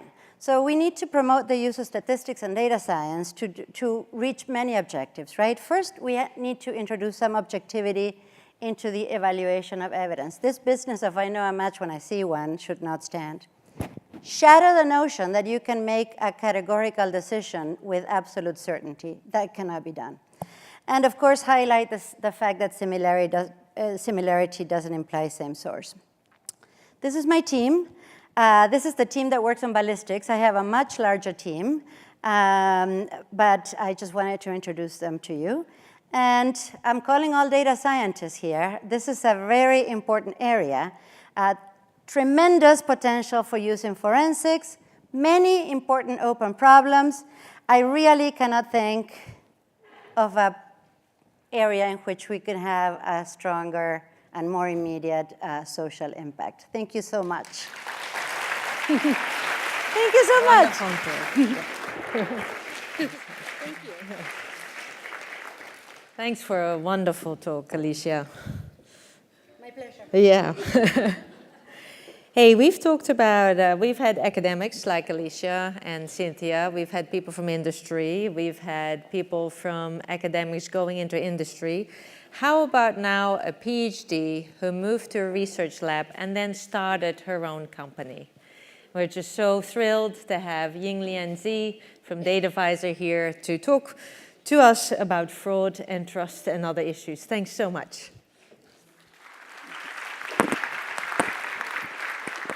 Thank you. Good afternoon, everyone, and my great pleasure to be here and to tell you more about DataVisor and broadly about what I've been working on for decades, starting from graduate school, moving into industry, Microsoft Research, Silicon Valley, and then continue to pursue in my startup job. And we've heard about talks about real criminals solving some of the puzzles of forensic analysis. So what I want to talk about today is more about cyber fraud, cyber crimes, and things going on online. And so a brief introduction about DataVisor. So DataVisor is a company that we started in December 2013. So we've been there for over 5 years. And we're post-C series company led by NE and Sequoia. And currently, our headquarter base is in Mountain View, but we also have offices in Beijing, Shanghai, Singapore, and have a team in New York and Korea. And so we're particularly focusing on detecting variety of fraud, abuse, and money laundering problems for large consumer-facing enterprises. And so we've been protecting globally over 4 billion accounts today. And just think about sort of the scale of the data that and the number of users we've been protecting, and we feel a very satisfying and very kind of fulfilling job to help all these large online services restore trust and protect everyone. And the company is co-founded by 2 female founders. And interesting maybe to the topic here. So yes, we can all make it happen. And so I'm lucky to be working with Fang Yu, my co-founder, and while we were Microsoft, we were colleagues for the 7.5 years we were there, and we started this company together. So what I want to talk about today is, first I want to talk about a little bit what attacks we are facing, what are some of the problems we are solving, and how it's evolving. And I want to talk about the technologies that we've been seeing, in particular focusing on, and in this kind of cyber criminal scenario, and some of the newest kind of machine learning technology that, in particular, the unsupervised approach that we're focusing on of solving the problem and why we need such approaches.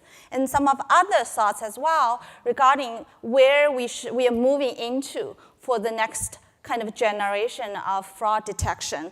And finally, it was asked to provide a little bit kind of my thoughts and tips regarding starting a company of your own. And I'm happy to share a couple of my thoughts as well. So first of all, what are problems we're solving?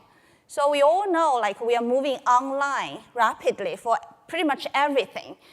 From in the past kind of the social commerce side toward now traditional business as well. For example, sort of insurance, healthcare, everything's moving online. When things move online, actually the attack and the fraud we see is significantly different than in the past. In the past, somebody wants to create a fraudulent bank account. They need to walk into a bank branch. and they need to be physically there. And today, they just need to have an identity, whether it's synthetic identity or it's a stolen identity, and they can create accounts without our awareness. So the type of fraud is significantly easier than in the past.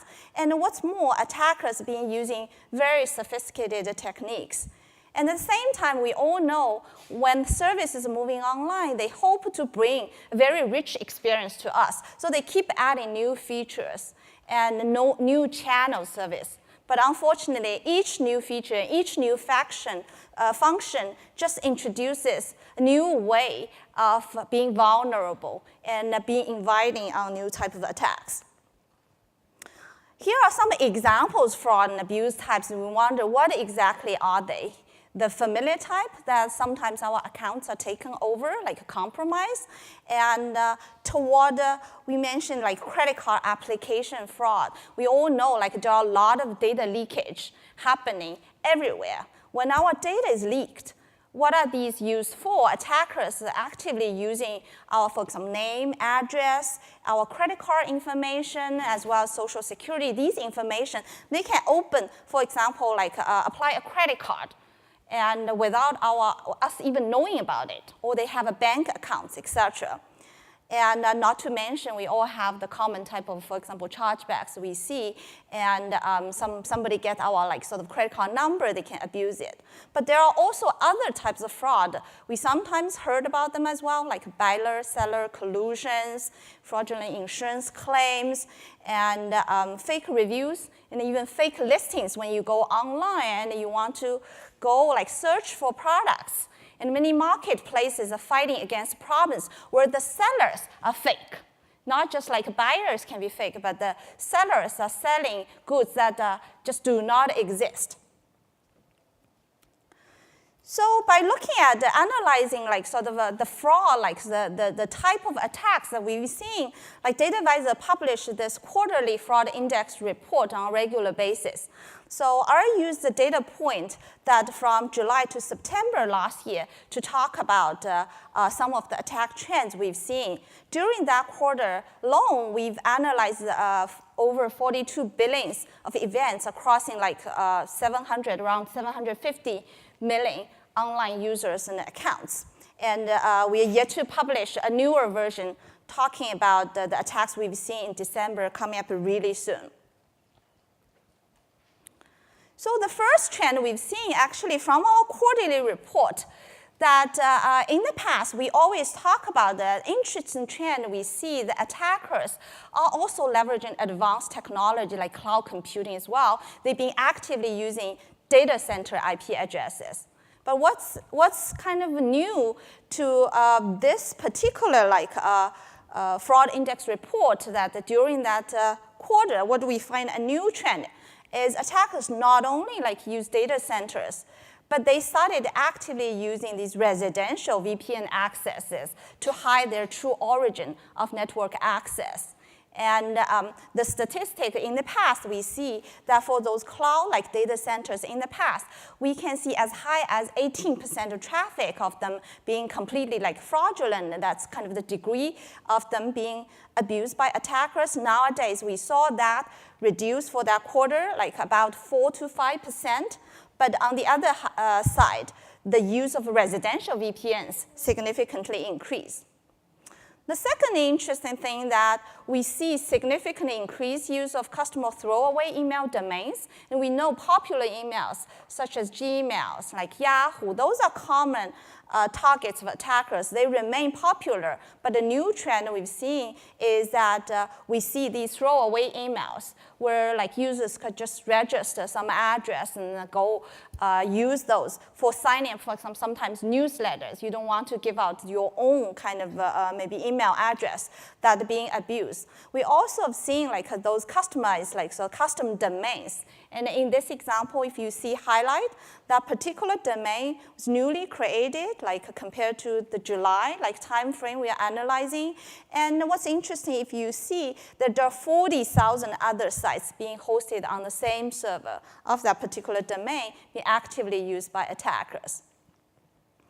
The third trend we've seen is that in the past, attackers often try to like sort of mimic their attacks so that the attacks come from legitimate looking devices, but actually they don't exist.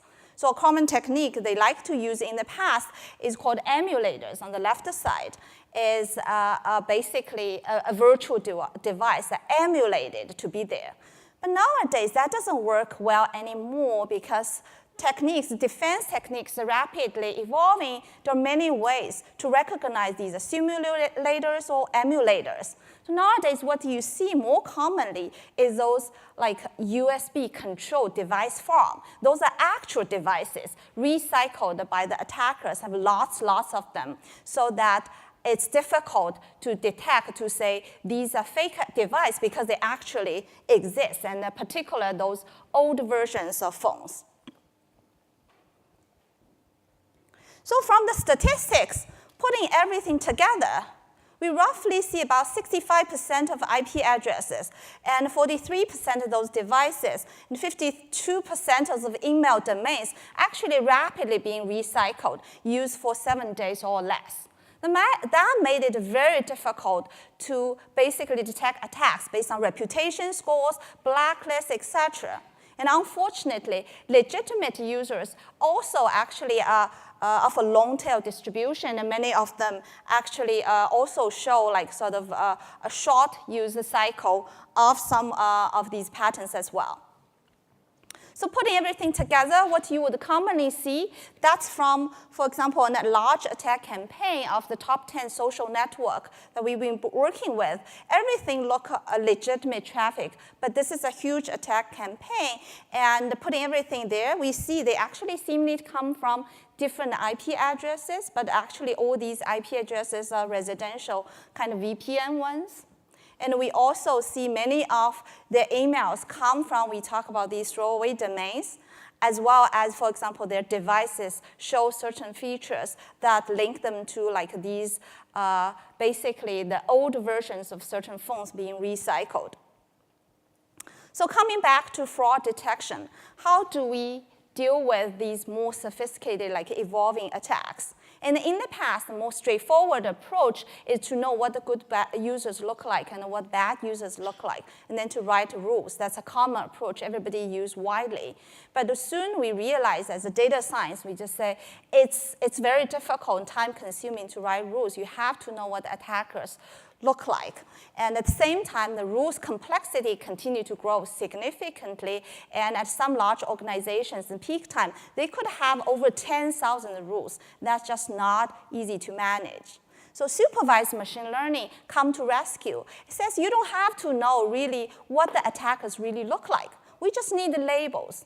Let us know what the good user, who the good users are, and let us have labels about what bad users are. And then let's automatically train a model. That idea sounds very appealing. The algorithms are very powerful. But the most difficult part regarding this approach is that for cyber fraud scenarios, we are faced with active adversaries. That means they are constantly changing as well. Many times, they test our models and make sure they can bypass before they launch attacks. So it's difficult, basically, to train a model that could detect, stay ahead of those attackers. When we have a model that requires like months of tuning time, that means we are capable of detecting attacks happened months ago, not attacks today or not attacks in future. So I want to talk about the unsupervised approach. The unsupervised approach then is attractive. What it means, we don't need any labels. We just have the data. Then it's our job to figure out what are the good users and what are the bad users. That sounds attractive, but how do we do it? We have also very high requirements as well. And for large enterprises, faced with analyzing events from hundreds of millions of users, and with no assumptions what attacks can look like. And furthermore, and we know like sort of we have high real-time, like high QPS requirements when we have high like sort of traffic. We want to predict attacks in real time so that we can stop them earlier. And based on what I've talked about the trends, I hope we all get to like sort of figure out like this one like subtle thing that could help us is that there are these attack techniques also have some commonality. When they evolve at the time, they all try to do like sort of common, similar approaches and targeting similar vulnerabilities. And furthermore, to make the fraud economies work, they need a lot of accounts at the same time, because one of the accounts are outliers that are difficult to make profit as we face these modern, like sort of professional attackers.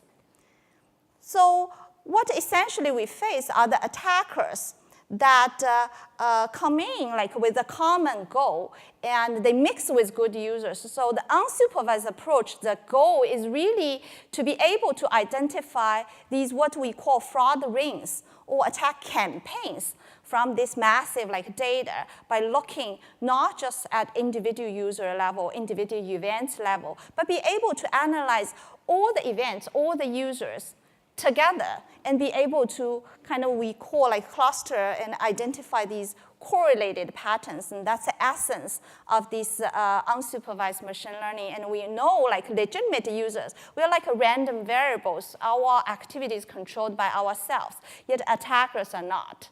So if we have a lot of dimensions of activities, we have a broader view, we were able to then analyze them and to identify the subtle patterns, like correlating these bad accounts together. So that's the essence and idea of this unsupervised machine learning, and that's what DataVisor has been working for, like to make it production quality at extremely large scale for the largest enterprises in the world.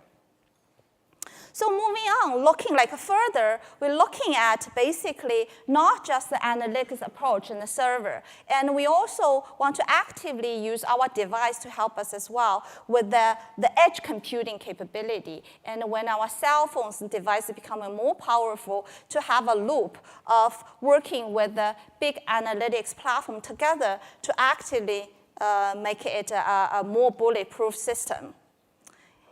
And finally, I really want to talk about user experience is key when we security putting on a lot of like barriers for good users. Many times we really frustrated ourselves, our experience is being impacted. And where legitimate users have a hard time logging in and really want to come to a world where we call it, like we advocate this zero-factor authentication, where we're going toward the direction multi-factor authentication. Can we do something zero-factor authentication? And the key behind this is on the surface, we have zero-factor authentication, but the server side, can we use data science? Can we use some of the ideas of supervised, unsupervised approach to have continuous re-authentications in the background to analyzing, yet legitimate users does not need to be impacted or do anything to prove we are good users. So I just want to quickly show the anti-fraud platform that DataVisor is building and taking a variety of different kind of a client input and then putting the kind of the modern technologies together, combining the supervised machine learning technology and with the unsupervised machine learning like approach we talk about, as well as some of the conventional like solutions to solve a variety of different machine learning, different variety of these fraud detection problems.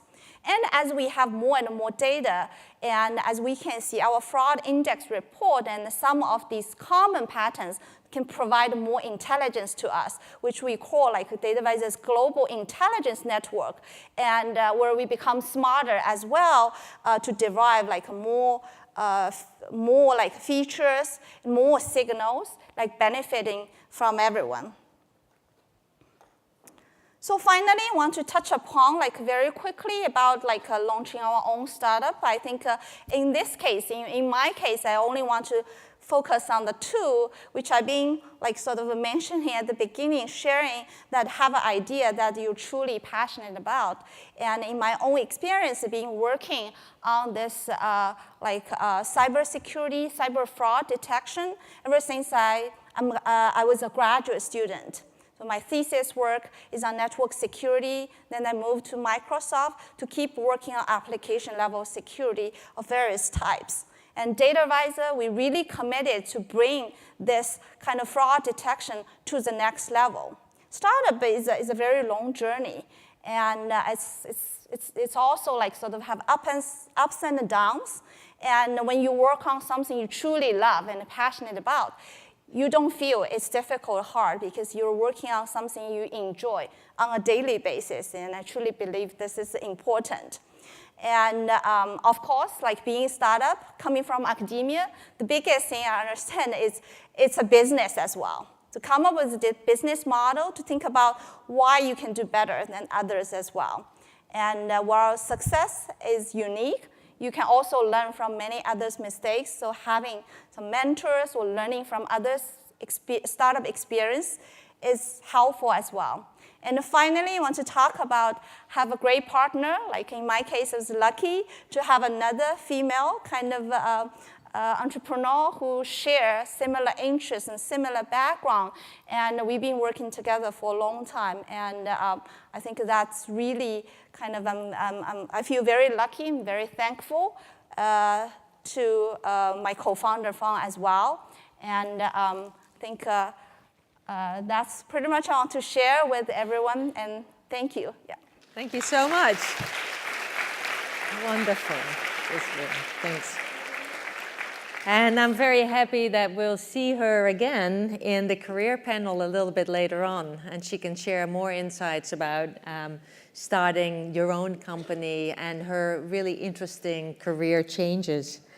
I want to do a quick shout out to several of the WiDS events that are happening at the East Coast or thereabouts and in the Midwest, particularly Urbana-Champaign, Cedar Rapids, and Purdue. They're all finishing up now. And I've been following their tweets, and I know they had a great day. So thanks, guys, for joining us today. And well, Timna talked about, or Alicia talked about bullets, and that sounded pretty interesting. But now we're going to talk about lasers, and not just any type of lasers. Lasers that are bigger than the football field long. And Laura Gegelmeyer is joining us here from Lawrence Livermore National Laboratory, LLNL, and we know that really stands for lasers, lasers, and more lasers, right? So thanks so much for joining us. Thank you. Thank you so much. I'm so pleased to be here, and it's just been a great conference, so thanks to all the organizers. I want to talk to you about how we've been using machine learning since 2007 to inspect optics on the NIF laser, and hopefully to show you how we've adapted the machine learning through time to use the right tool for the right job and adapt it to meet our challenges. So first, to spell out the acronym NIF, stands for the National Ignition Facility.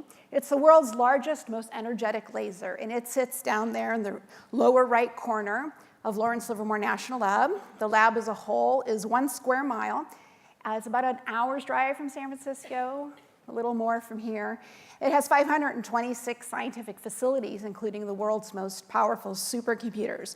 So there's a lot of great resources for researchers to explore all kinds of big science projects. That's my term, big science. I like science, so these are really big science projects. Everything from probing the mysteries of the universe to understanding the relationship between genetics and cancer, to capturing carbon dioxide with microtubules and 3D printing nanoparticles. Science at every level is done at the lab, and NIF is no exception. NIF is the world's most energetic laser. If you are more familiar with the laser pointer, you might be skeptical that this building houses a laser, but if we take the roof off and look inside, you'll see what's going on. As Margot said, this is more than a football field in length.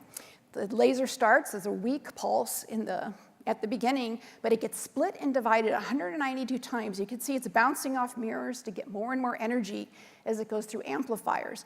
Then all the beam lines have their pulses synchronized. They all hit the target at exactly the same time. The target contains hydrogen, which gets compressed under these extreme temperatures into helium and releases energy. There's a lot of exciting things you can do. This is nuclear fusion, and it's the same process that fuels the sun and the stars. So researchers from around the world can come to NIF and do their experiments to study stars and giant planets They can study plasmas, nuclear fusion. So this is a great laboratory for experimenters everywhere. And because it operates at such high energies, we know by design that we are operating the laser at energies twice the intensity that can actually put a pit of damage in the laser optics, all the optics throughout the facility. And so we designed and built the facility with the idea of removable modules for the optics, so the optics could be removed from the beam line when they get damaged. We can repair them, recycle them, put them back on the beam line, and extend the life of these highly valuable optics. They're pretty pricey, so you want to keep them working as long as possible. So this loop is called the optics recycle loop, and it allows us to operate the laser at the extreme energies needed to do the experiments. And we've been using machine learning since 2007 to help enable and automate that loop. So here's just a great view I like of one of our inspection systems. This laser bay is one of two identical laser bays. This is 96 beam lines, and the length of it goes all the way to that back wall. Like I said, it's a football field in length. The schematic here is what's inside just one of those beam tubes. So you could see the light blue squares and the light pink squares are different kinds of optics. After a NIF shot, we put our own illumination through this beam line, and you can see there's one camera down below the schematic, right at the base of it. That camera is used to inspect all the optics throughout that entire baseball field length. So when we take a picture of one optic, it looks like that image on the left, and that image is of an optic that actually has a damage site on it. That damage site looks like 4 footprints that you might see in the snow. It's a characteristic signature of this particular inspection. And you could see when that blue cutout is put at the bottom, we show you thumbnails of other images that appear in the through focus series. When the camera moves to take a picture of another optic, you can see the defect that we care about moves out of focus and generates lots of noise and ringing. And those are things we want to ignore. We also want to ignore camera flaws, which look kind of quite a lot like a defect. So as previous speakers have said, we're using image analysis, feature extraction. We're measuring everything we can about every defect that we could find. And we had too many false alarms. And so this is back in 2007, we decided to try using ensembles of decision trees, also known as random forests, to classify the damage so we could distinguish the damage from the things we want to ignore. So the input to random forests is a text file, and you have to have extracted all the features along with the truth labels. You can visualize this in two-dimensional feature space as a cartoon if you had only 2 features. You could see you want to separate your red and your blue classes, and your decision tree is going to draw the lines optimally to separate your 2 classes. When you have 17 measurements like we have, you have a 17-dimensional feature space. Your decision surface gets a little more complicated, but you've got the same idea. Now, a single decision tree can do pretty well if you've got really clean, perfect data, which nobody in the world really does for a real problem. Data is usually messier than that and noisier, and your labels aren't always right. So it turns out if you take different subsets of your data to grow different trees and let all your trees vote with the diversity of knowledge that they have, again, diversity wins, you get a better answer than if you just used the one tree. So this is the concept behind it. And so what we did, as previous speakers have said, we spent a big box year collecting data, cleaning the data, logging the data, and data preparation is just part of machine learning. So we spent a year doing that, growing our decision trees, continuously testing, rigorously evaluating the results. And we did pretty well. We had in the low 90% accuracy, and we thought that was pretty good. But here's where understanding your data works really well, knowing your application space. We thought we had only 500 data points, but we've had all these people working for a year to give us data. So we thought, well, what could we do? How can we get more? We've got many, many thousands of images. We should have more data. Then we realized, well, we take pictures of this defect every single day, so we can go back to our analysis to when we found the same defect every day and attach the same label as what the shot directors and other experts did. And this gave us an order of magnitude more data points. So now we had 6,000 data points, and our accuracy went up even higher. We were able to reduce our false alarms even more. And so if we looked at the false alarms that we would have had with the image analysis alone, you see the top chart where there's lots of yellow and red alerts, which means this beamline needs someone to go look and make sure that the damage is being reported correctly, that we know the health of our optics. After machine learning, we get this nice, beautiful, clean summary chart on the bottom where all the false alarms are removed. So this reporting allows the schedule of shots to stay on a rapid pace. We try to do about 400 shots a year, so there's only a couple hours between shots, and there's lots of things to do. We don't want a lot of time looking at the at unnecessary data points. So we had some really good success with this, and we applied this to a couple of other inspection systems. Ensembles of decision trees, random forests, they did really well for us. By using it on several different camera systems, we were able to get a list of damaged sites that need to be repaired. So we could schedule the optics to be removed from the beamline, brought into a laboratory.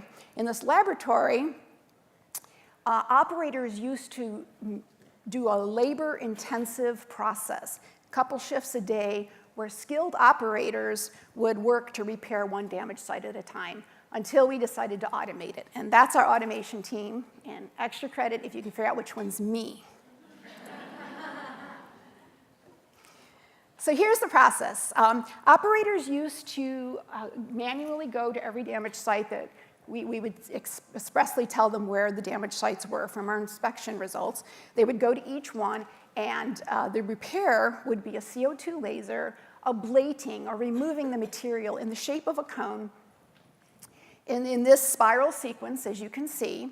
And the operator would have to watch it very carefully because you can start to erase damage. But if it's got a certain shape or a certain depth, you might not erase it all. And the dynamic video would really help the human operator discern whether any little bit of damage was left over at the end. That little bit is called remnant damage, and we really don't want to have any remnant damage because that's just going to start growing again, and all the work we did to repair the site would be lost. So you could see, this might be interesting to watch for a little bit, but this video is still going, and you don't have to pay attention to it as much as they did. So you can see this is not going to be a fun job. So what we wanted to do was we noticed that after years of doing this, the operators always took a single picture of the final repaired site. And we know from the operators who watched the video what the answer was. Is there remnant damage or is there not? So you can see it's nearly inconclusive if you look only at the final image. You see the ones outlined in red have remnant damage. The ones outlined in green do not. And I can't even tell you why, because I'm not enough of an expert to see where the remnant damage is. Again, using the video, maybe we'd have a chance. But just looking at the still image, it's nearly inconclusive. So in 2016, we decided to use a couple of different machine learning methods and see how well we could do. So we collated thousands of the images, again, data preparation. We collected the answers of the humans who had watched the videos for years. And we tried to do a head-to-head comparison. We tried using decision trees where we had to extract the features from the image. This is challenging because we don't know what features we're looking for. If the human eye can't see it, how are you supposed to tell the algorithms what to look for? But we tried it anyway. We did the best we could with texture measures and so forth. And then in parallel, we decided to use some of the deep learning methods, the transfer learning that's out in the world. The nice thing about the transfer learning is it does feature discovery for you. It's a bit of a black box. You don't always know exactly what features it's looking at. And you can be fooled, like the cows on the beach that were misclassified because of context. But we put these two head-to-head, and here's just an array of all the conditions under which our algorithms had to work. And you can see that the decision trees had about a 93% accuracy, which I thought was pretty good, given we didn't really know what we were looking for. But all the transfer learning methods seemed to do better. And so we thought, well, okay, if it's doing better, let's, we put everything through rigorous testing. It had better cross-validation accuracy. We just wanted to make sure it's such a black box. We wanted to make sure it wasn't cheating, like the cow on the beach. So we used a method called deep dreams or backpropagation, where we can get a heat map to see where the deep learner was looking just before it made its final decision. And so in the yellow ellipse is an indication from human operators where they believe there is remnant damage. In the red heat maps overlaid on the image, you could see where the deep learner was focused before it went through its decision layers. And we said, well, that looks relevant enough to us that we believe it's not cheating. These images were chosen at random. We selected a couple dozen at random. And in each case, we felt confident it wasn't just looking at the context or some other illumination, but actually looking at relevant features. So that was good. So then we said, okay, well, we've got this great addition to our toolkit now. And so let's see if we can apply it to the next problem. Well, the next problem was to use a microscope to find even smaller damage, so that when we had an optic off the beamline, we could repair everything on it, not just what we saw with those cameras that are so far away from the damage sites. But let's look at a camera that's under a microscope, and you could see 20 micron sites. But the problem with looking at 20 micron sites is you can find a whole bunch of stuff at 20 microns. The more you look, the more crazy stuff you can find. So there's a lot of things at that size, and we only wanted to find 2 of them. Because of the research we did, we knew that only 2 of those morphologies are going to grow into something that be a damaged site. Everything else is just going to be stagnant. It's not going to be impacted by the laser light. So we wanted a way to classify 2 out of those 12 classifications. And so we went through the paces of applying the deep learning again. And this time we had to get our data into a color image because we had 2 different illuminations that the human expert would use. They use a backlight image, which is mostly dark, and a coaxial light, which is mostly bright. And they use both of those to give them depth information as well as surface information. And that's how the human could tell the difference and give us a truth label. So we wanted the machine learner to have both of those too. So we put one of them in the blue channel and one in the green channel. We had a neutral red channel, and we created an RGB image that we can now use in all the available models for transfer learning, which is what they typically take as input. So what we did here worked pretty well. We took our deep learners, we did a transfer learning, it worked pretty well. You can see in the third column, we got like 97, 98% with some of those transfer learning methods. But then we had the idea, what if we took the wonderful feature discovery of the deep learner and combined it with the excellent diversified decision making of the decision trees? And so we took the last layer off of our deep learner, and we stuck our decision tree algorithms on the end of that. By doing that, we got an extra 1% accuracy using the exact same data. And we proved this to be statistically significant, looking at 5-fold cross-validation and doing the statistical tests. Then we said, well, I wonder if this applies to our other projects. So we went back to our remnant data project, which is the 2-class problem versus the 12-class problem. So there's that difference. Nonetheless, we went again from about a 98% accuracy to a 99% accuracy by just changing the decision-making layer on our deep learning algorithm. So we were really excited about this. This was done, in fact, with work of a summer student that was there that summer. That he was just going to re-implement what he had done before, but he ended up taking it another step forward. This is great. So since 2007, we've been using machine learning. We've been adapting our toolkit and our techniques and applying them thoughtfully with rigorous testing, doing comparisons where necessary. And so far, we've had really good results. We've been able to increase the speed with which we can do our shot cycles. So we are up to 400 shots per year. The automation of the repair process saved the human labor-intensive parts of that clean room laboratory work for repairing the optics. And the machine learning informs the optics recycle loop continuously so that we can maintain to fire the laser at those super high energies that actually put little pits of damage into the optics. So this has been the work of many contributors over the years. We've had about 30 people contributing, almost 10 of those, maybe more than 10 are interns. And we have 22 production applications that we've been using with our toolkit. Thank you very much.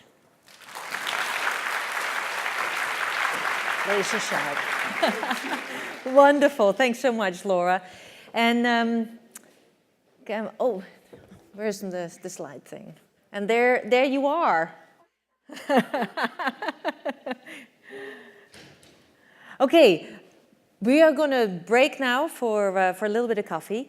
Just be careful, we only have 15 minutes. We're going to be back here exactly at 3:30 for the career panel. And I just want to show you the pictures of the artists that are at the end of what we call the living room towards the conference rooms, at the other end of this building, and check that out. And you can have Susie, one of the two artists, draw you a nice little portrait of yourself, like she did with me. Doesn't quite look like me, I'm not that beautiful, but it's nice to have and pretend that I am. I'll see you back at 3:30.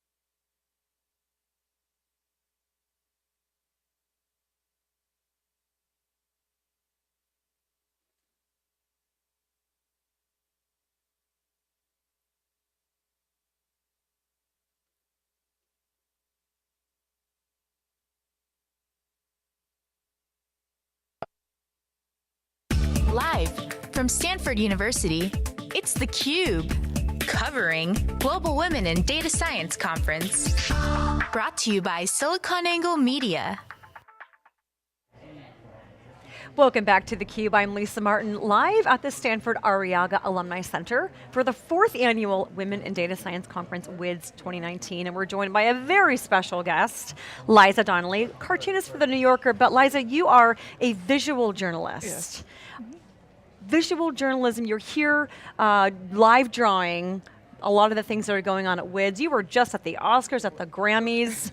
Your work is so unique, so descriptive. Tell us a little bit, our audience, about what is visual journalism?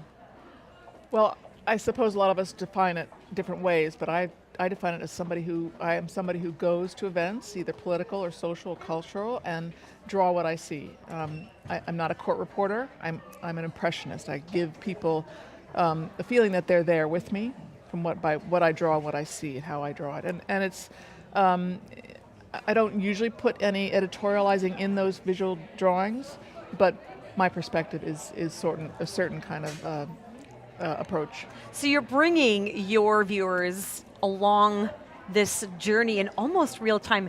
Yes. When people see, people might be most familiar with New Yorker, your illustrations there, but for folks that are watching the WiDS event live and engaging with that, tell us a little bit about the importance of using the illustrations to bring them on this journey as if they were here.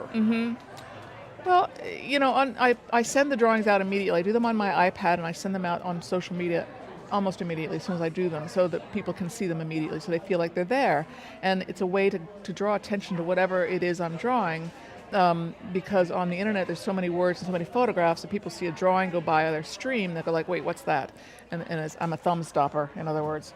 So it gives people a different perspective on what's going on. And I think that my background as a cartoonist for the New Yorker for 40 years informs these drawings in an indirect background kind of way, because I've been watching culture, I've been watching politics for a very long time. So it gives me an attitude or a way to look at what's going on. Right, and so you call these illustrations not cartoons? I do call them cartoons. Cartoons, okay. Well, I do the cartoons for the New Yorker and some other magazines, and those have a caption, and they often are supposed to be funny, or at least cultural commentary. I do political cartoons for Medium, and those also have a point of view or a caption. But this visual journalism like I'm doing here is more like reportage. It's more like, this is what's happening here. You might be interested in seeing what these people are talking about, what they're doing. And I do behind the scenes too. I don't just do like at the Oscars. I'll do the stars if I can get them. You know, I'm on the red carpet. It's really cool. If I can catch them, I'll draw them.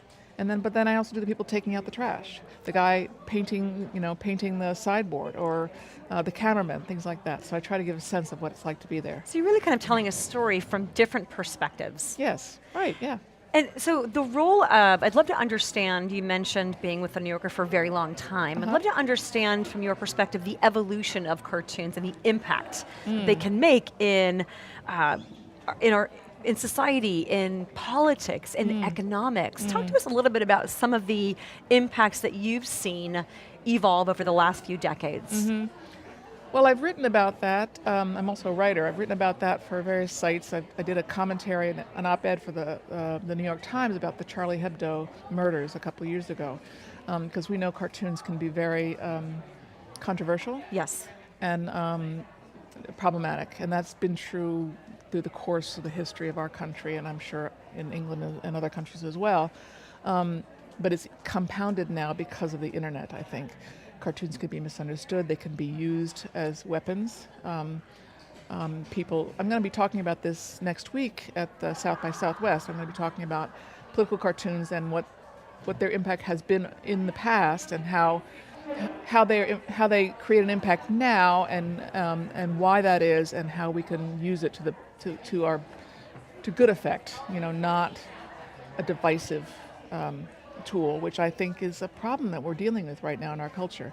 Is everybody's so divided and so opinionated and so hateful towards each other. Can we use cartoons not to perpetuate that, but to make things better in some way? And that's kind of the theme of WiDS, Women in Data Science Conference. You know, we're talking to and listening to at the live event here at Stanford and all of those around the world, it's really strong leaders in data science. So we think of data science and the technical skills, but data is we generate tons of it as people, right? Yeah. With whatever we're buying, what we're watching on Netflix, what we're listening to on Spotify, et cetera.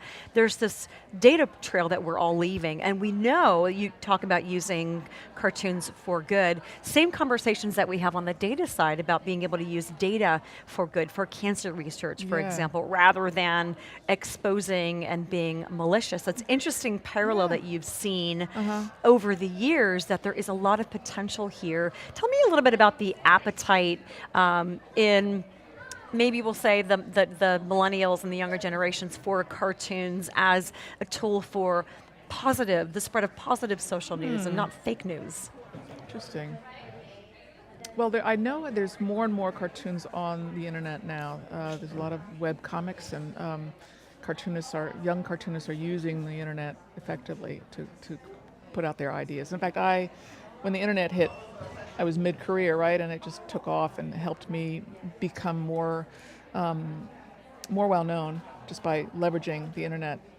Because I love it. I love communicating.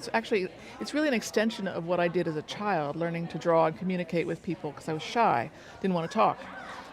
The internet is just a matter of, for me, it's like a dialogue with people, and that's how I look at it. And I think this new generation is really trying to find ways to use these tools in a good way. I think there's a whole new, the kids in their 20s, I think they're trying to make a better world. They're working on it, and that's exciting. You talk about communication and how you used your artistic skills from the time you were a child to communicate, being shy. We also talk about communication in the context of events like the Women in Data Science, where it isn't just enough to be able to understand and have the technical acumen to evaluate complex, messy data sets. But the communication piece, kind of go back to sort of a basic human skill, about being able to communicate effectively. This is what I think the data say and why, and here's what we can do with it. So I think it's interesting that you're here at this event that has a lot of parallels with communication, with using a tool or information for the betterment. Tell us a little bit about how you got involved with Women in Data Science. Well, I met Margot Gerritsen about 5 years ago, and through a mutual friend. We met in Iceland, of all places. At a conference about women's rights. The Icelandic women are so powerful. Anyway, we met there, got really good to be good friends, and she invited me to come live draw her new conference. At the time, I think she'd had 1 year of it, and I thought, data science. Okay. Did you even know what that was? Yeah, kind of. But I didn't see my connection, but I thought, well, it's about women's rights. And it's a big part of my interest in what I want to do with my work is promote equal rights for women around the world.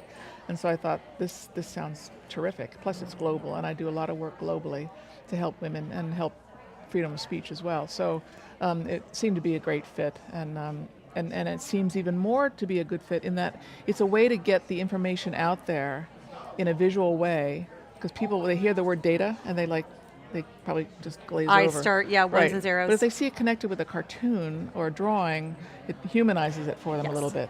And if I can do that, that's great. And that's what's also fun is that I thought about this today. I was drawing the speakers, and I'm drawing one of the speakers, I forget her name right now, but I thought, and I put it out on the internet. There were no words on there, but it was just a woman speaker talking about really very technical data science. And I put it on the internet with a caption in the tweet. And I thought, people, it's just a constant reminder to people that women are doing this.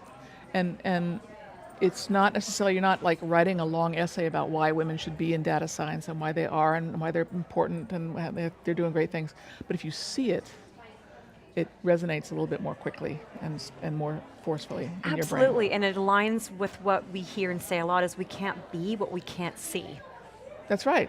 Yeah, that's a saying, right? Who said that? Yes, I'm not sure. Yeah. I'd love to take credit for it, if she can see it, she can be it. That's another thing. If a young girl sees my drawing of a professor talking on stage, maybe she'll think about it. Absolutely. So in the last few seconds here, can you just give us a little bit of an idea of how you actually, what inspires you when you're seeing someone give a talk like you mentioned about maybe an esoteric or a very technical topic? What do you normally look for that's that aha moment that you want to capture in 10 minutes? Well, I try to capture that person's essence. I'm not a caricaturist. I don't pretend to be, but I draw a likeness of them, and the full body is the best because the body language. They're gesticulating, and then oftentimes I try to capture a sentence that they're saying that has more universal appeal, that somehow brings like a layman into the subject a little bit. If I can find that sentence in what they're saying, I'll put that. I'll have the speech balloon, and they'll be saying that,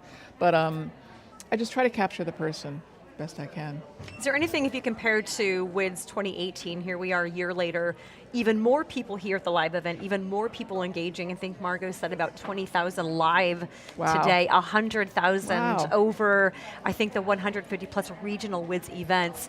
Anything that you hear, see, or feel that's even more exciting this year than last year?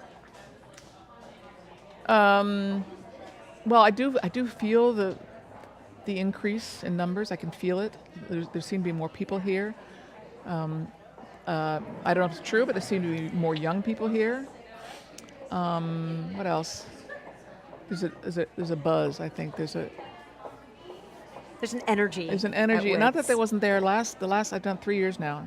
It's been there, but there's a certain excitement right now. I think more women are stepping into this field and being recognized for doing so. Yeah. And it's great that you're able to help WiDS reach an even bigger audience and tell this story with your illustrations in a more visual way. Yeah. We also thank you so much, to change now from emceeing to talking to 4 fantastic women about careers and career panel. This is the one event today where we will have a Q&A. So we'll talk for about 20-25 minutes, and then we'll have 15 minutes for Q&A. So prepare your questions, and volunteers will be running around with the mic. Are you, Cindy? You're not, but some people will. I know that's been prepared. So if you have a question, just raise your hand and somebody will rush over and hand you a mic. Please don't ask a question without having the mic, so that people from outside can follow us as well. So I'm going to sit down. I'm a little bit far away from you, Marcia, but anyway, that's the way it is. You've seen 2 of these wonderful women already. Marcia, who gave a talk earlier on, and then Ying Lian, of course, who was just here. But there are 2 new faces, and the first one is Natalie Harris. Hello. She is the co-founder and head of strategic initiatives from Bright Hive. Right, so welcome, Natalie, and thank you very much for coming for the career panel. Thank you, looking forward to this. And then we have Emily. This is Emily Glassberg-Sands, and she is the head of data science and data engineering at Coursera. And I'm sure that amongst the people in the audience, we've had folks who've done courses at Coursera, and we are going to talk a little bit about that as well. So welcome, and let me just start off the career panel with the question that I get asked almost all the time, and that is, what inspired you to choose data science for your career? Okay, so we'll just start here. We'll go, this is the one question, we'll go from England to Marcia. So yeah, it's an interesting question. I got asked a lot as well. And I would say, when I started my graduate school, like a PhD study, I was a system student. So I was not data scientist by nature, like at the beginning.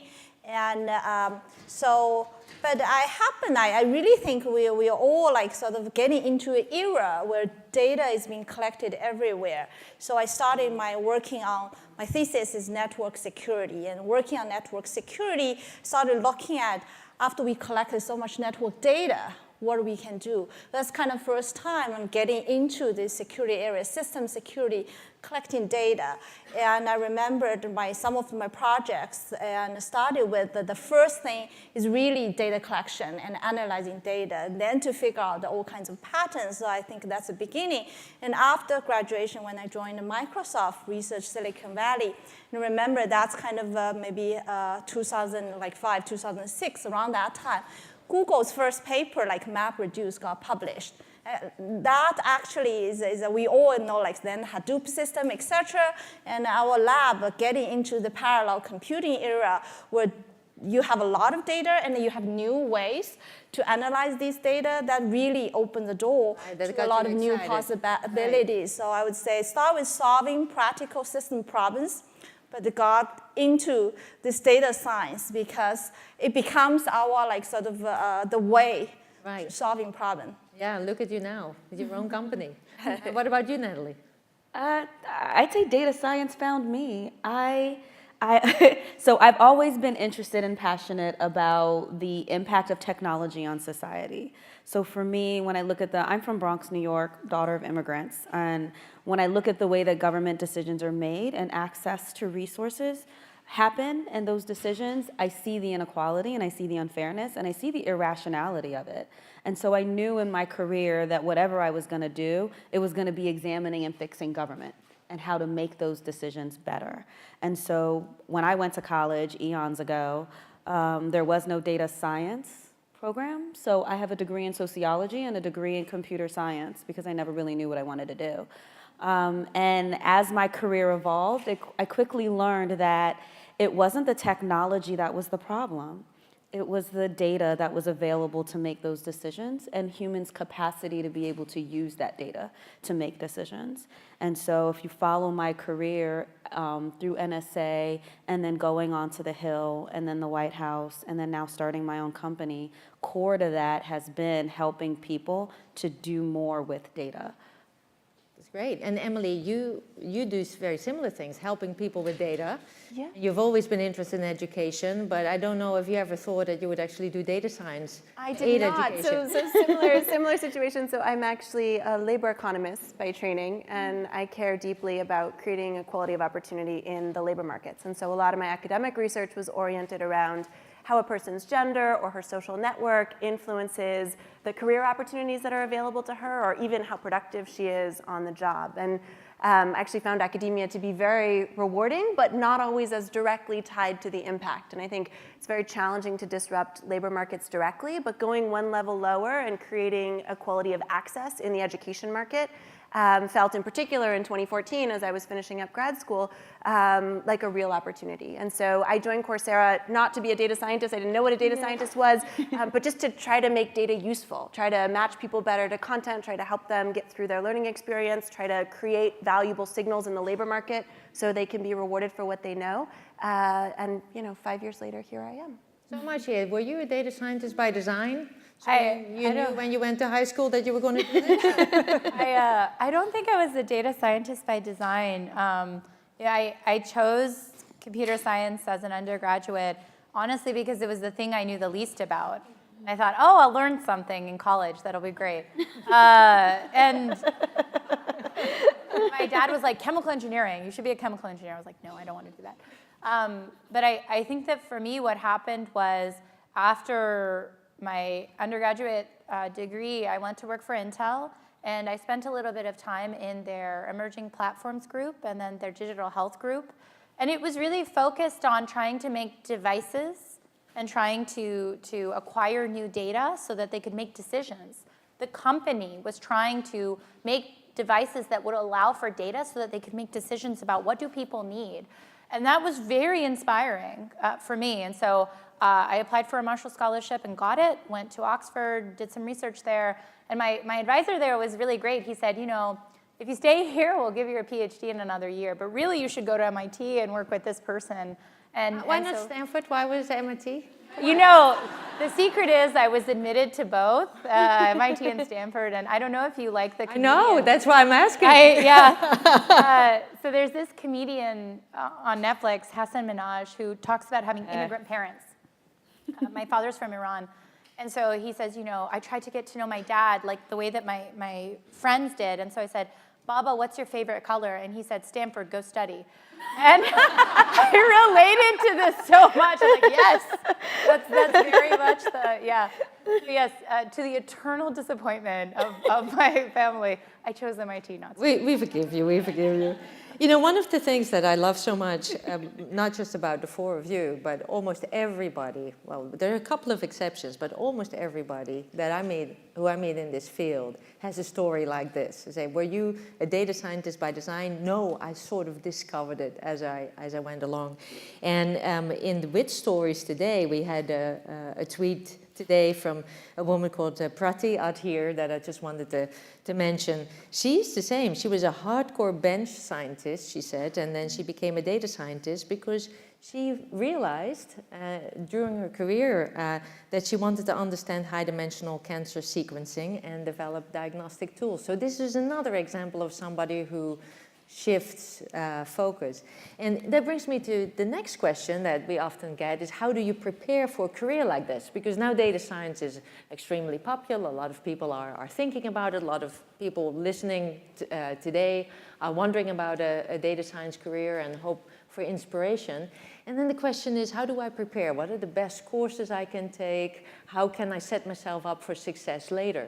But you're just sort of found it, the happenstance, you know, or serendipity, or whatever you want to call it. So what do you answer people that ask you that question? You know, what is the optimal way for me to prepare? And I'm going to start with you, Emily, because we had a little chat about this earlier, and I liked your view on this. Yeah, so this idea of optimal path it's challenging, and you know, it's certainly challenging for those of us who didn't know we wanted to go into data science, but even if you know you wanted to go into data science, the field is changing at such a fast clip, and the world is changing at such a fast clip that there's no one bundle of skills, right? Like Coursera may want me to say, oh, go take Andrew Ng's machine learning course, you're golden, but that's actually not how it works. There's no one bundle of skills that's gonna let you be productive throughout life, that's gonna let you solve the set of societal challenges that you wanna solve throughout life. And so, you know, I think optimal path is hard, it's different for different people, but I think it probably has three components. I think one is, you know, if we're going to need to have this agility, this flexibility, then there are certain foundations that we need. There are math foundations, there are critical thinking foundations, there are systems thinking foundations that will serve us kind of in a variety of different worlds. The second, I think, is actually a growth mindset. So, you know, every day we run into problems that we don't know how to tackle. And actually, I think that's one of the really beautiful things about the field. I think that's what makes it fun and stimulating. You have to keep learning. You're encouraged to keep learning. It's, you know, it's part of your career. But being able to run into things that are hard and, you know, sort of keep pushing through until you figure out an answer is really important. And then the third is, I think, you know, there's no such thing as a single type of data scientist or a mold for data science. And so it's increasingly important that each of us thinks about, okay, what are my unique strengths and what are my passions? What are the problems in the world that I care about solving? And how can I marry those together today? Not necessarily how can I marry those together in 20 years from now and let me plot the path there, but you know, all of the women that we've heard from today have taken risks throughout their lives. Data scientists love kind of exploration versus exploitation when they're building algorithms. Like, why don't we add more exploration to our own careers and our own lives? And I think that's a really fun and beautiful thing about the field, but I also think it's really important to have the type of impact that we want to have. Yeah, and talking about impact, I want to go to you, Natalie, because when I look at what you do, you need even more apart from what Emily was mentioning, because you deal a lot with ethics and fairness and equity. And so when people want to approach problems from that angle, what other skill sets would they need? I mean, how could they prepare for that? So when I have these conversations with folks, I always say that I'm sure everybody has seen the three overlapping circles of what a data scientist is: math and computer science, and then other. And I hate that graphic, because similar to what Emily's saying, you know, you get the foundational stuff. You learn how to program in R today, and it'll be Q tomorrow. So you get all those skills, but those skills will always be evolving. What I look for when I talk to data scientists is I want to know what your passion is. You never lead with data. You lead with a problem that needs to be solved. What problem do you want to solve? For me, it was around workforce. For me, it was around equality of access to opportunity. So what problem do you want to solve? And then I really need data scientists that know how to ask questions.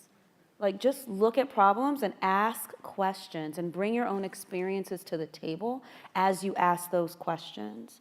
That's what we need for data scientists today and into the future. Those are skills that kind of can be taught in the classroom, but really are just innate in who you are and how you think and how you evolve, and appreciating your own unique skills.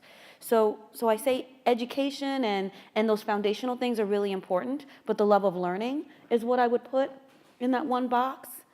Passion is what I would put in one of those circles, and then an ability to ask a lot of questions. It's very similar to what you said. You know, you ended your talk saying, here are some tips for if you want to start your own company. One is the first thing you say, what's your mission? Mm-hmm. So I want to ask you about this too, because going from a research institute where, yes, you're working independently and you have a lot of free will in choosing your problems, even at Microsoft, But it's very different than starting your own company. Were you prepared for that? And what did you do to be successful? I mean, was the learning curve just tremendously high? So that's an interesting transition that you talk about, like sort of going from like academia to kind of having a startup, like sort of a company, and being able to carry out what I'm passionate about, of solving these security problems and fraud detection problems all alone. And so I find slightly different angles, like you mentioned, when you're in academia, in research environment.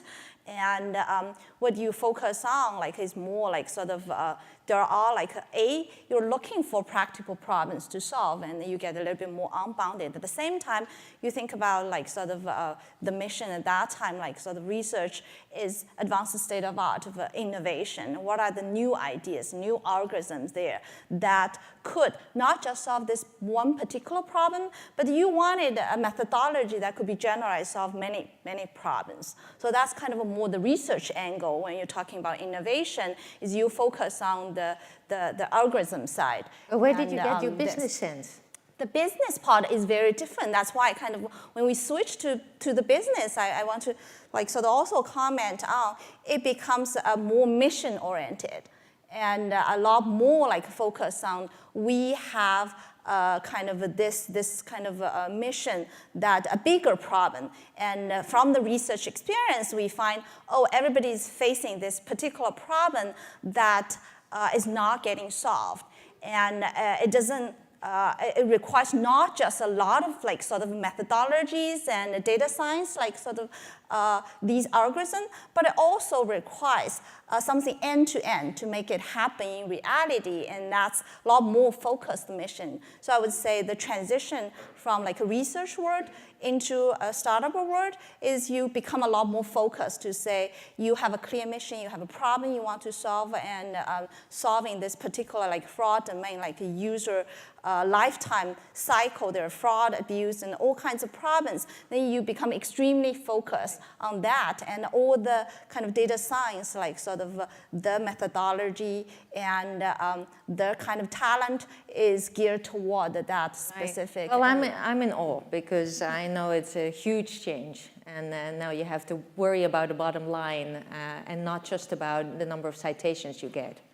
It is a very different thing. In fact, yes, yeah. And so, in fact, for example, sort of I decided, sort of I don't have time to serve on the program committees, although I love research, but really have to focus on solving basically how to bring these methodology into production of high QPC environment and to these largest customers of hundreds of millions of users, billions of users, and not to worry about production, we have downtime, and we are going to detect the new type of attacks day to day. So that becomes kind of a center of the problem. I really don't know how you do it. I stayed in academia because all I want to worry about is whether my graduate students show up in time, and not and not about what thousands of customers have to complain about.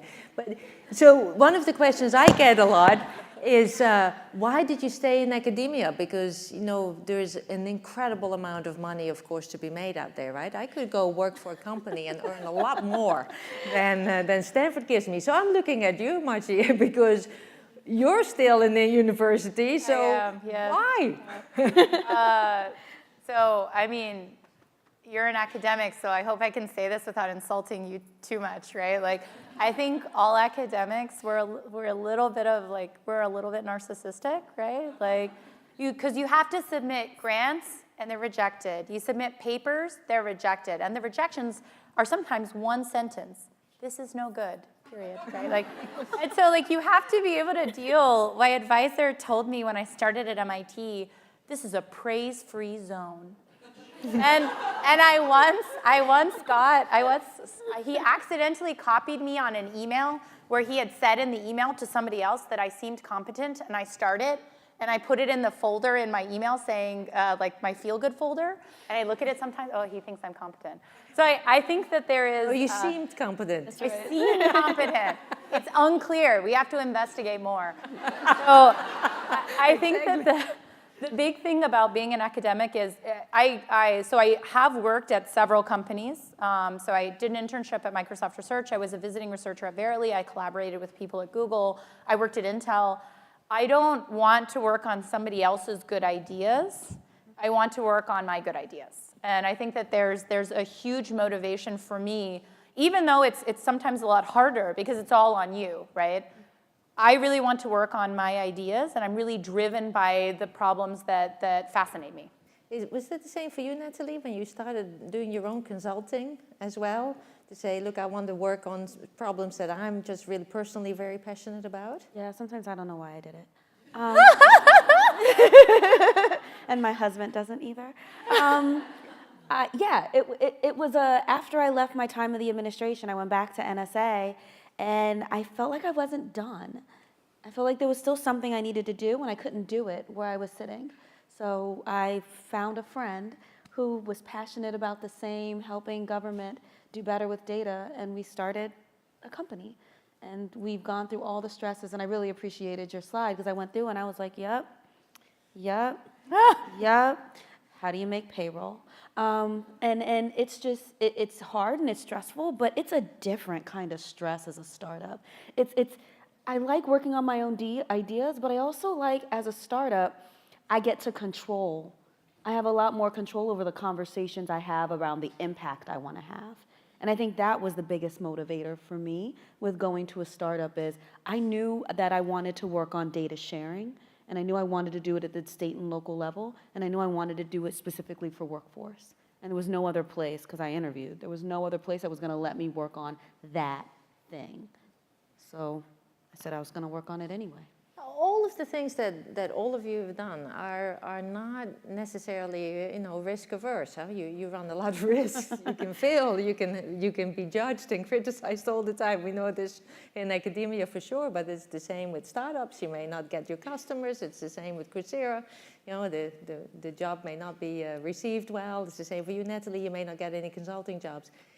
So that brings me to the point that you made, Emily, about growth mindset. This is such an important point, and every single time I teach both men and women, I see still the difference, that women tend to be much more nervous about potentially failing and have a really hard time just accepting that from time to time they're going to be disappointed, but it doesn't mean they can do it. They still have much of a stronger imposter syndrome, as we say, than the men. So, Emily, talk a little bit more about it. You brought this up. Have this growth mindset. How can somebody create and cultivate that growth mindset? Yeah. Great question. I think different approaches work for different people. There's probably no single silver bullet.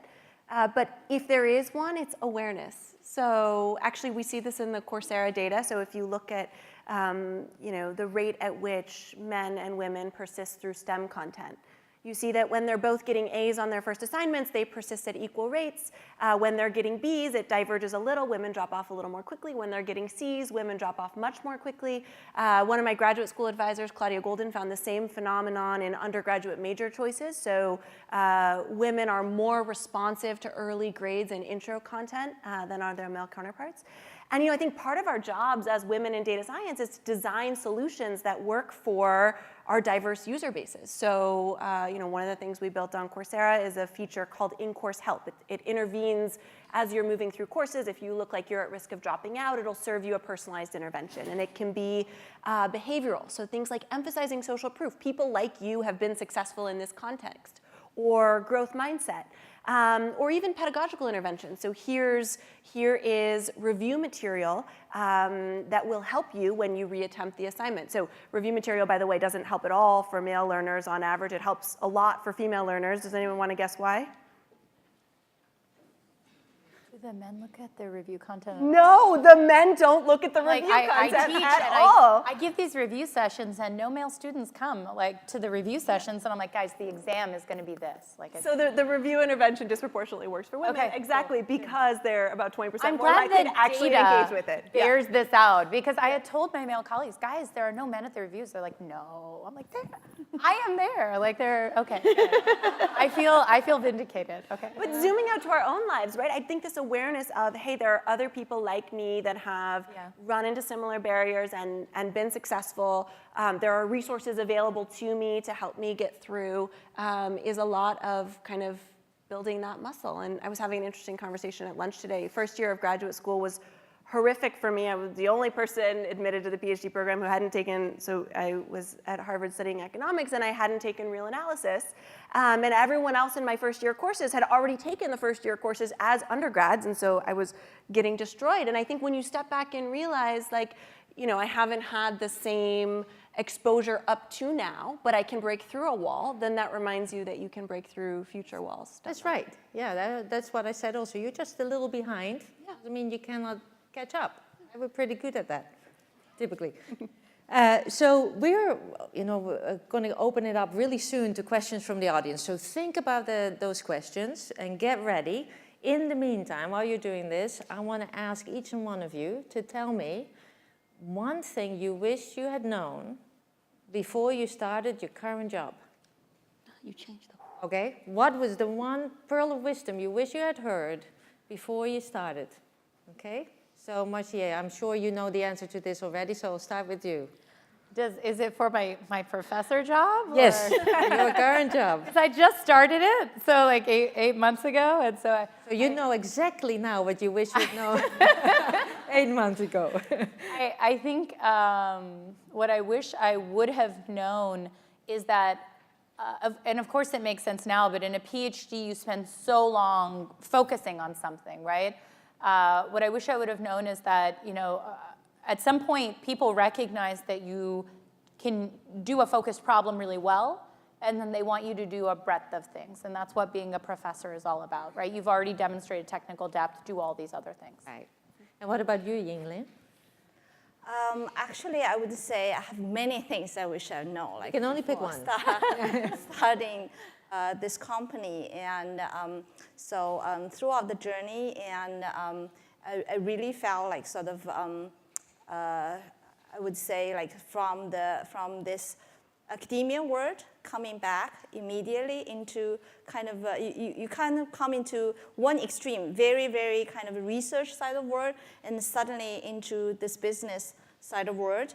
And I think I wish I could have known like a little bit more basically on toward the other end, basically what I would say like sort of the more like sales side, the marketing side, that part I would wish actually I could have like learned a little bit more. And I'm doing the hard way also, like with my co-founder, the two of us, particularly we come from the same background. Both of us PhDs. She's from Berkeley, I was from Carnegie Mellon. We work at Microsoft. We come from the same world. So if we could have also somebody a little bit more complement to us to work together. And now you can hire them, right? Well, we have a team very strong, but I think retrospect, like back, I think having somebody complement us early days, the other side would have. Yeah, that makes total sense. What about you, Natalie? So early in my career, I had been of this mindset to pursue career. So pursue jobs and pursue promotions, and that was my value. That was how I determined my success. It wasn't until I got to my 30s that it shifted for me, and I realized that I needed to start pursuing I needed to get a better understanding of what value I brought, and then how I could pursue my passions based upon that. I wish I had known that sooner, because I feel like I'm behind the curve now, starting a startup. I'm not, I know, but I feel imposter syndrome. But I feel like I'm a little behind the curve now because I wasted my 20s pursuing promotions instead of pursuing the skills necessary to pursue my passion. Yeah, the question, of course, then is, could you have done that any faster if somebody had told you? Is that not something that you just have to discover for yourself? I probably could have if I'd sat through a review session. They work disproportionately well for women. Yeah. Emily, very quickly, your thoughts on this, and then we go to the audience. Yeah, so the thing I wish I'd known when I started my job at Coursera 5 years ago is that it's a lot more important what challenges we're tackling than how perfectly we tackle them. Yep. And I think that was a challenge transitioning from academia in particular, but this desire to understand the exact causal impact or get the algorithm tuned just right, oftentimes wasn't worth it in the scheme of things. And so stepping back, thinking about the big picture, what do I care about accomplishing? What's the 80-20 rule? It's I think, been more rewarding for me since, and it's something I wish I knew earlier. Wonderful. There's a lot of really fantastic tweetable quotes here in this panel, so please go ahead and tweet them out to the world. Okay, we'll open it up to Q&A. So the mic's ready? Okay, great. Get somebody going. So remember, just one question and no follow-up question, right? Hi, I'm Shrita. Thanks. It was a pretty interesting panel session.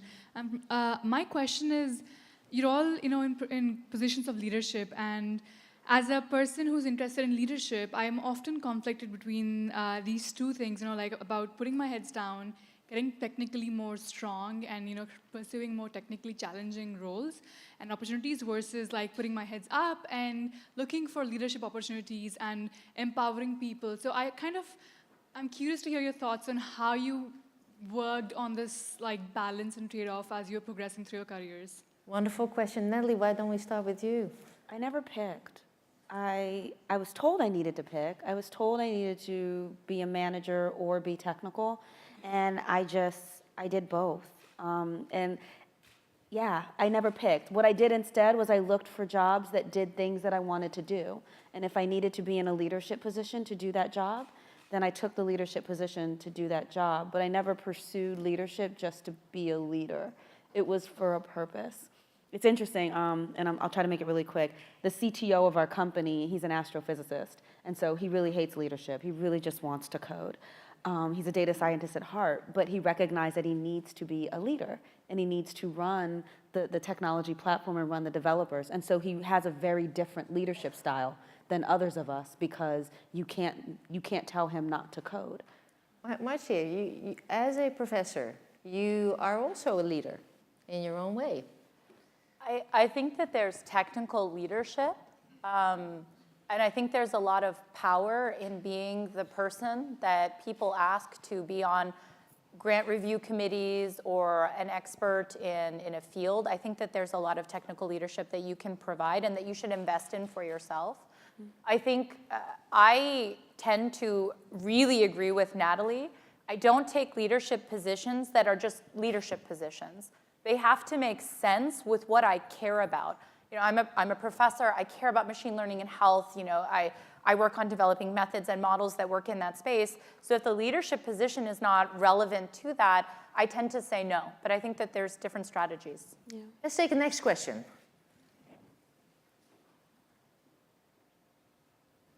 And then maybe we can get the other mic going for the next one so that we can start that immediately. Yeah.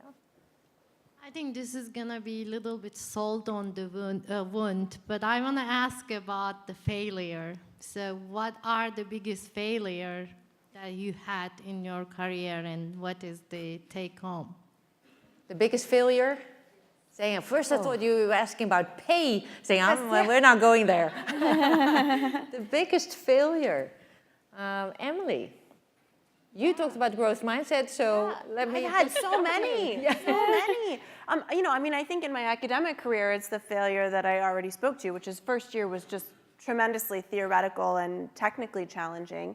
I think in industry, the biggest failure probably is struggles sufficiently influencing the broader organization to pursue the recommendations coming out of the data science team and to implement some of the models we've built in production. And that's, it's very context dependent. It's dependent on, who are your cross-functional partners, how are your relationships with those partners, and the learning coming out of that is, whether you are a leader or not, your job is to build the relationships required to get the things you care about accomplished. And so the importance of people, people who believe in you, people who understand what you're doing, not just your manager, but also your cross-functional peers, really became particularly obvious to me a couple years ago, and since has been an area where I've invested in more heavily. I think it's easy to think that, if I have a strong team or I'm doing good work, that's sufficient, but the truth is, it takes a village, it takes a company, and a lot of that is relational. And so making sure you're investing sufficiently in relationships has been, I think, my biggest failure and my biggest learning. So any of you want to do a failure, like a really embarrassing thing that you want to share? I fell out of a chair last week. Oh gosh, all of my failures involve cursing. I don't have a really... Oh, let's go to the next question. Yeah. Next question.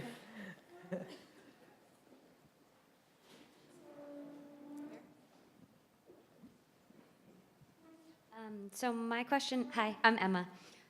My question is about, as we all go back to our individual companies and roles, what do you guys see as the biggest things that we can do so that future WiDS women have doors open to them and opportunities?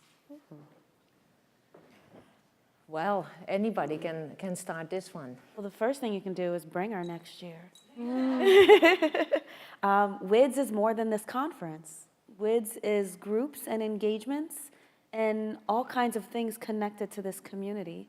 The biggest thing you could probably do, going back to your company, is find ways for your company to engage so that because the biggest thing we can do as women, right, is see other women doing these great things. You don't have to lead the project yourself, but everything that happens requires at least 3 people. So how do we engage and bring more people into the conversation and have more accomplishments? At Bright Hive, we give everybody 20% of their time to pursue whatever they want. And you can identify opportunities, whether it be through WiDS or some other communities of practice and affinity groups, to encourage them to use that 10%, 15%, 20% to pursue things that have nothing to do with the company or something to do with the company, but much more focused on connecting them with the broader community. What about you, Yinglin? What would you say to this? Well, I definitely echo some of being talk about of like sort of supporting each other and bringing to like community awareness.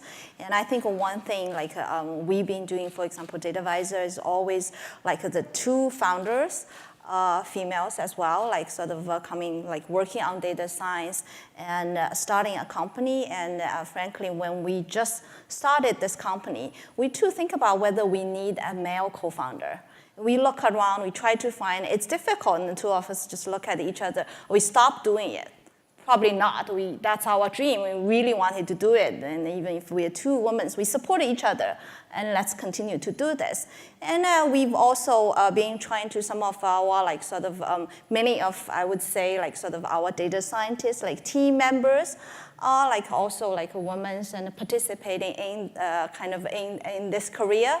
And we also would sponsor, for example, like came from like sort of Carnegie Mellon sponsoring girls to attending, for example, Grace Hopper's conference, etc. So I think the community supporting ourselves and bringing awareness and all working on this topic definitely promotes this interest and curiosity and promotes this position. Yeah. I find that such an important comment. There is, I just wanted to point out one thing. At Stanford, people have been doing some research on communications around campus and what sort of tone these communications have, and they find that mostly in an academic environment, but probably also in companies, it's critical, judgmental. So one of the best things we can do, I think, is just be really positive towards one another. What I would add. We're going to go to what probably will be the last question. You were so patiently waiting. Thank you for your talks and your advice. I was just wondering, I'm trying to get my foot in the door in data science, and I constantly read on Twitter some horror stories from women feeling undervalued or undermined in their environment because they're probably like the only woman in the team. So I'm just wondering, how have you handled hostile working environments if you've had any? That is a beautiful question to finish on. Very uplifting question to finish this career panel. We have 1.5 minutes, and you know what I'm like, so I'm going to put you all off the podium. So very quick answers from all of you. There was a male student who complained to my advisor and said I was hard to work with. And so my advisor said, you know, she's exactly the way she has to be to deal with people like you. And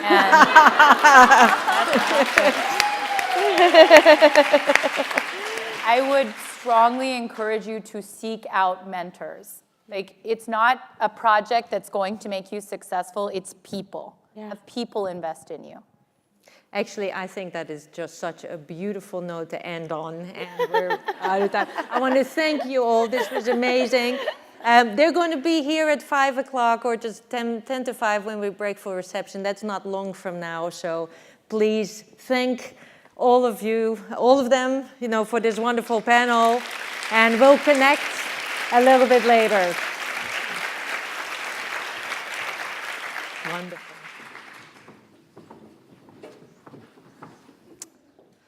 Well, we could have, I think, gone on for quite a lot longer here, but do please feel free to go and talk to them after, during the reception. They have so much to offer all of us. We have 2 talks left, and this is truly not, certainly not least, you know, last but not least, and 2 wonderful young data scientists who are going to be sharing their experiences with us. And the first one of the 2 is Emma Bronskill, who's here in computer science at Stanford. And I'm so glad you could make it today. And you're going to talk about something that is very, very important right now and popular, and that's reinforcement learning. Thanks very much, Emma.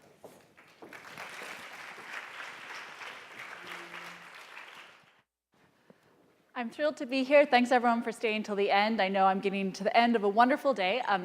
Feel free to interrupt me with questions during this if there's anything burning. Otherwise, we can wait till the very end.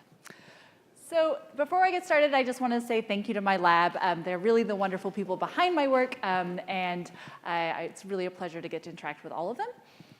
I'm curious, who here has heard about AlphaGo? I'm sort of in a bubble, but not everyone is in the same bubble as me. Okay, great. So raise your hand if you have not heard of this. A lot of people have, but a lot of people haven't. Okay, so there's been some really exciting work that's been happening in reinforcement learning. I'll define what that is in just a second. AlphaGo is a computer program that can play the board game Go. It can also play the board game chess. It can also play a number of other board games. And it's had a lot of really amazing successes recently in that it is now essentially the best player in the world. So it is better than the best people, and this is a very major milestone because people thought that Go, which is considered an extremely challenging board game, was not going to be solved for probably just another 5 or 10 years, but it was solved a few years ago. So in some ways, if you look at this picture, AlphaGo has beaten the person on the left. It has triumphed. But I remain putting all of my bets on the person on the left. And the reason for this is that for the last 50 years, when we think about AI, when we also think about this new data science thing, there's sort of been 2 opposing realities. One is AI and data science to sort of replace people, and another is a view of AI and data science to augment people. And I think if we think about all the amazing things that the person on the left can do, it far outstrips what any computer science program is capable of right now. So I think that humans are incredible. I think that, that the potential of AI to augment them is particularly exciting. And I would argue that we could benefit from some augmentation. So if you think about the amazing number of decisions we have to make every day, some of them are minor. There was this nice study I saw recently that said that we forget 200 of the minor nutritional decisions we make each day. So those are the decisions we don't even realize we're making. We think about perhaps the more major decisions, which is the fact that we might be changing jobs every few years and doing massive amounts of retraining. Maybe many of you in the room are in the process of becoming data scientists yourself.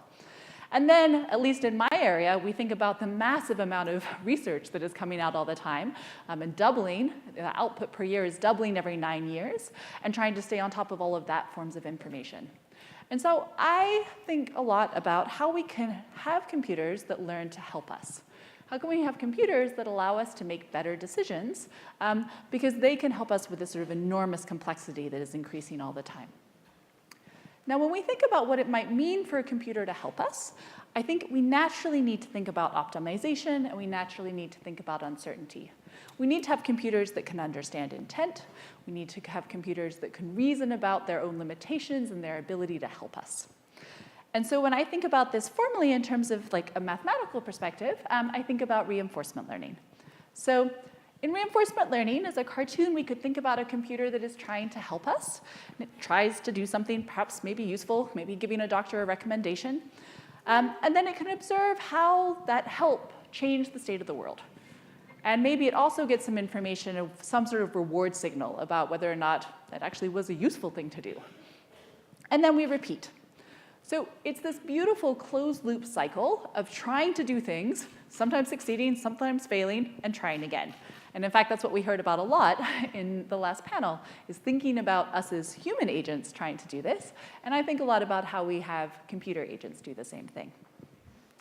So this is generally the instance of reinforcement learning, agents that are learning to make good decisions when it doesn't know what the result of those decisions might be. Now, in my lab, I think about this in particular for when reinforcement learning agents are trying to help people. I think about education, I think about training, I think about healthcare. So I'm really fortunate to get to come after all of the amazing speakers and panelists that we just been seeing. Now, what I'm going to talk about today, just briefly, is counterfactual reasoning, because I think it's incredibly important, and I think it's something that's going to continue to be important going forward. So I first started thinking about this problem about 5 years ago. I was collaborating with some colleagues up at University of Washington, and they had this game called Refraction. Refraction has been played by approximately 500,000 students, and it teaches kids about fractions by having them feed spaceships by splitting laser beams. So the natural question when students are doing this is that this is an optional learning activity, and what we wanted to figure out how to do is how to help people play for longer, how they could persist in this activity. This again bridges back to the conversations we were just having about how can we help people succeed in the face of adversity. So we really wanted to figure out how to sort of adaptively give people educational experiences in order to help them persist and learn most effectively. And the challenge was this might vary for individuals, and how could we use previous data to try to make these decisions. So in particular, if we think about what a decision policy would be here, it's some mapping for how the student is doing to what level to give next to the student, or what next activity to give to the student. And the question is how we can use our old data to try to make better decision policies or strategies for teaching that are going to help people persist for longer. Now, it turns out that this isn't just a problem that comes up in education, it comes up all over the place. It comes up in healthcare for things like how do we estimate the treatment effect of different types of interventions.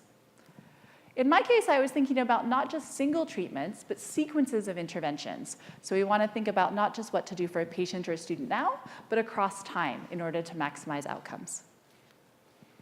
So another place that we see this in things like scheduling, and it turns out that this is a pretty hard problem. And it's a pretty hard problem for the reason of censored data, which is that you only get to experience one life. You only get to experience your life going forward knowing that you went to the WiDS conference today. You never get to experience what it would have been like if you had watched Netflix. So we have this problem that for any individual, any data set, we only get to see the action that was taken or the treatment that was made. And yet we want to do this fundamental counterfactual reasoning about what would have happened if we were to treat a patient differently, if we were to teach a student differently. And there's a beautiful talk by Judea Pearl where he argues that this is really one of the essential aspects of human intelligence, our ability to imagine what would have been in another life.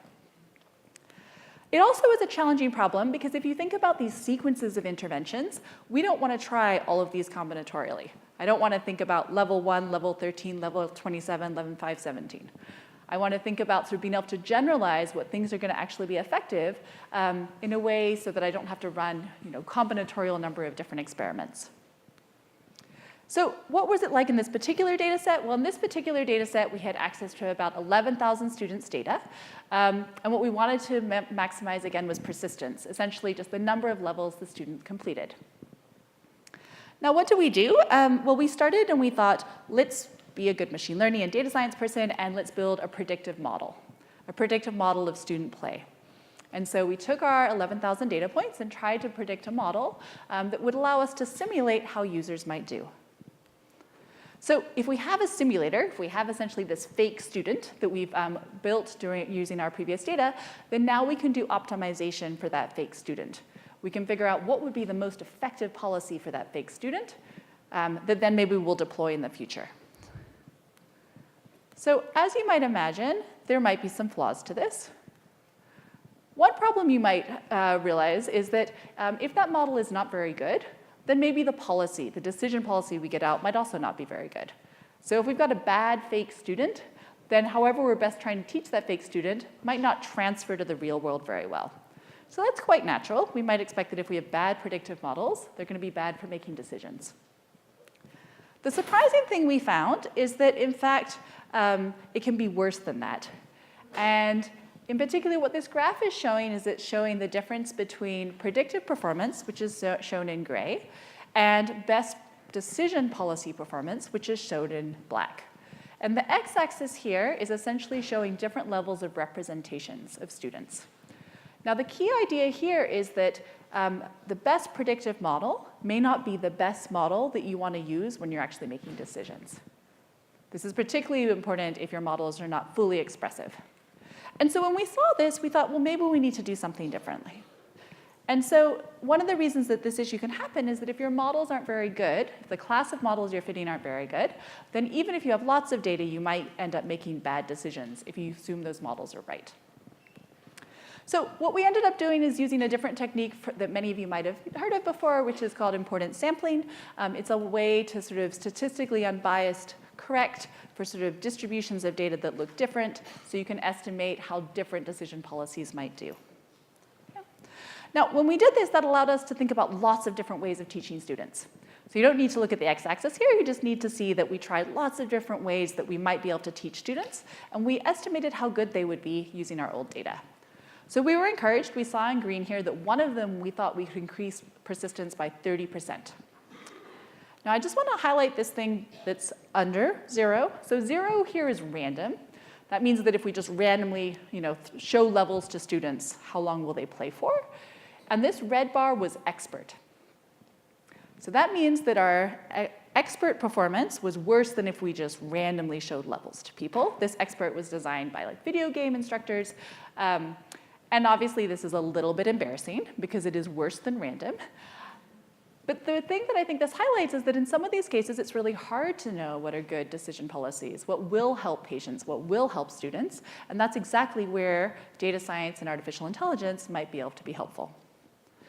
OK, so that was predicted improvement. That was on our previous data set of those roughly 11,000 students. We want to see if that's actually true. So what we did is we tried 4 policies with 500 new learners each. And we wanted to see what the real improvement was. So remember, what we predicted there is that we'd be 30% better. And in reality, we were 32%. So we were super excited when we saw this because it meant that we really had uncovered a way that was much more effective for helping students persist in this game. And equally importantly, we could predict this before we actually tried it out. And I think that's super critical. When I talk to some industry, I'd love to talk to some of you more about this. When I talk to some people in industry, one question about reinforcement learning methods is they want to know that it works before you deploy stuff. And if we are going to do that, we need to be able to do this sort of counterfactual reasoning, to be able to make really good predictions about how much better new strategies might be before we unleash them in the wild. So I'll just say really briefly that this is certainly not the end of the story. There's a lot of other really exciting methods that combine between sort of building predictive models and this sort of importance sampling techniques. Doubly robust statistical estimators is one direction for this. And we recently introduced a method that kind of combines these two, still is asymptotically unbiased, and has some nice properties. So this is a small domain. But I want to highlight here is that we're getting orders of magnitude better estimates. But perhaps more importantly, it means that we're going to need an order of magnitude less data to get accurate estimates. Why is this important? Because we don't always get big data. In some cases, there are some conditions that there are not a lot of people. There are some new tutoring systems for which we don't have a lot of data either. And we would still like to be able to make effective strategies and good decisions in those cases, even in the small data regime. And so we need to have good mathematical techniques to allow us to tackle those problems. Now, I mentioned before that we sort of started off and thought we'd build these beautiful predictive models, and then we were finding they didn't work very well. And so we went on this sort of other adventure where we looked at these other types of statistics to try to tackle this problem.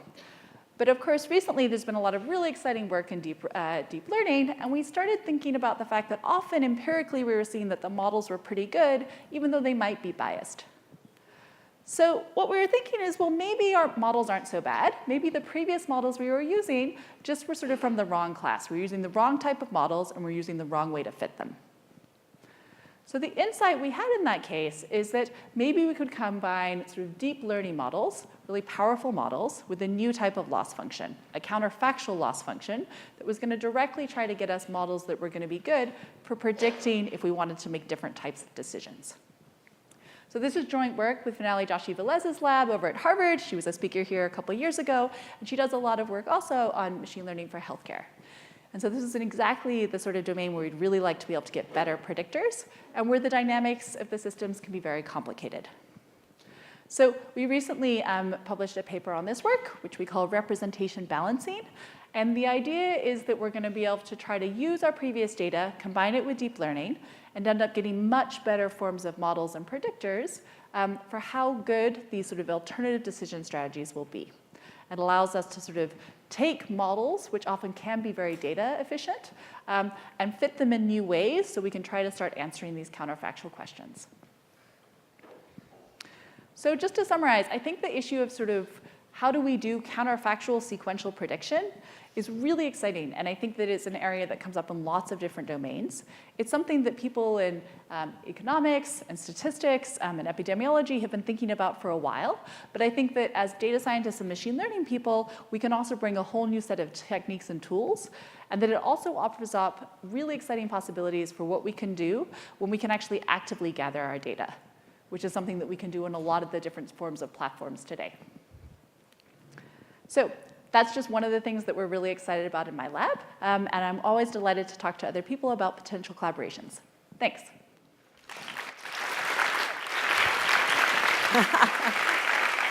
This is a new experience for us.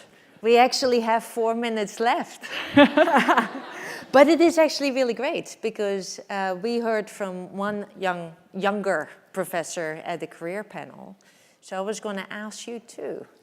Now that you're here anyway, what has that experience been like for you, and why did you stay in academia?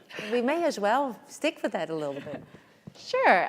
So I guess my path has been, I was a professor at Carnegie Mellon for about 5 years, and then I've been here at Stanford for about 2. So I'm sort of junior-ish, but hopefully moving toward mid. I think that academia is a really amazing chance to kind of contribute to fundamental knowledge, as well as hopefully make an impact on society.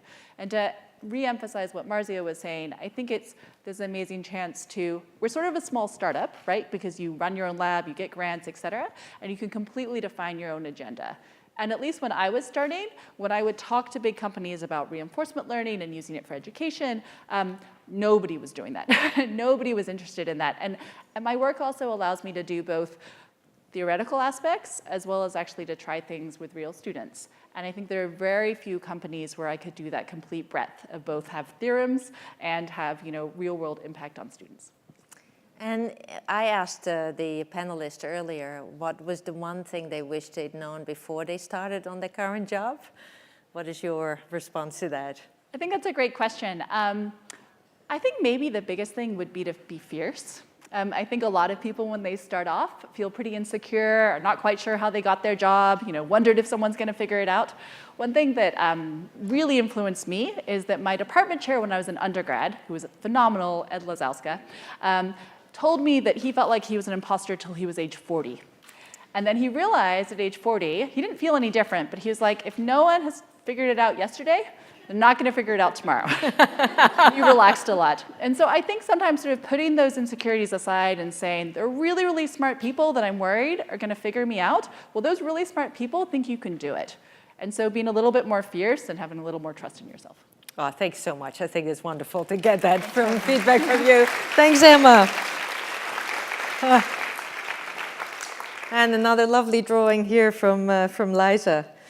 So we have one person standing there ready to give the very last talk, and this is Madeline Udell. And we have known each other for some time. Now, I am so happy that this room is still totally filled. Because if there's one thing hard, is to give a conference presentation. But what the hardest thing is to give the last one. So in light of, in this theme of supporting everybody, I'm just delighted that you're all still here to support Madeline. She knows what it is like to do hard things, because we've given her a hard time all during a PhD when she was still at Stanford University. And one of the reasons why I like to finish with her talk is that this talk will show you how important foundational mathematics can be, in particular linear algebra, and that's my favorite topic in all of computational mathematics. So Madeline, thanks so much for coming here and joining us and giving us the last talk of the day. Thank you. Clicker. Okay, great. Great. It's great to be here today. Thanks for staying. Is everyone full of energy and ready for some math? Great, because that's what we've got for you. So let me tell you the origin of my interest in this kind of mathematics. It was 2011. My advisor went on sabbatical, and so like a good PhD student, I went to do something else. And what I did is I went to the Obama campaign, which was just getting started for the 2012 election. And at that campaign, I saw the most horrible data set I had never even imagined. Okay, let me tell you what this data set looked like. So I'm showing you an example of what looks a little bit like the data sets that we had. What we had is one row for every voter in the United States, so about 300 million rows. And we had one column for everything that we knew about them. So I'm showing you 5 columns, but in fact, we had tens of thousands of columns about these people. And we knew a bunch of different kinds of things. We knew maybe their age, maybe their gender, the state that they lived in, approximately what their income was, maybe approximately what their level of education was, whether or not they had voted in any of the last elections. But a bunch of the data was missing. There were question marks all over the place, or NAs, or however you want to write them. And the data was of a variety of different types. So some of it was numerical, like age. Some of it was, in this data set, Boolean, like gender. Some variables were categorical, like state, that takes on one of 50 values. One was ordinal, level of education. And my manager said to me, well, who are these people? Can we cluster them? Can we plot them? I had no idea how to do it, right? Because it was a very large data set with different kinds of values and missing values. How do you say whether the person, two people who are the same except differing by state are more similar or more different than two people who differ only by gender? I don't know. So a lot of different challenges or goals that you might have are difficult in this setting. Right? You might want to do things like detect demographic groups, find typical responses, identify related features, or impute those pesky missing entries and figure out, for example, what's the age of that guy from California. And these are all hard because the data is so ugly. Okay, more generally, let's suppose you've got a data table. The data table has m examples, which we'll draw as rows here. These might be patients in a hospital, respondents on a survey. They could be assets in a financial model. We'll see a setting later when they're data sets in machine learning. And we've got n things that we know about these examples. These are things like values that we saw on a test, answers to questions, performance indicators for different assets. So the ith row will be the feature vector for the ith example, and the jth column will be the jth feature across all of the examples. If we're going to make progress in filling in missing data, we're going to need an assumption. And here's the assumption that I've been making successfully for several years, and I would encourage you to make this assumption too. There are really nice, beautiful theoretical reasons why I'm going to recommend this kind of model, which I would be so happy to tell you about, but I have 20 minutes. So instead I'll say, believe me that big data is low rank, and let's run with it and see what happens, okay? So given our m by n data table, we are going to look for a skinny matrix X and a fat matrix Y so that our data table A is approximately equal to x times y. Now that's a weird thing to say because x and y are completely observed numeric matrices. So x times y is a numeric matrix. And A is a data table with heterogeneous values in it and missing entries. Okay. So that's strange, but if we could figure out what squiggly equals should mean, my argument is that it would be really great. Okay? Because what it means is that we've got a compressed representation for our data table A. Okay? X and y are smaller than A, they're numeric, and they're, in this sense, approximately equal to A. Furthermore, the rows of x and the columns of y give you representations for every example and for every feature. We've got one row of x for every example in our data set, and one column of y for every feature in our data set. And these are real-valued numeric vectors. We can cluster them, we can plot them, we can do anything we want with them. They're much more interpretable, but they're a lot easier to work with. Okay? The third great thing about this kind of model is that the inner product, xi times yj, is approximately equal to aij. So we can do imputation. We can fill in missing values by looking at xi times yj. Okay, so once again, why would we do this? We could do it to reduce storage for our data set, speed transmission. We might be doing it to understand, visualize, or cluster our data set. We might be doing it to remove noise in our data set, looking at the entries of x times y instead of the entries of A. We might be doing it to infer missing data or to simplify data processing more generally. Okay, we'll see examples of all of these in not very many minutes. Okay, so the simplest example of a low-rank model is principal components analysis. How many of you have seen principal components analysis? Cool, everyone knows principal components analysis. That's great. Okay, so PCA is the problem of finding a low-rank model for your data set A when your data set is a fully observed numeric matrix, and when the sense in which, what do we mean by squiggly equals in the setting of PCA? What we mean is we want the x times y that's closest to A in the sense of squared error. Okay. Now, why do all of you know PCA? My claim is that it's because people have been doing it for more than 100 years. And the reason they've been doing it is because there's an easy analytical solution to this problem using the singular value decomposition, which Margot taught me many years ago. Okay, so it's easy to compute, and it's fast to compute. But for this talk, and for the horrible, messy data sets that you see every day, I want to tell you about a different way of solving this problem, which is by alternating minimization. It's a super simple idea. Fix a guess for y and minimize over x. That's a least squares problem. It's super easy, super fast. Some of you may know it by the name linear regression. Okay, fast. Now fix that guess for x and minimize over y. Once again, linear regression, least squares, fast. Keep going. Fix the guess for y, minimize over x, fix the guess for x, minimize over y.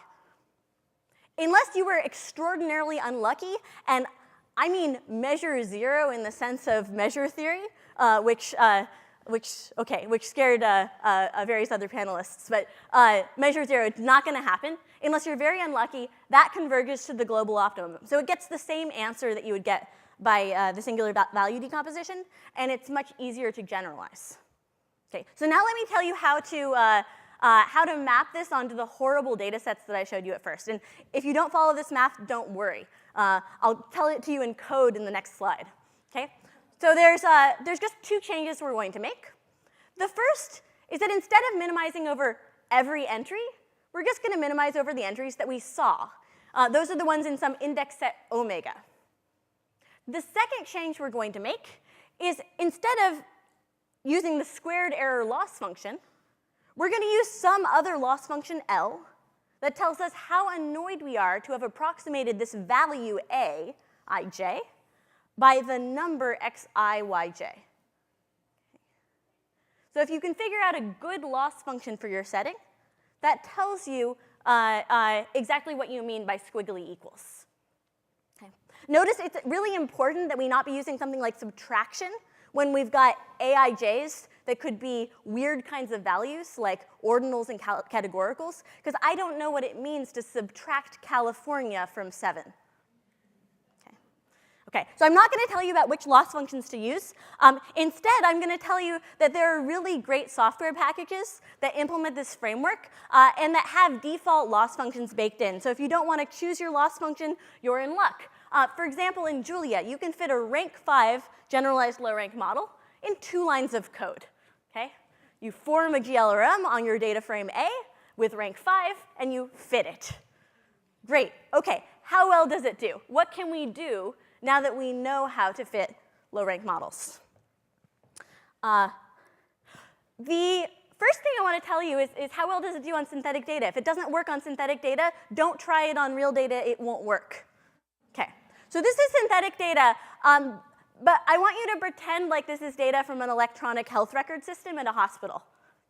Okay, so here's what happened is that we've got one row, every row is a patient, and each chunk of columns is a different kind of test.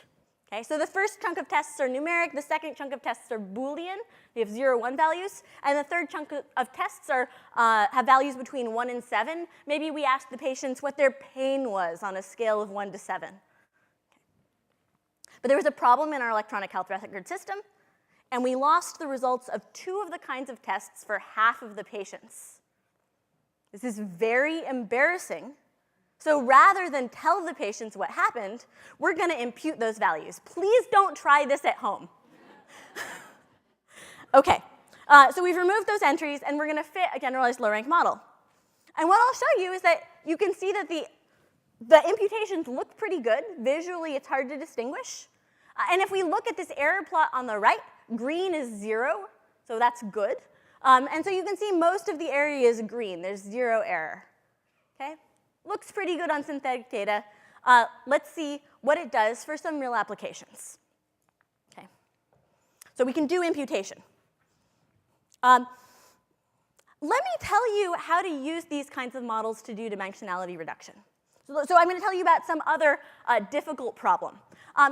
Here, it's sort of an example problem. Here, we were trying to predict which companies are going to violate US labor law.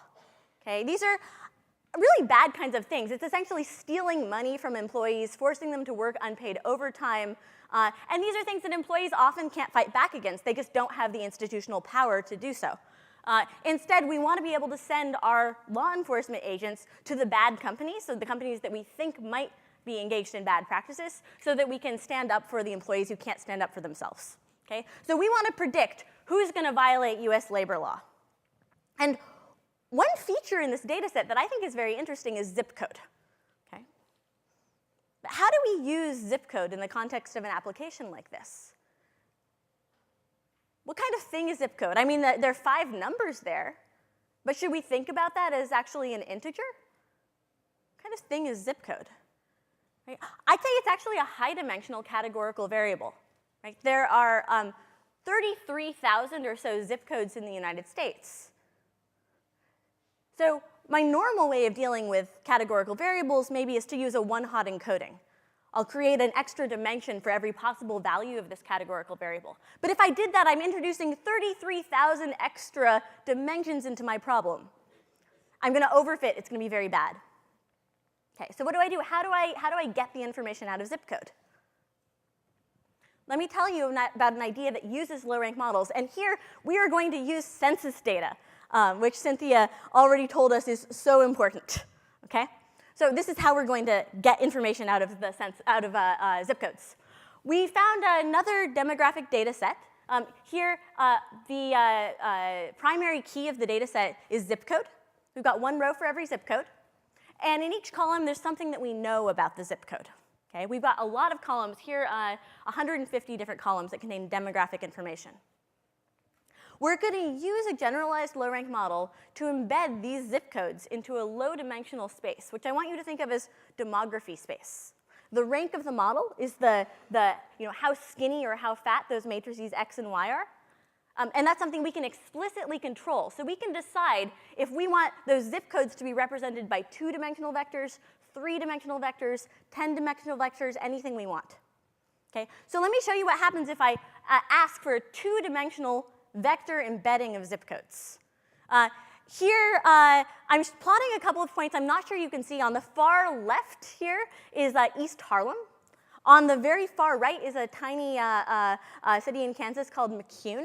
In the middle, you can see some other places. You'll note that Cupertino and Sunnyvale are very close to each other in demography space. I guess people here probably know that Cupertino and Sunnyvale are very close to each other in physical space as well here in Silicon Valley. Okay? So it looks plausible. Let's see how well it does in our application. So we built 3 different sets of features to use in a supervised learning context to predict labor code violations. One was categorical. So we expanded the zip code to an extremely high dimensional categorical variable using this one-hot encoding. Okay, so that added 33,000 dimensions to our problem. Another was to concatenate. So instead of that zip code, we replaced zip code by those 150 columns with demographic features representing zip code. Okay? That added 150 features to our model. And the third thing that we tried was to replace zip code by low-dimensional zip code features that we learned using a generalized low-rank model. Here we used rank 10. Okay? And we fit a supervised deep learning model. This was using the H2O framework. So it was the H2O deep learning framework. I want you to focus here on the way that we're doing feature engineering rather than on the supervised learning method.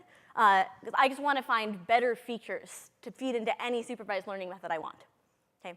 And here you'll see that the generalized low-rank model features produces a model that not only has an extremely small runtime, because we didn't increase the dimensionality of our problem very much, but it also produces the lowest train error and the lowest test error. Okay? So what's interesting is even though there's less information in these 10-dimensional features than in that full demographic data set, we do better both in train error and in test error. I think that's because the low-rank model is learning what's really important from that demographic data set. And it's discarding what's noise from the demographic data set. Okay? So putting in the right information and not too much information can really speed up and improve your downstream learning procedures. Okay, I want to tell you about another application that's super weird. Okay, so when high school students in particular, undergraduates as well, when they ask me for advice about what they should do with their careers, I often say, find something you really love and automate it. So I decided to do the same to myself. I was going to work on automating machine learning. So that means when someone gives you a training data set, a set of x's and y's, and your goal is to find a function that given the x's predicts the y's, so maybe given everything about a company, predict how many labor code violations it will have. Given a scientist, predict if they will floss their teeth. Okay? So how do you do this, right? When you're given a new supervised learning data set, what do you do? What do you do? Yes, you try literally everything. Okay, great. So we want to do that except automatically and faster. So here's how we're going to do it using generalized low-rank models. Okay, so we're going to do it by learning across data sets as well. Okay, so given m different data sets, those are going to be the rows, and n different machine learning models, those are going to be the columns. We're going to measure the error of every model on every data set. This will take some time. We're going to form the m by n data table A. Okay, so the rows are data sets, the columns are models. We're going to find an x and a y so that x times y is approximately equal to A. Actually, this you can do just using PCA. Okay? So what does that mean? The rows of x are the data set features, and the columns of y are the model features. It's kind of weird. And the entries in x should be maybe the cross-validated error of that model on that data set. Now a new data set comes along, okay? And I'd like to do something a little bit faster than trying everything. So I notice that this new data set puts a new row on A and it puts a new row on X. But X only has 2 entries in it, right? I only need to estimate 2 entries in X in order to be able to multiply that X by that Y and figure out the entire row of A. Okay, so what do? I'll run a couple of models on this new data set and see how well those models perform on the data set. That fills in some entries of A. I use that to fit the corresponding row of X. That gives me the data set features. Okay? And I can use that to estimate all of the other entries. Those are the dots now. Cool. So you can think of the rows as data set meta features. The columns are model meta features. And X times Y gives you predicted model performance on these data sets. Okay. Now, this seems like a kind of crazy idea, because why should these things be low rank? But they are. Okay, so let me show you the performance of this method, which we called OBO, compared to a state-of-the-art automated machine learning system called AutoScikit-learn. Okay, OBO is in red, essentially the same idea, but using random selections of which entries to choose instead of smarter selections is in green. And the state-of-the-art method AutoScikit-learn is in blue.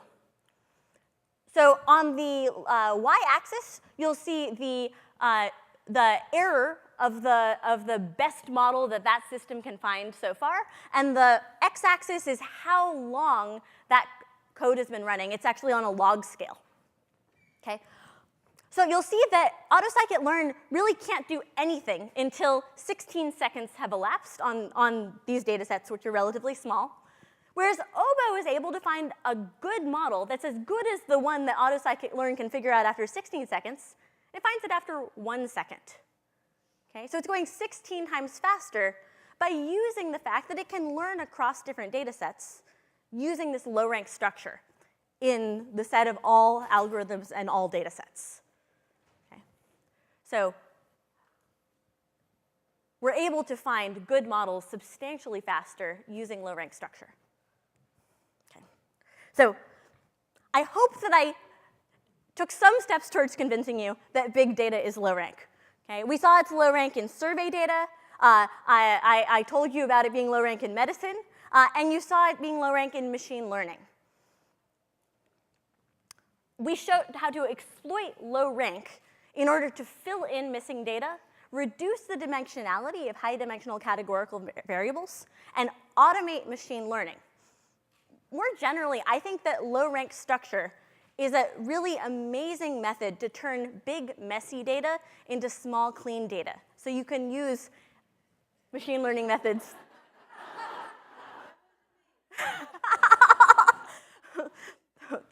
So you can use all the machine learning methods that you're familiar with and that are easy and fun, even on the most horrible data sets you've ever seen.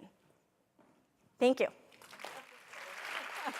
This is great. Thank you so much, Lincoln. I tell you, I am so happy I taught you singular value decomposition, you know, and that's way too long ago now. So, well, I want to take this time to thank all of the speakers again from today, and the panelists and everybody. So it's just been wonderful, wonderful, wonderful. So thank you all. What a day. It's not over. Here we have a reception where you can meet all the speakers, you can meet the volunteers. By the way, we have a fantastic set of volunteers, so thank you so much for coming in. You can probably even meet the technical staff, like Darren. You're staying for the reception. You can meet the sponsor representatives and the artists and everybody else. We'll have music, we'll have something to drink, we'll have something to eat, we'll have something to laugh about for sure. But if you are not here, you can check out, or later when you leave, you can also check out the regional events that are happening this week and various weeks into the near future in other places as well. Okay, so WiDS is not just today. It is spread out over a couple of weeks, so please check out these regional events and join us there. Karen and Judy, come on onto the podium also. We are going to sleep a little bit after the reception. First, we're going to eat and drink a little bit, and then we're going to sleep a little bit. But next Monday, we will be talking again about next year. So March 2nd, 2020 is our next WiDS. And we cannot wait to start this. It's going to be our 5th with, and we're just so very excited.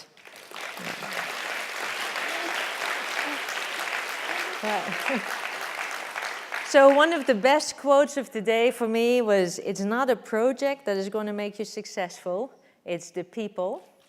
So with that, share your experiences, inspire others, open doors for everybody, including yourself, and see you next year.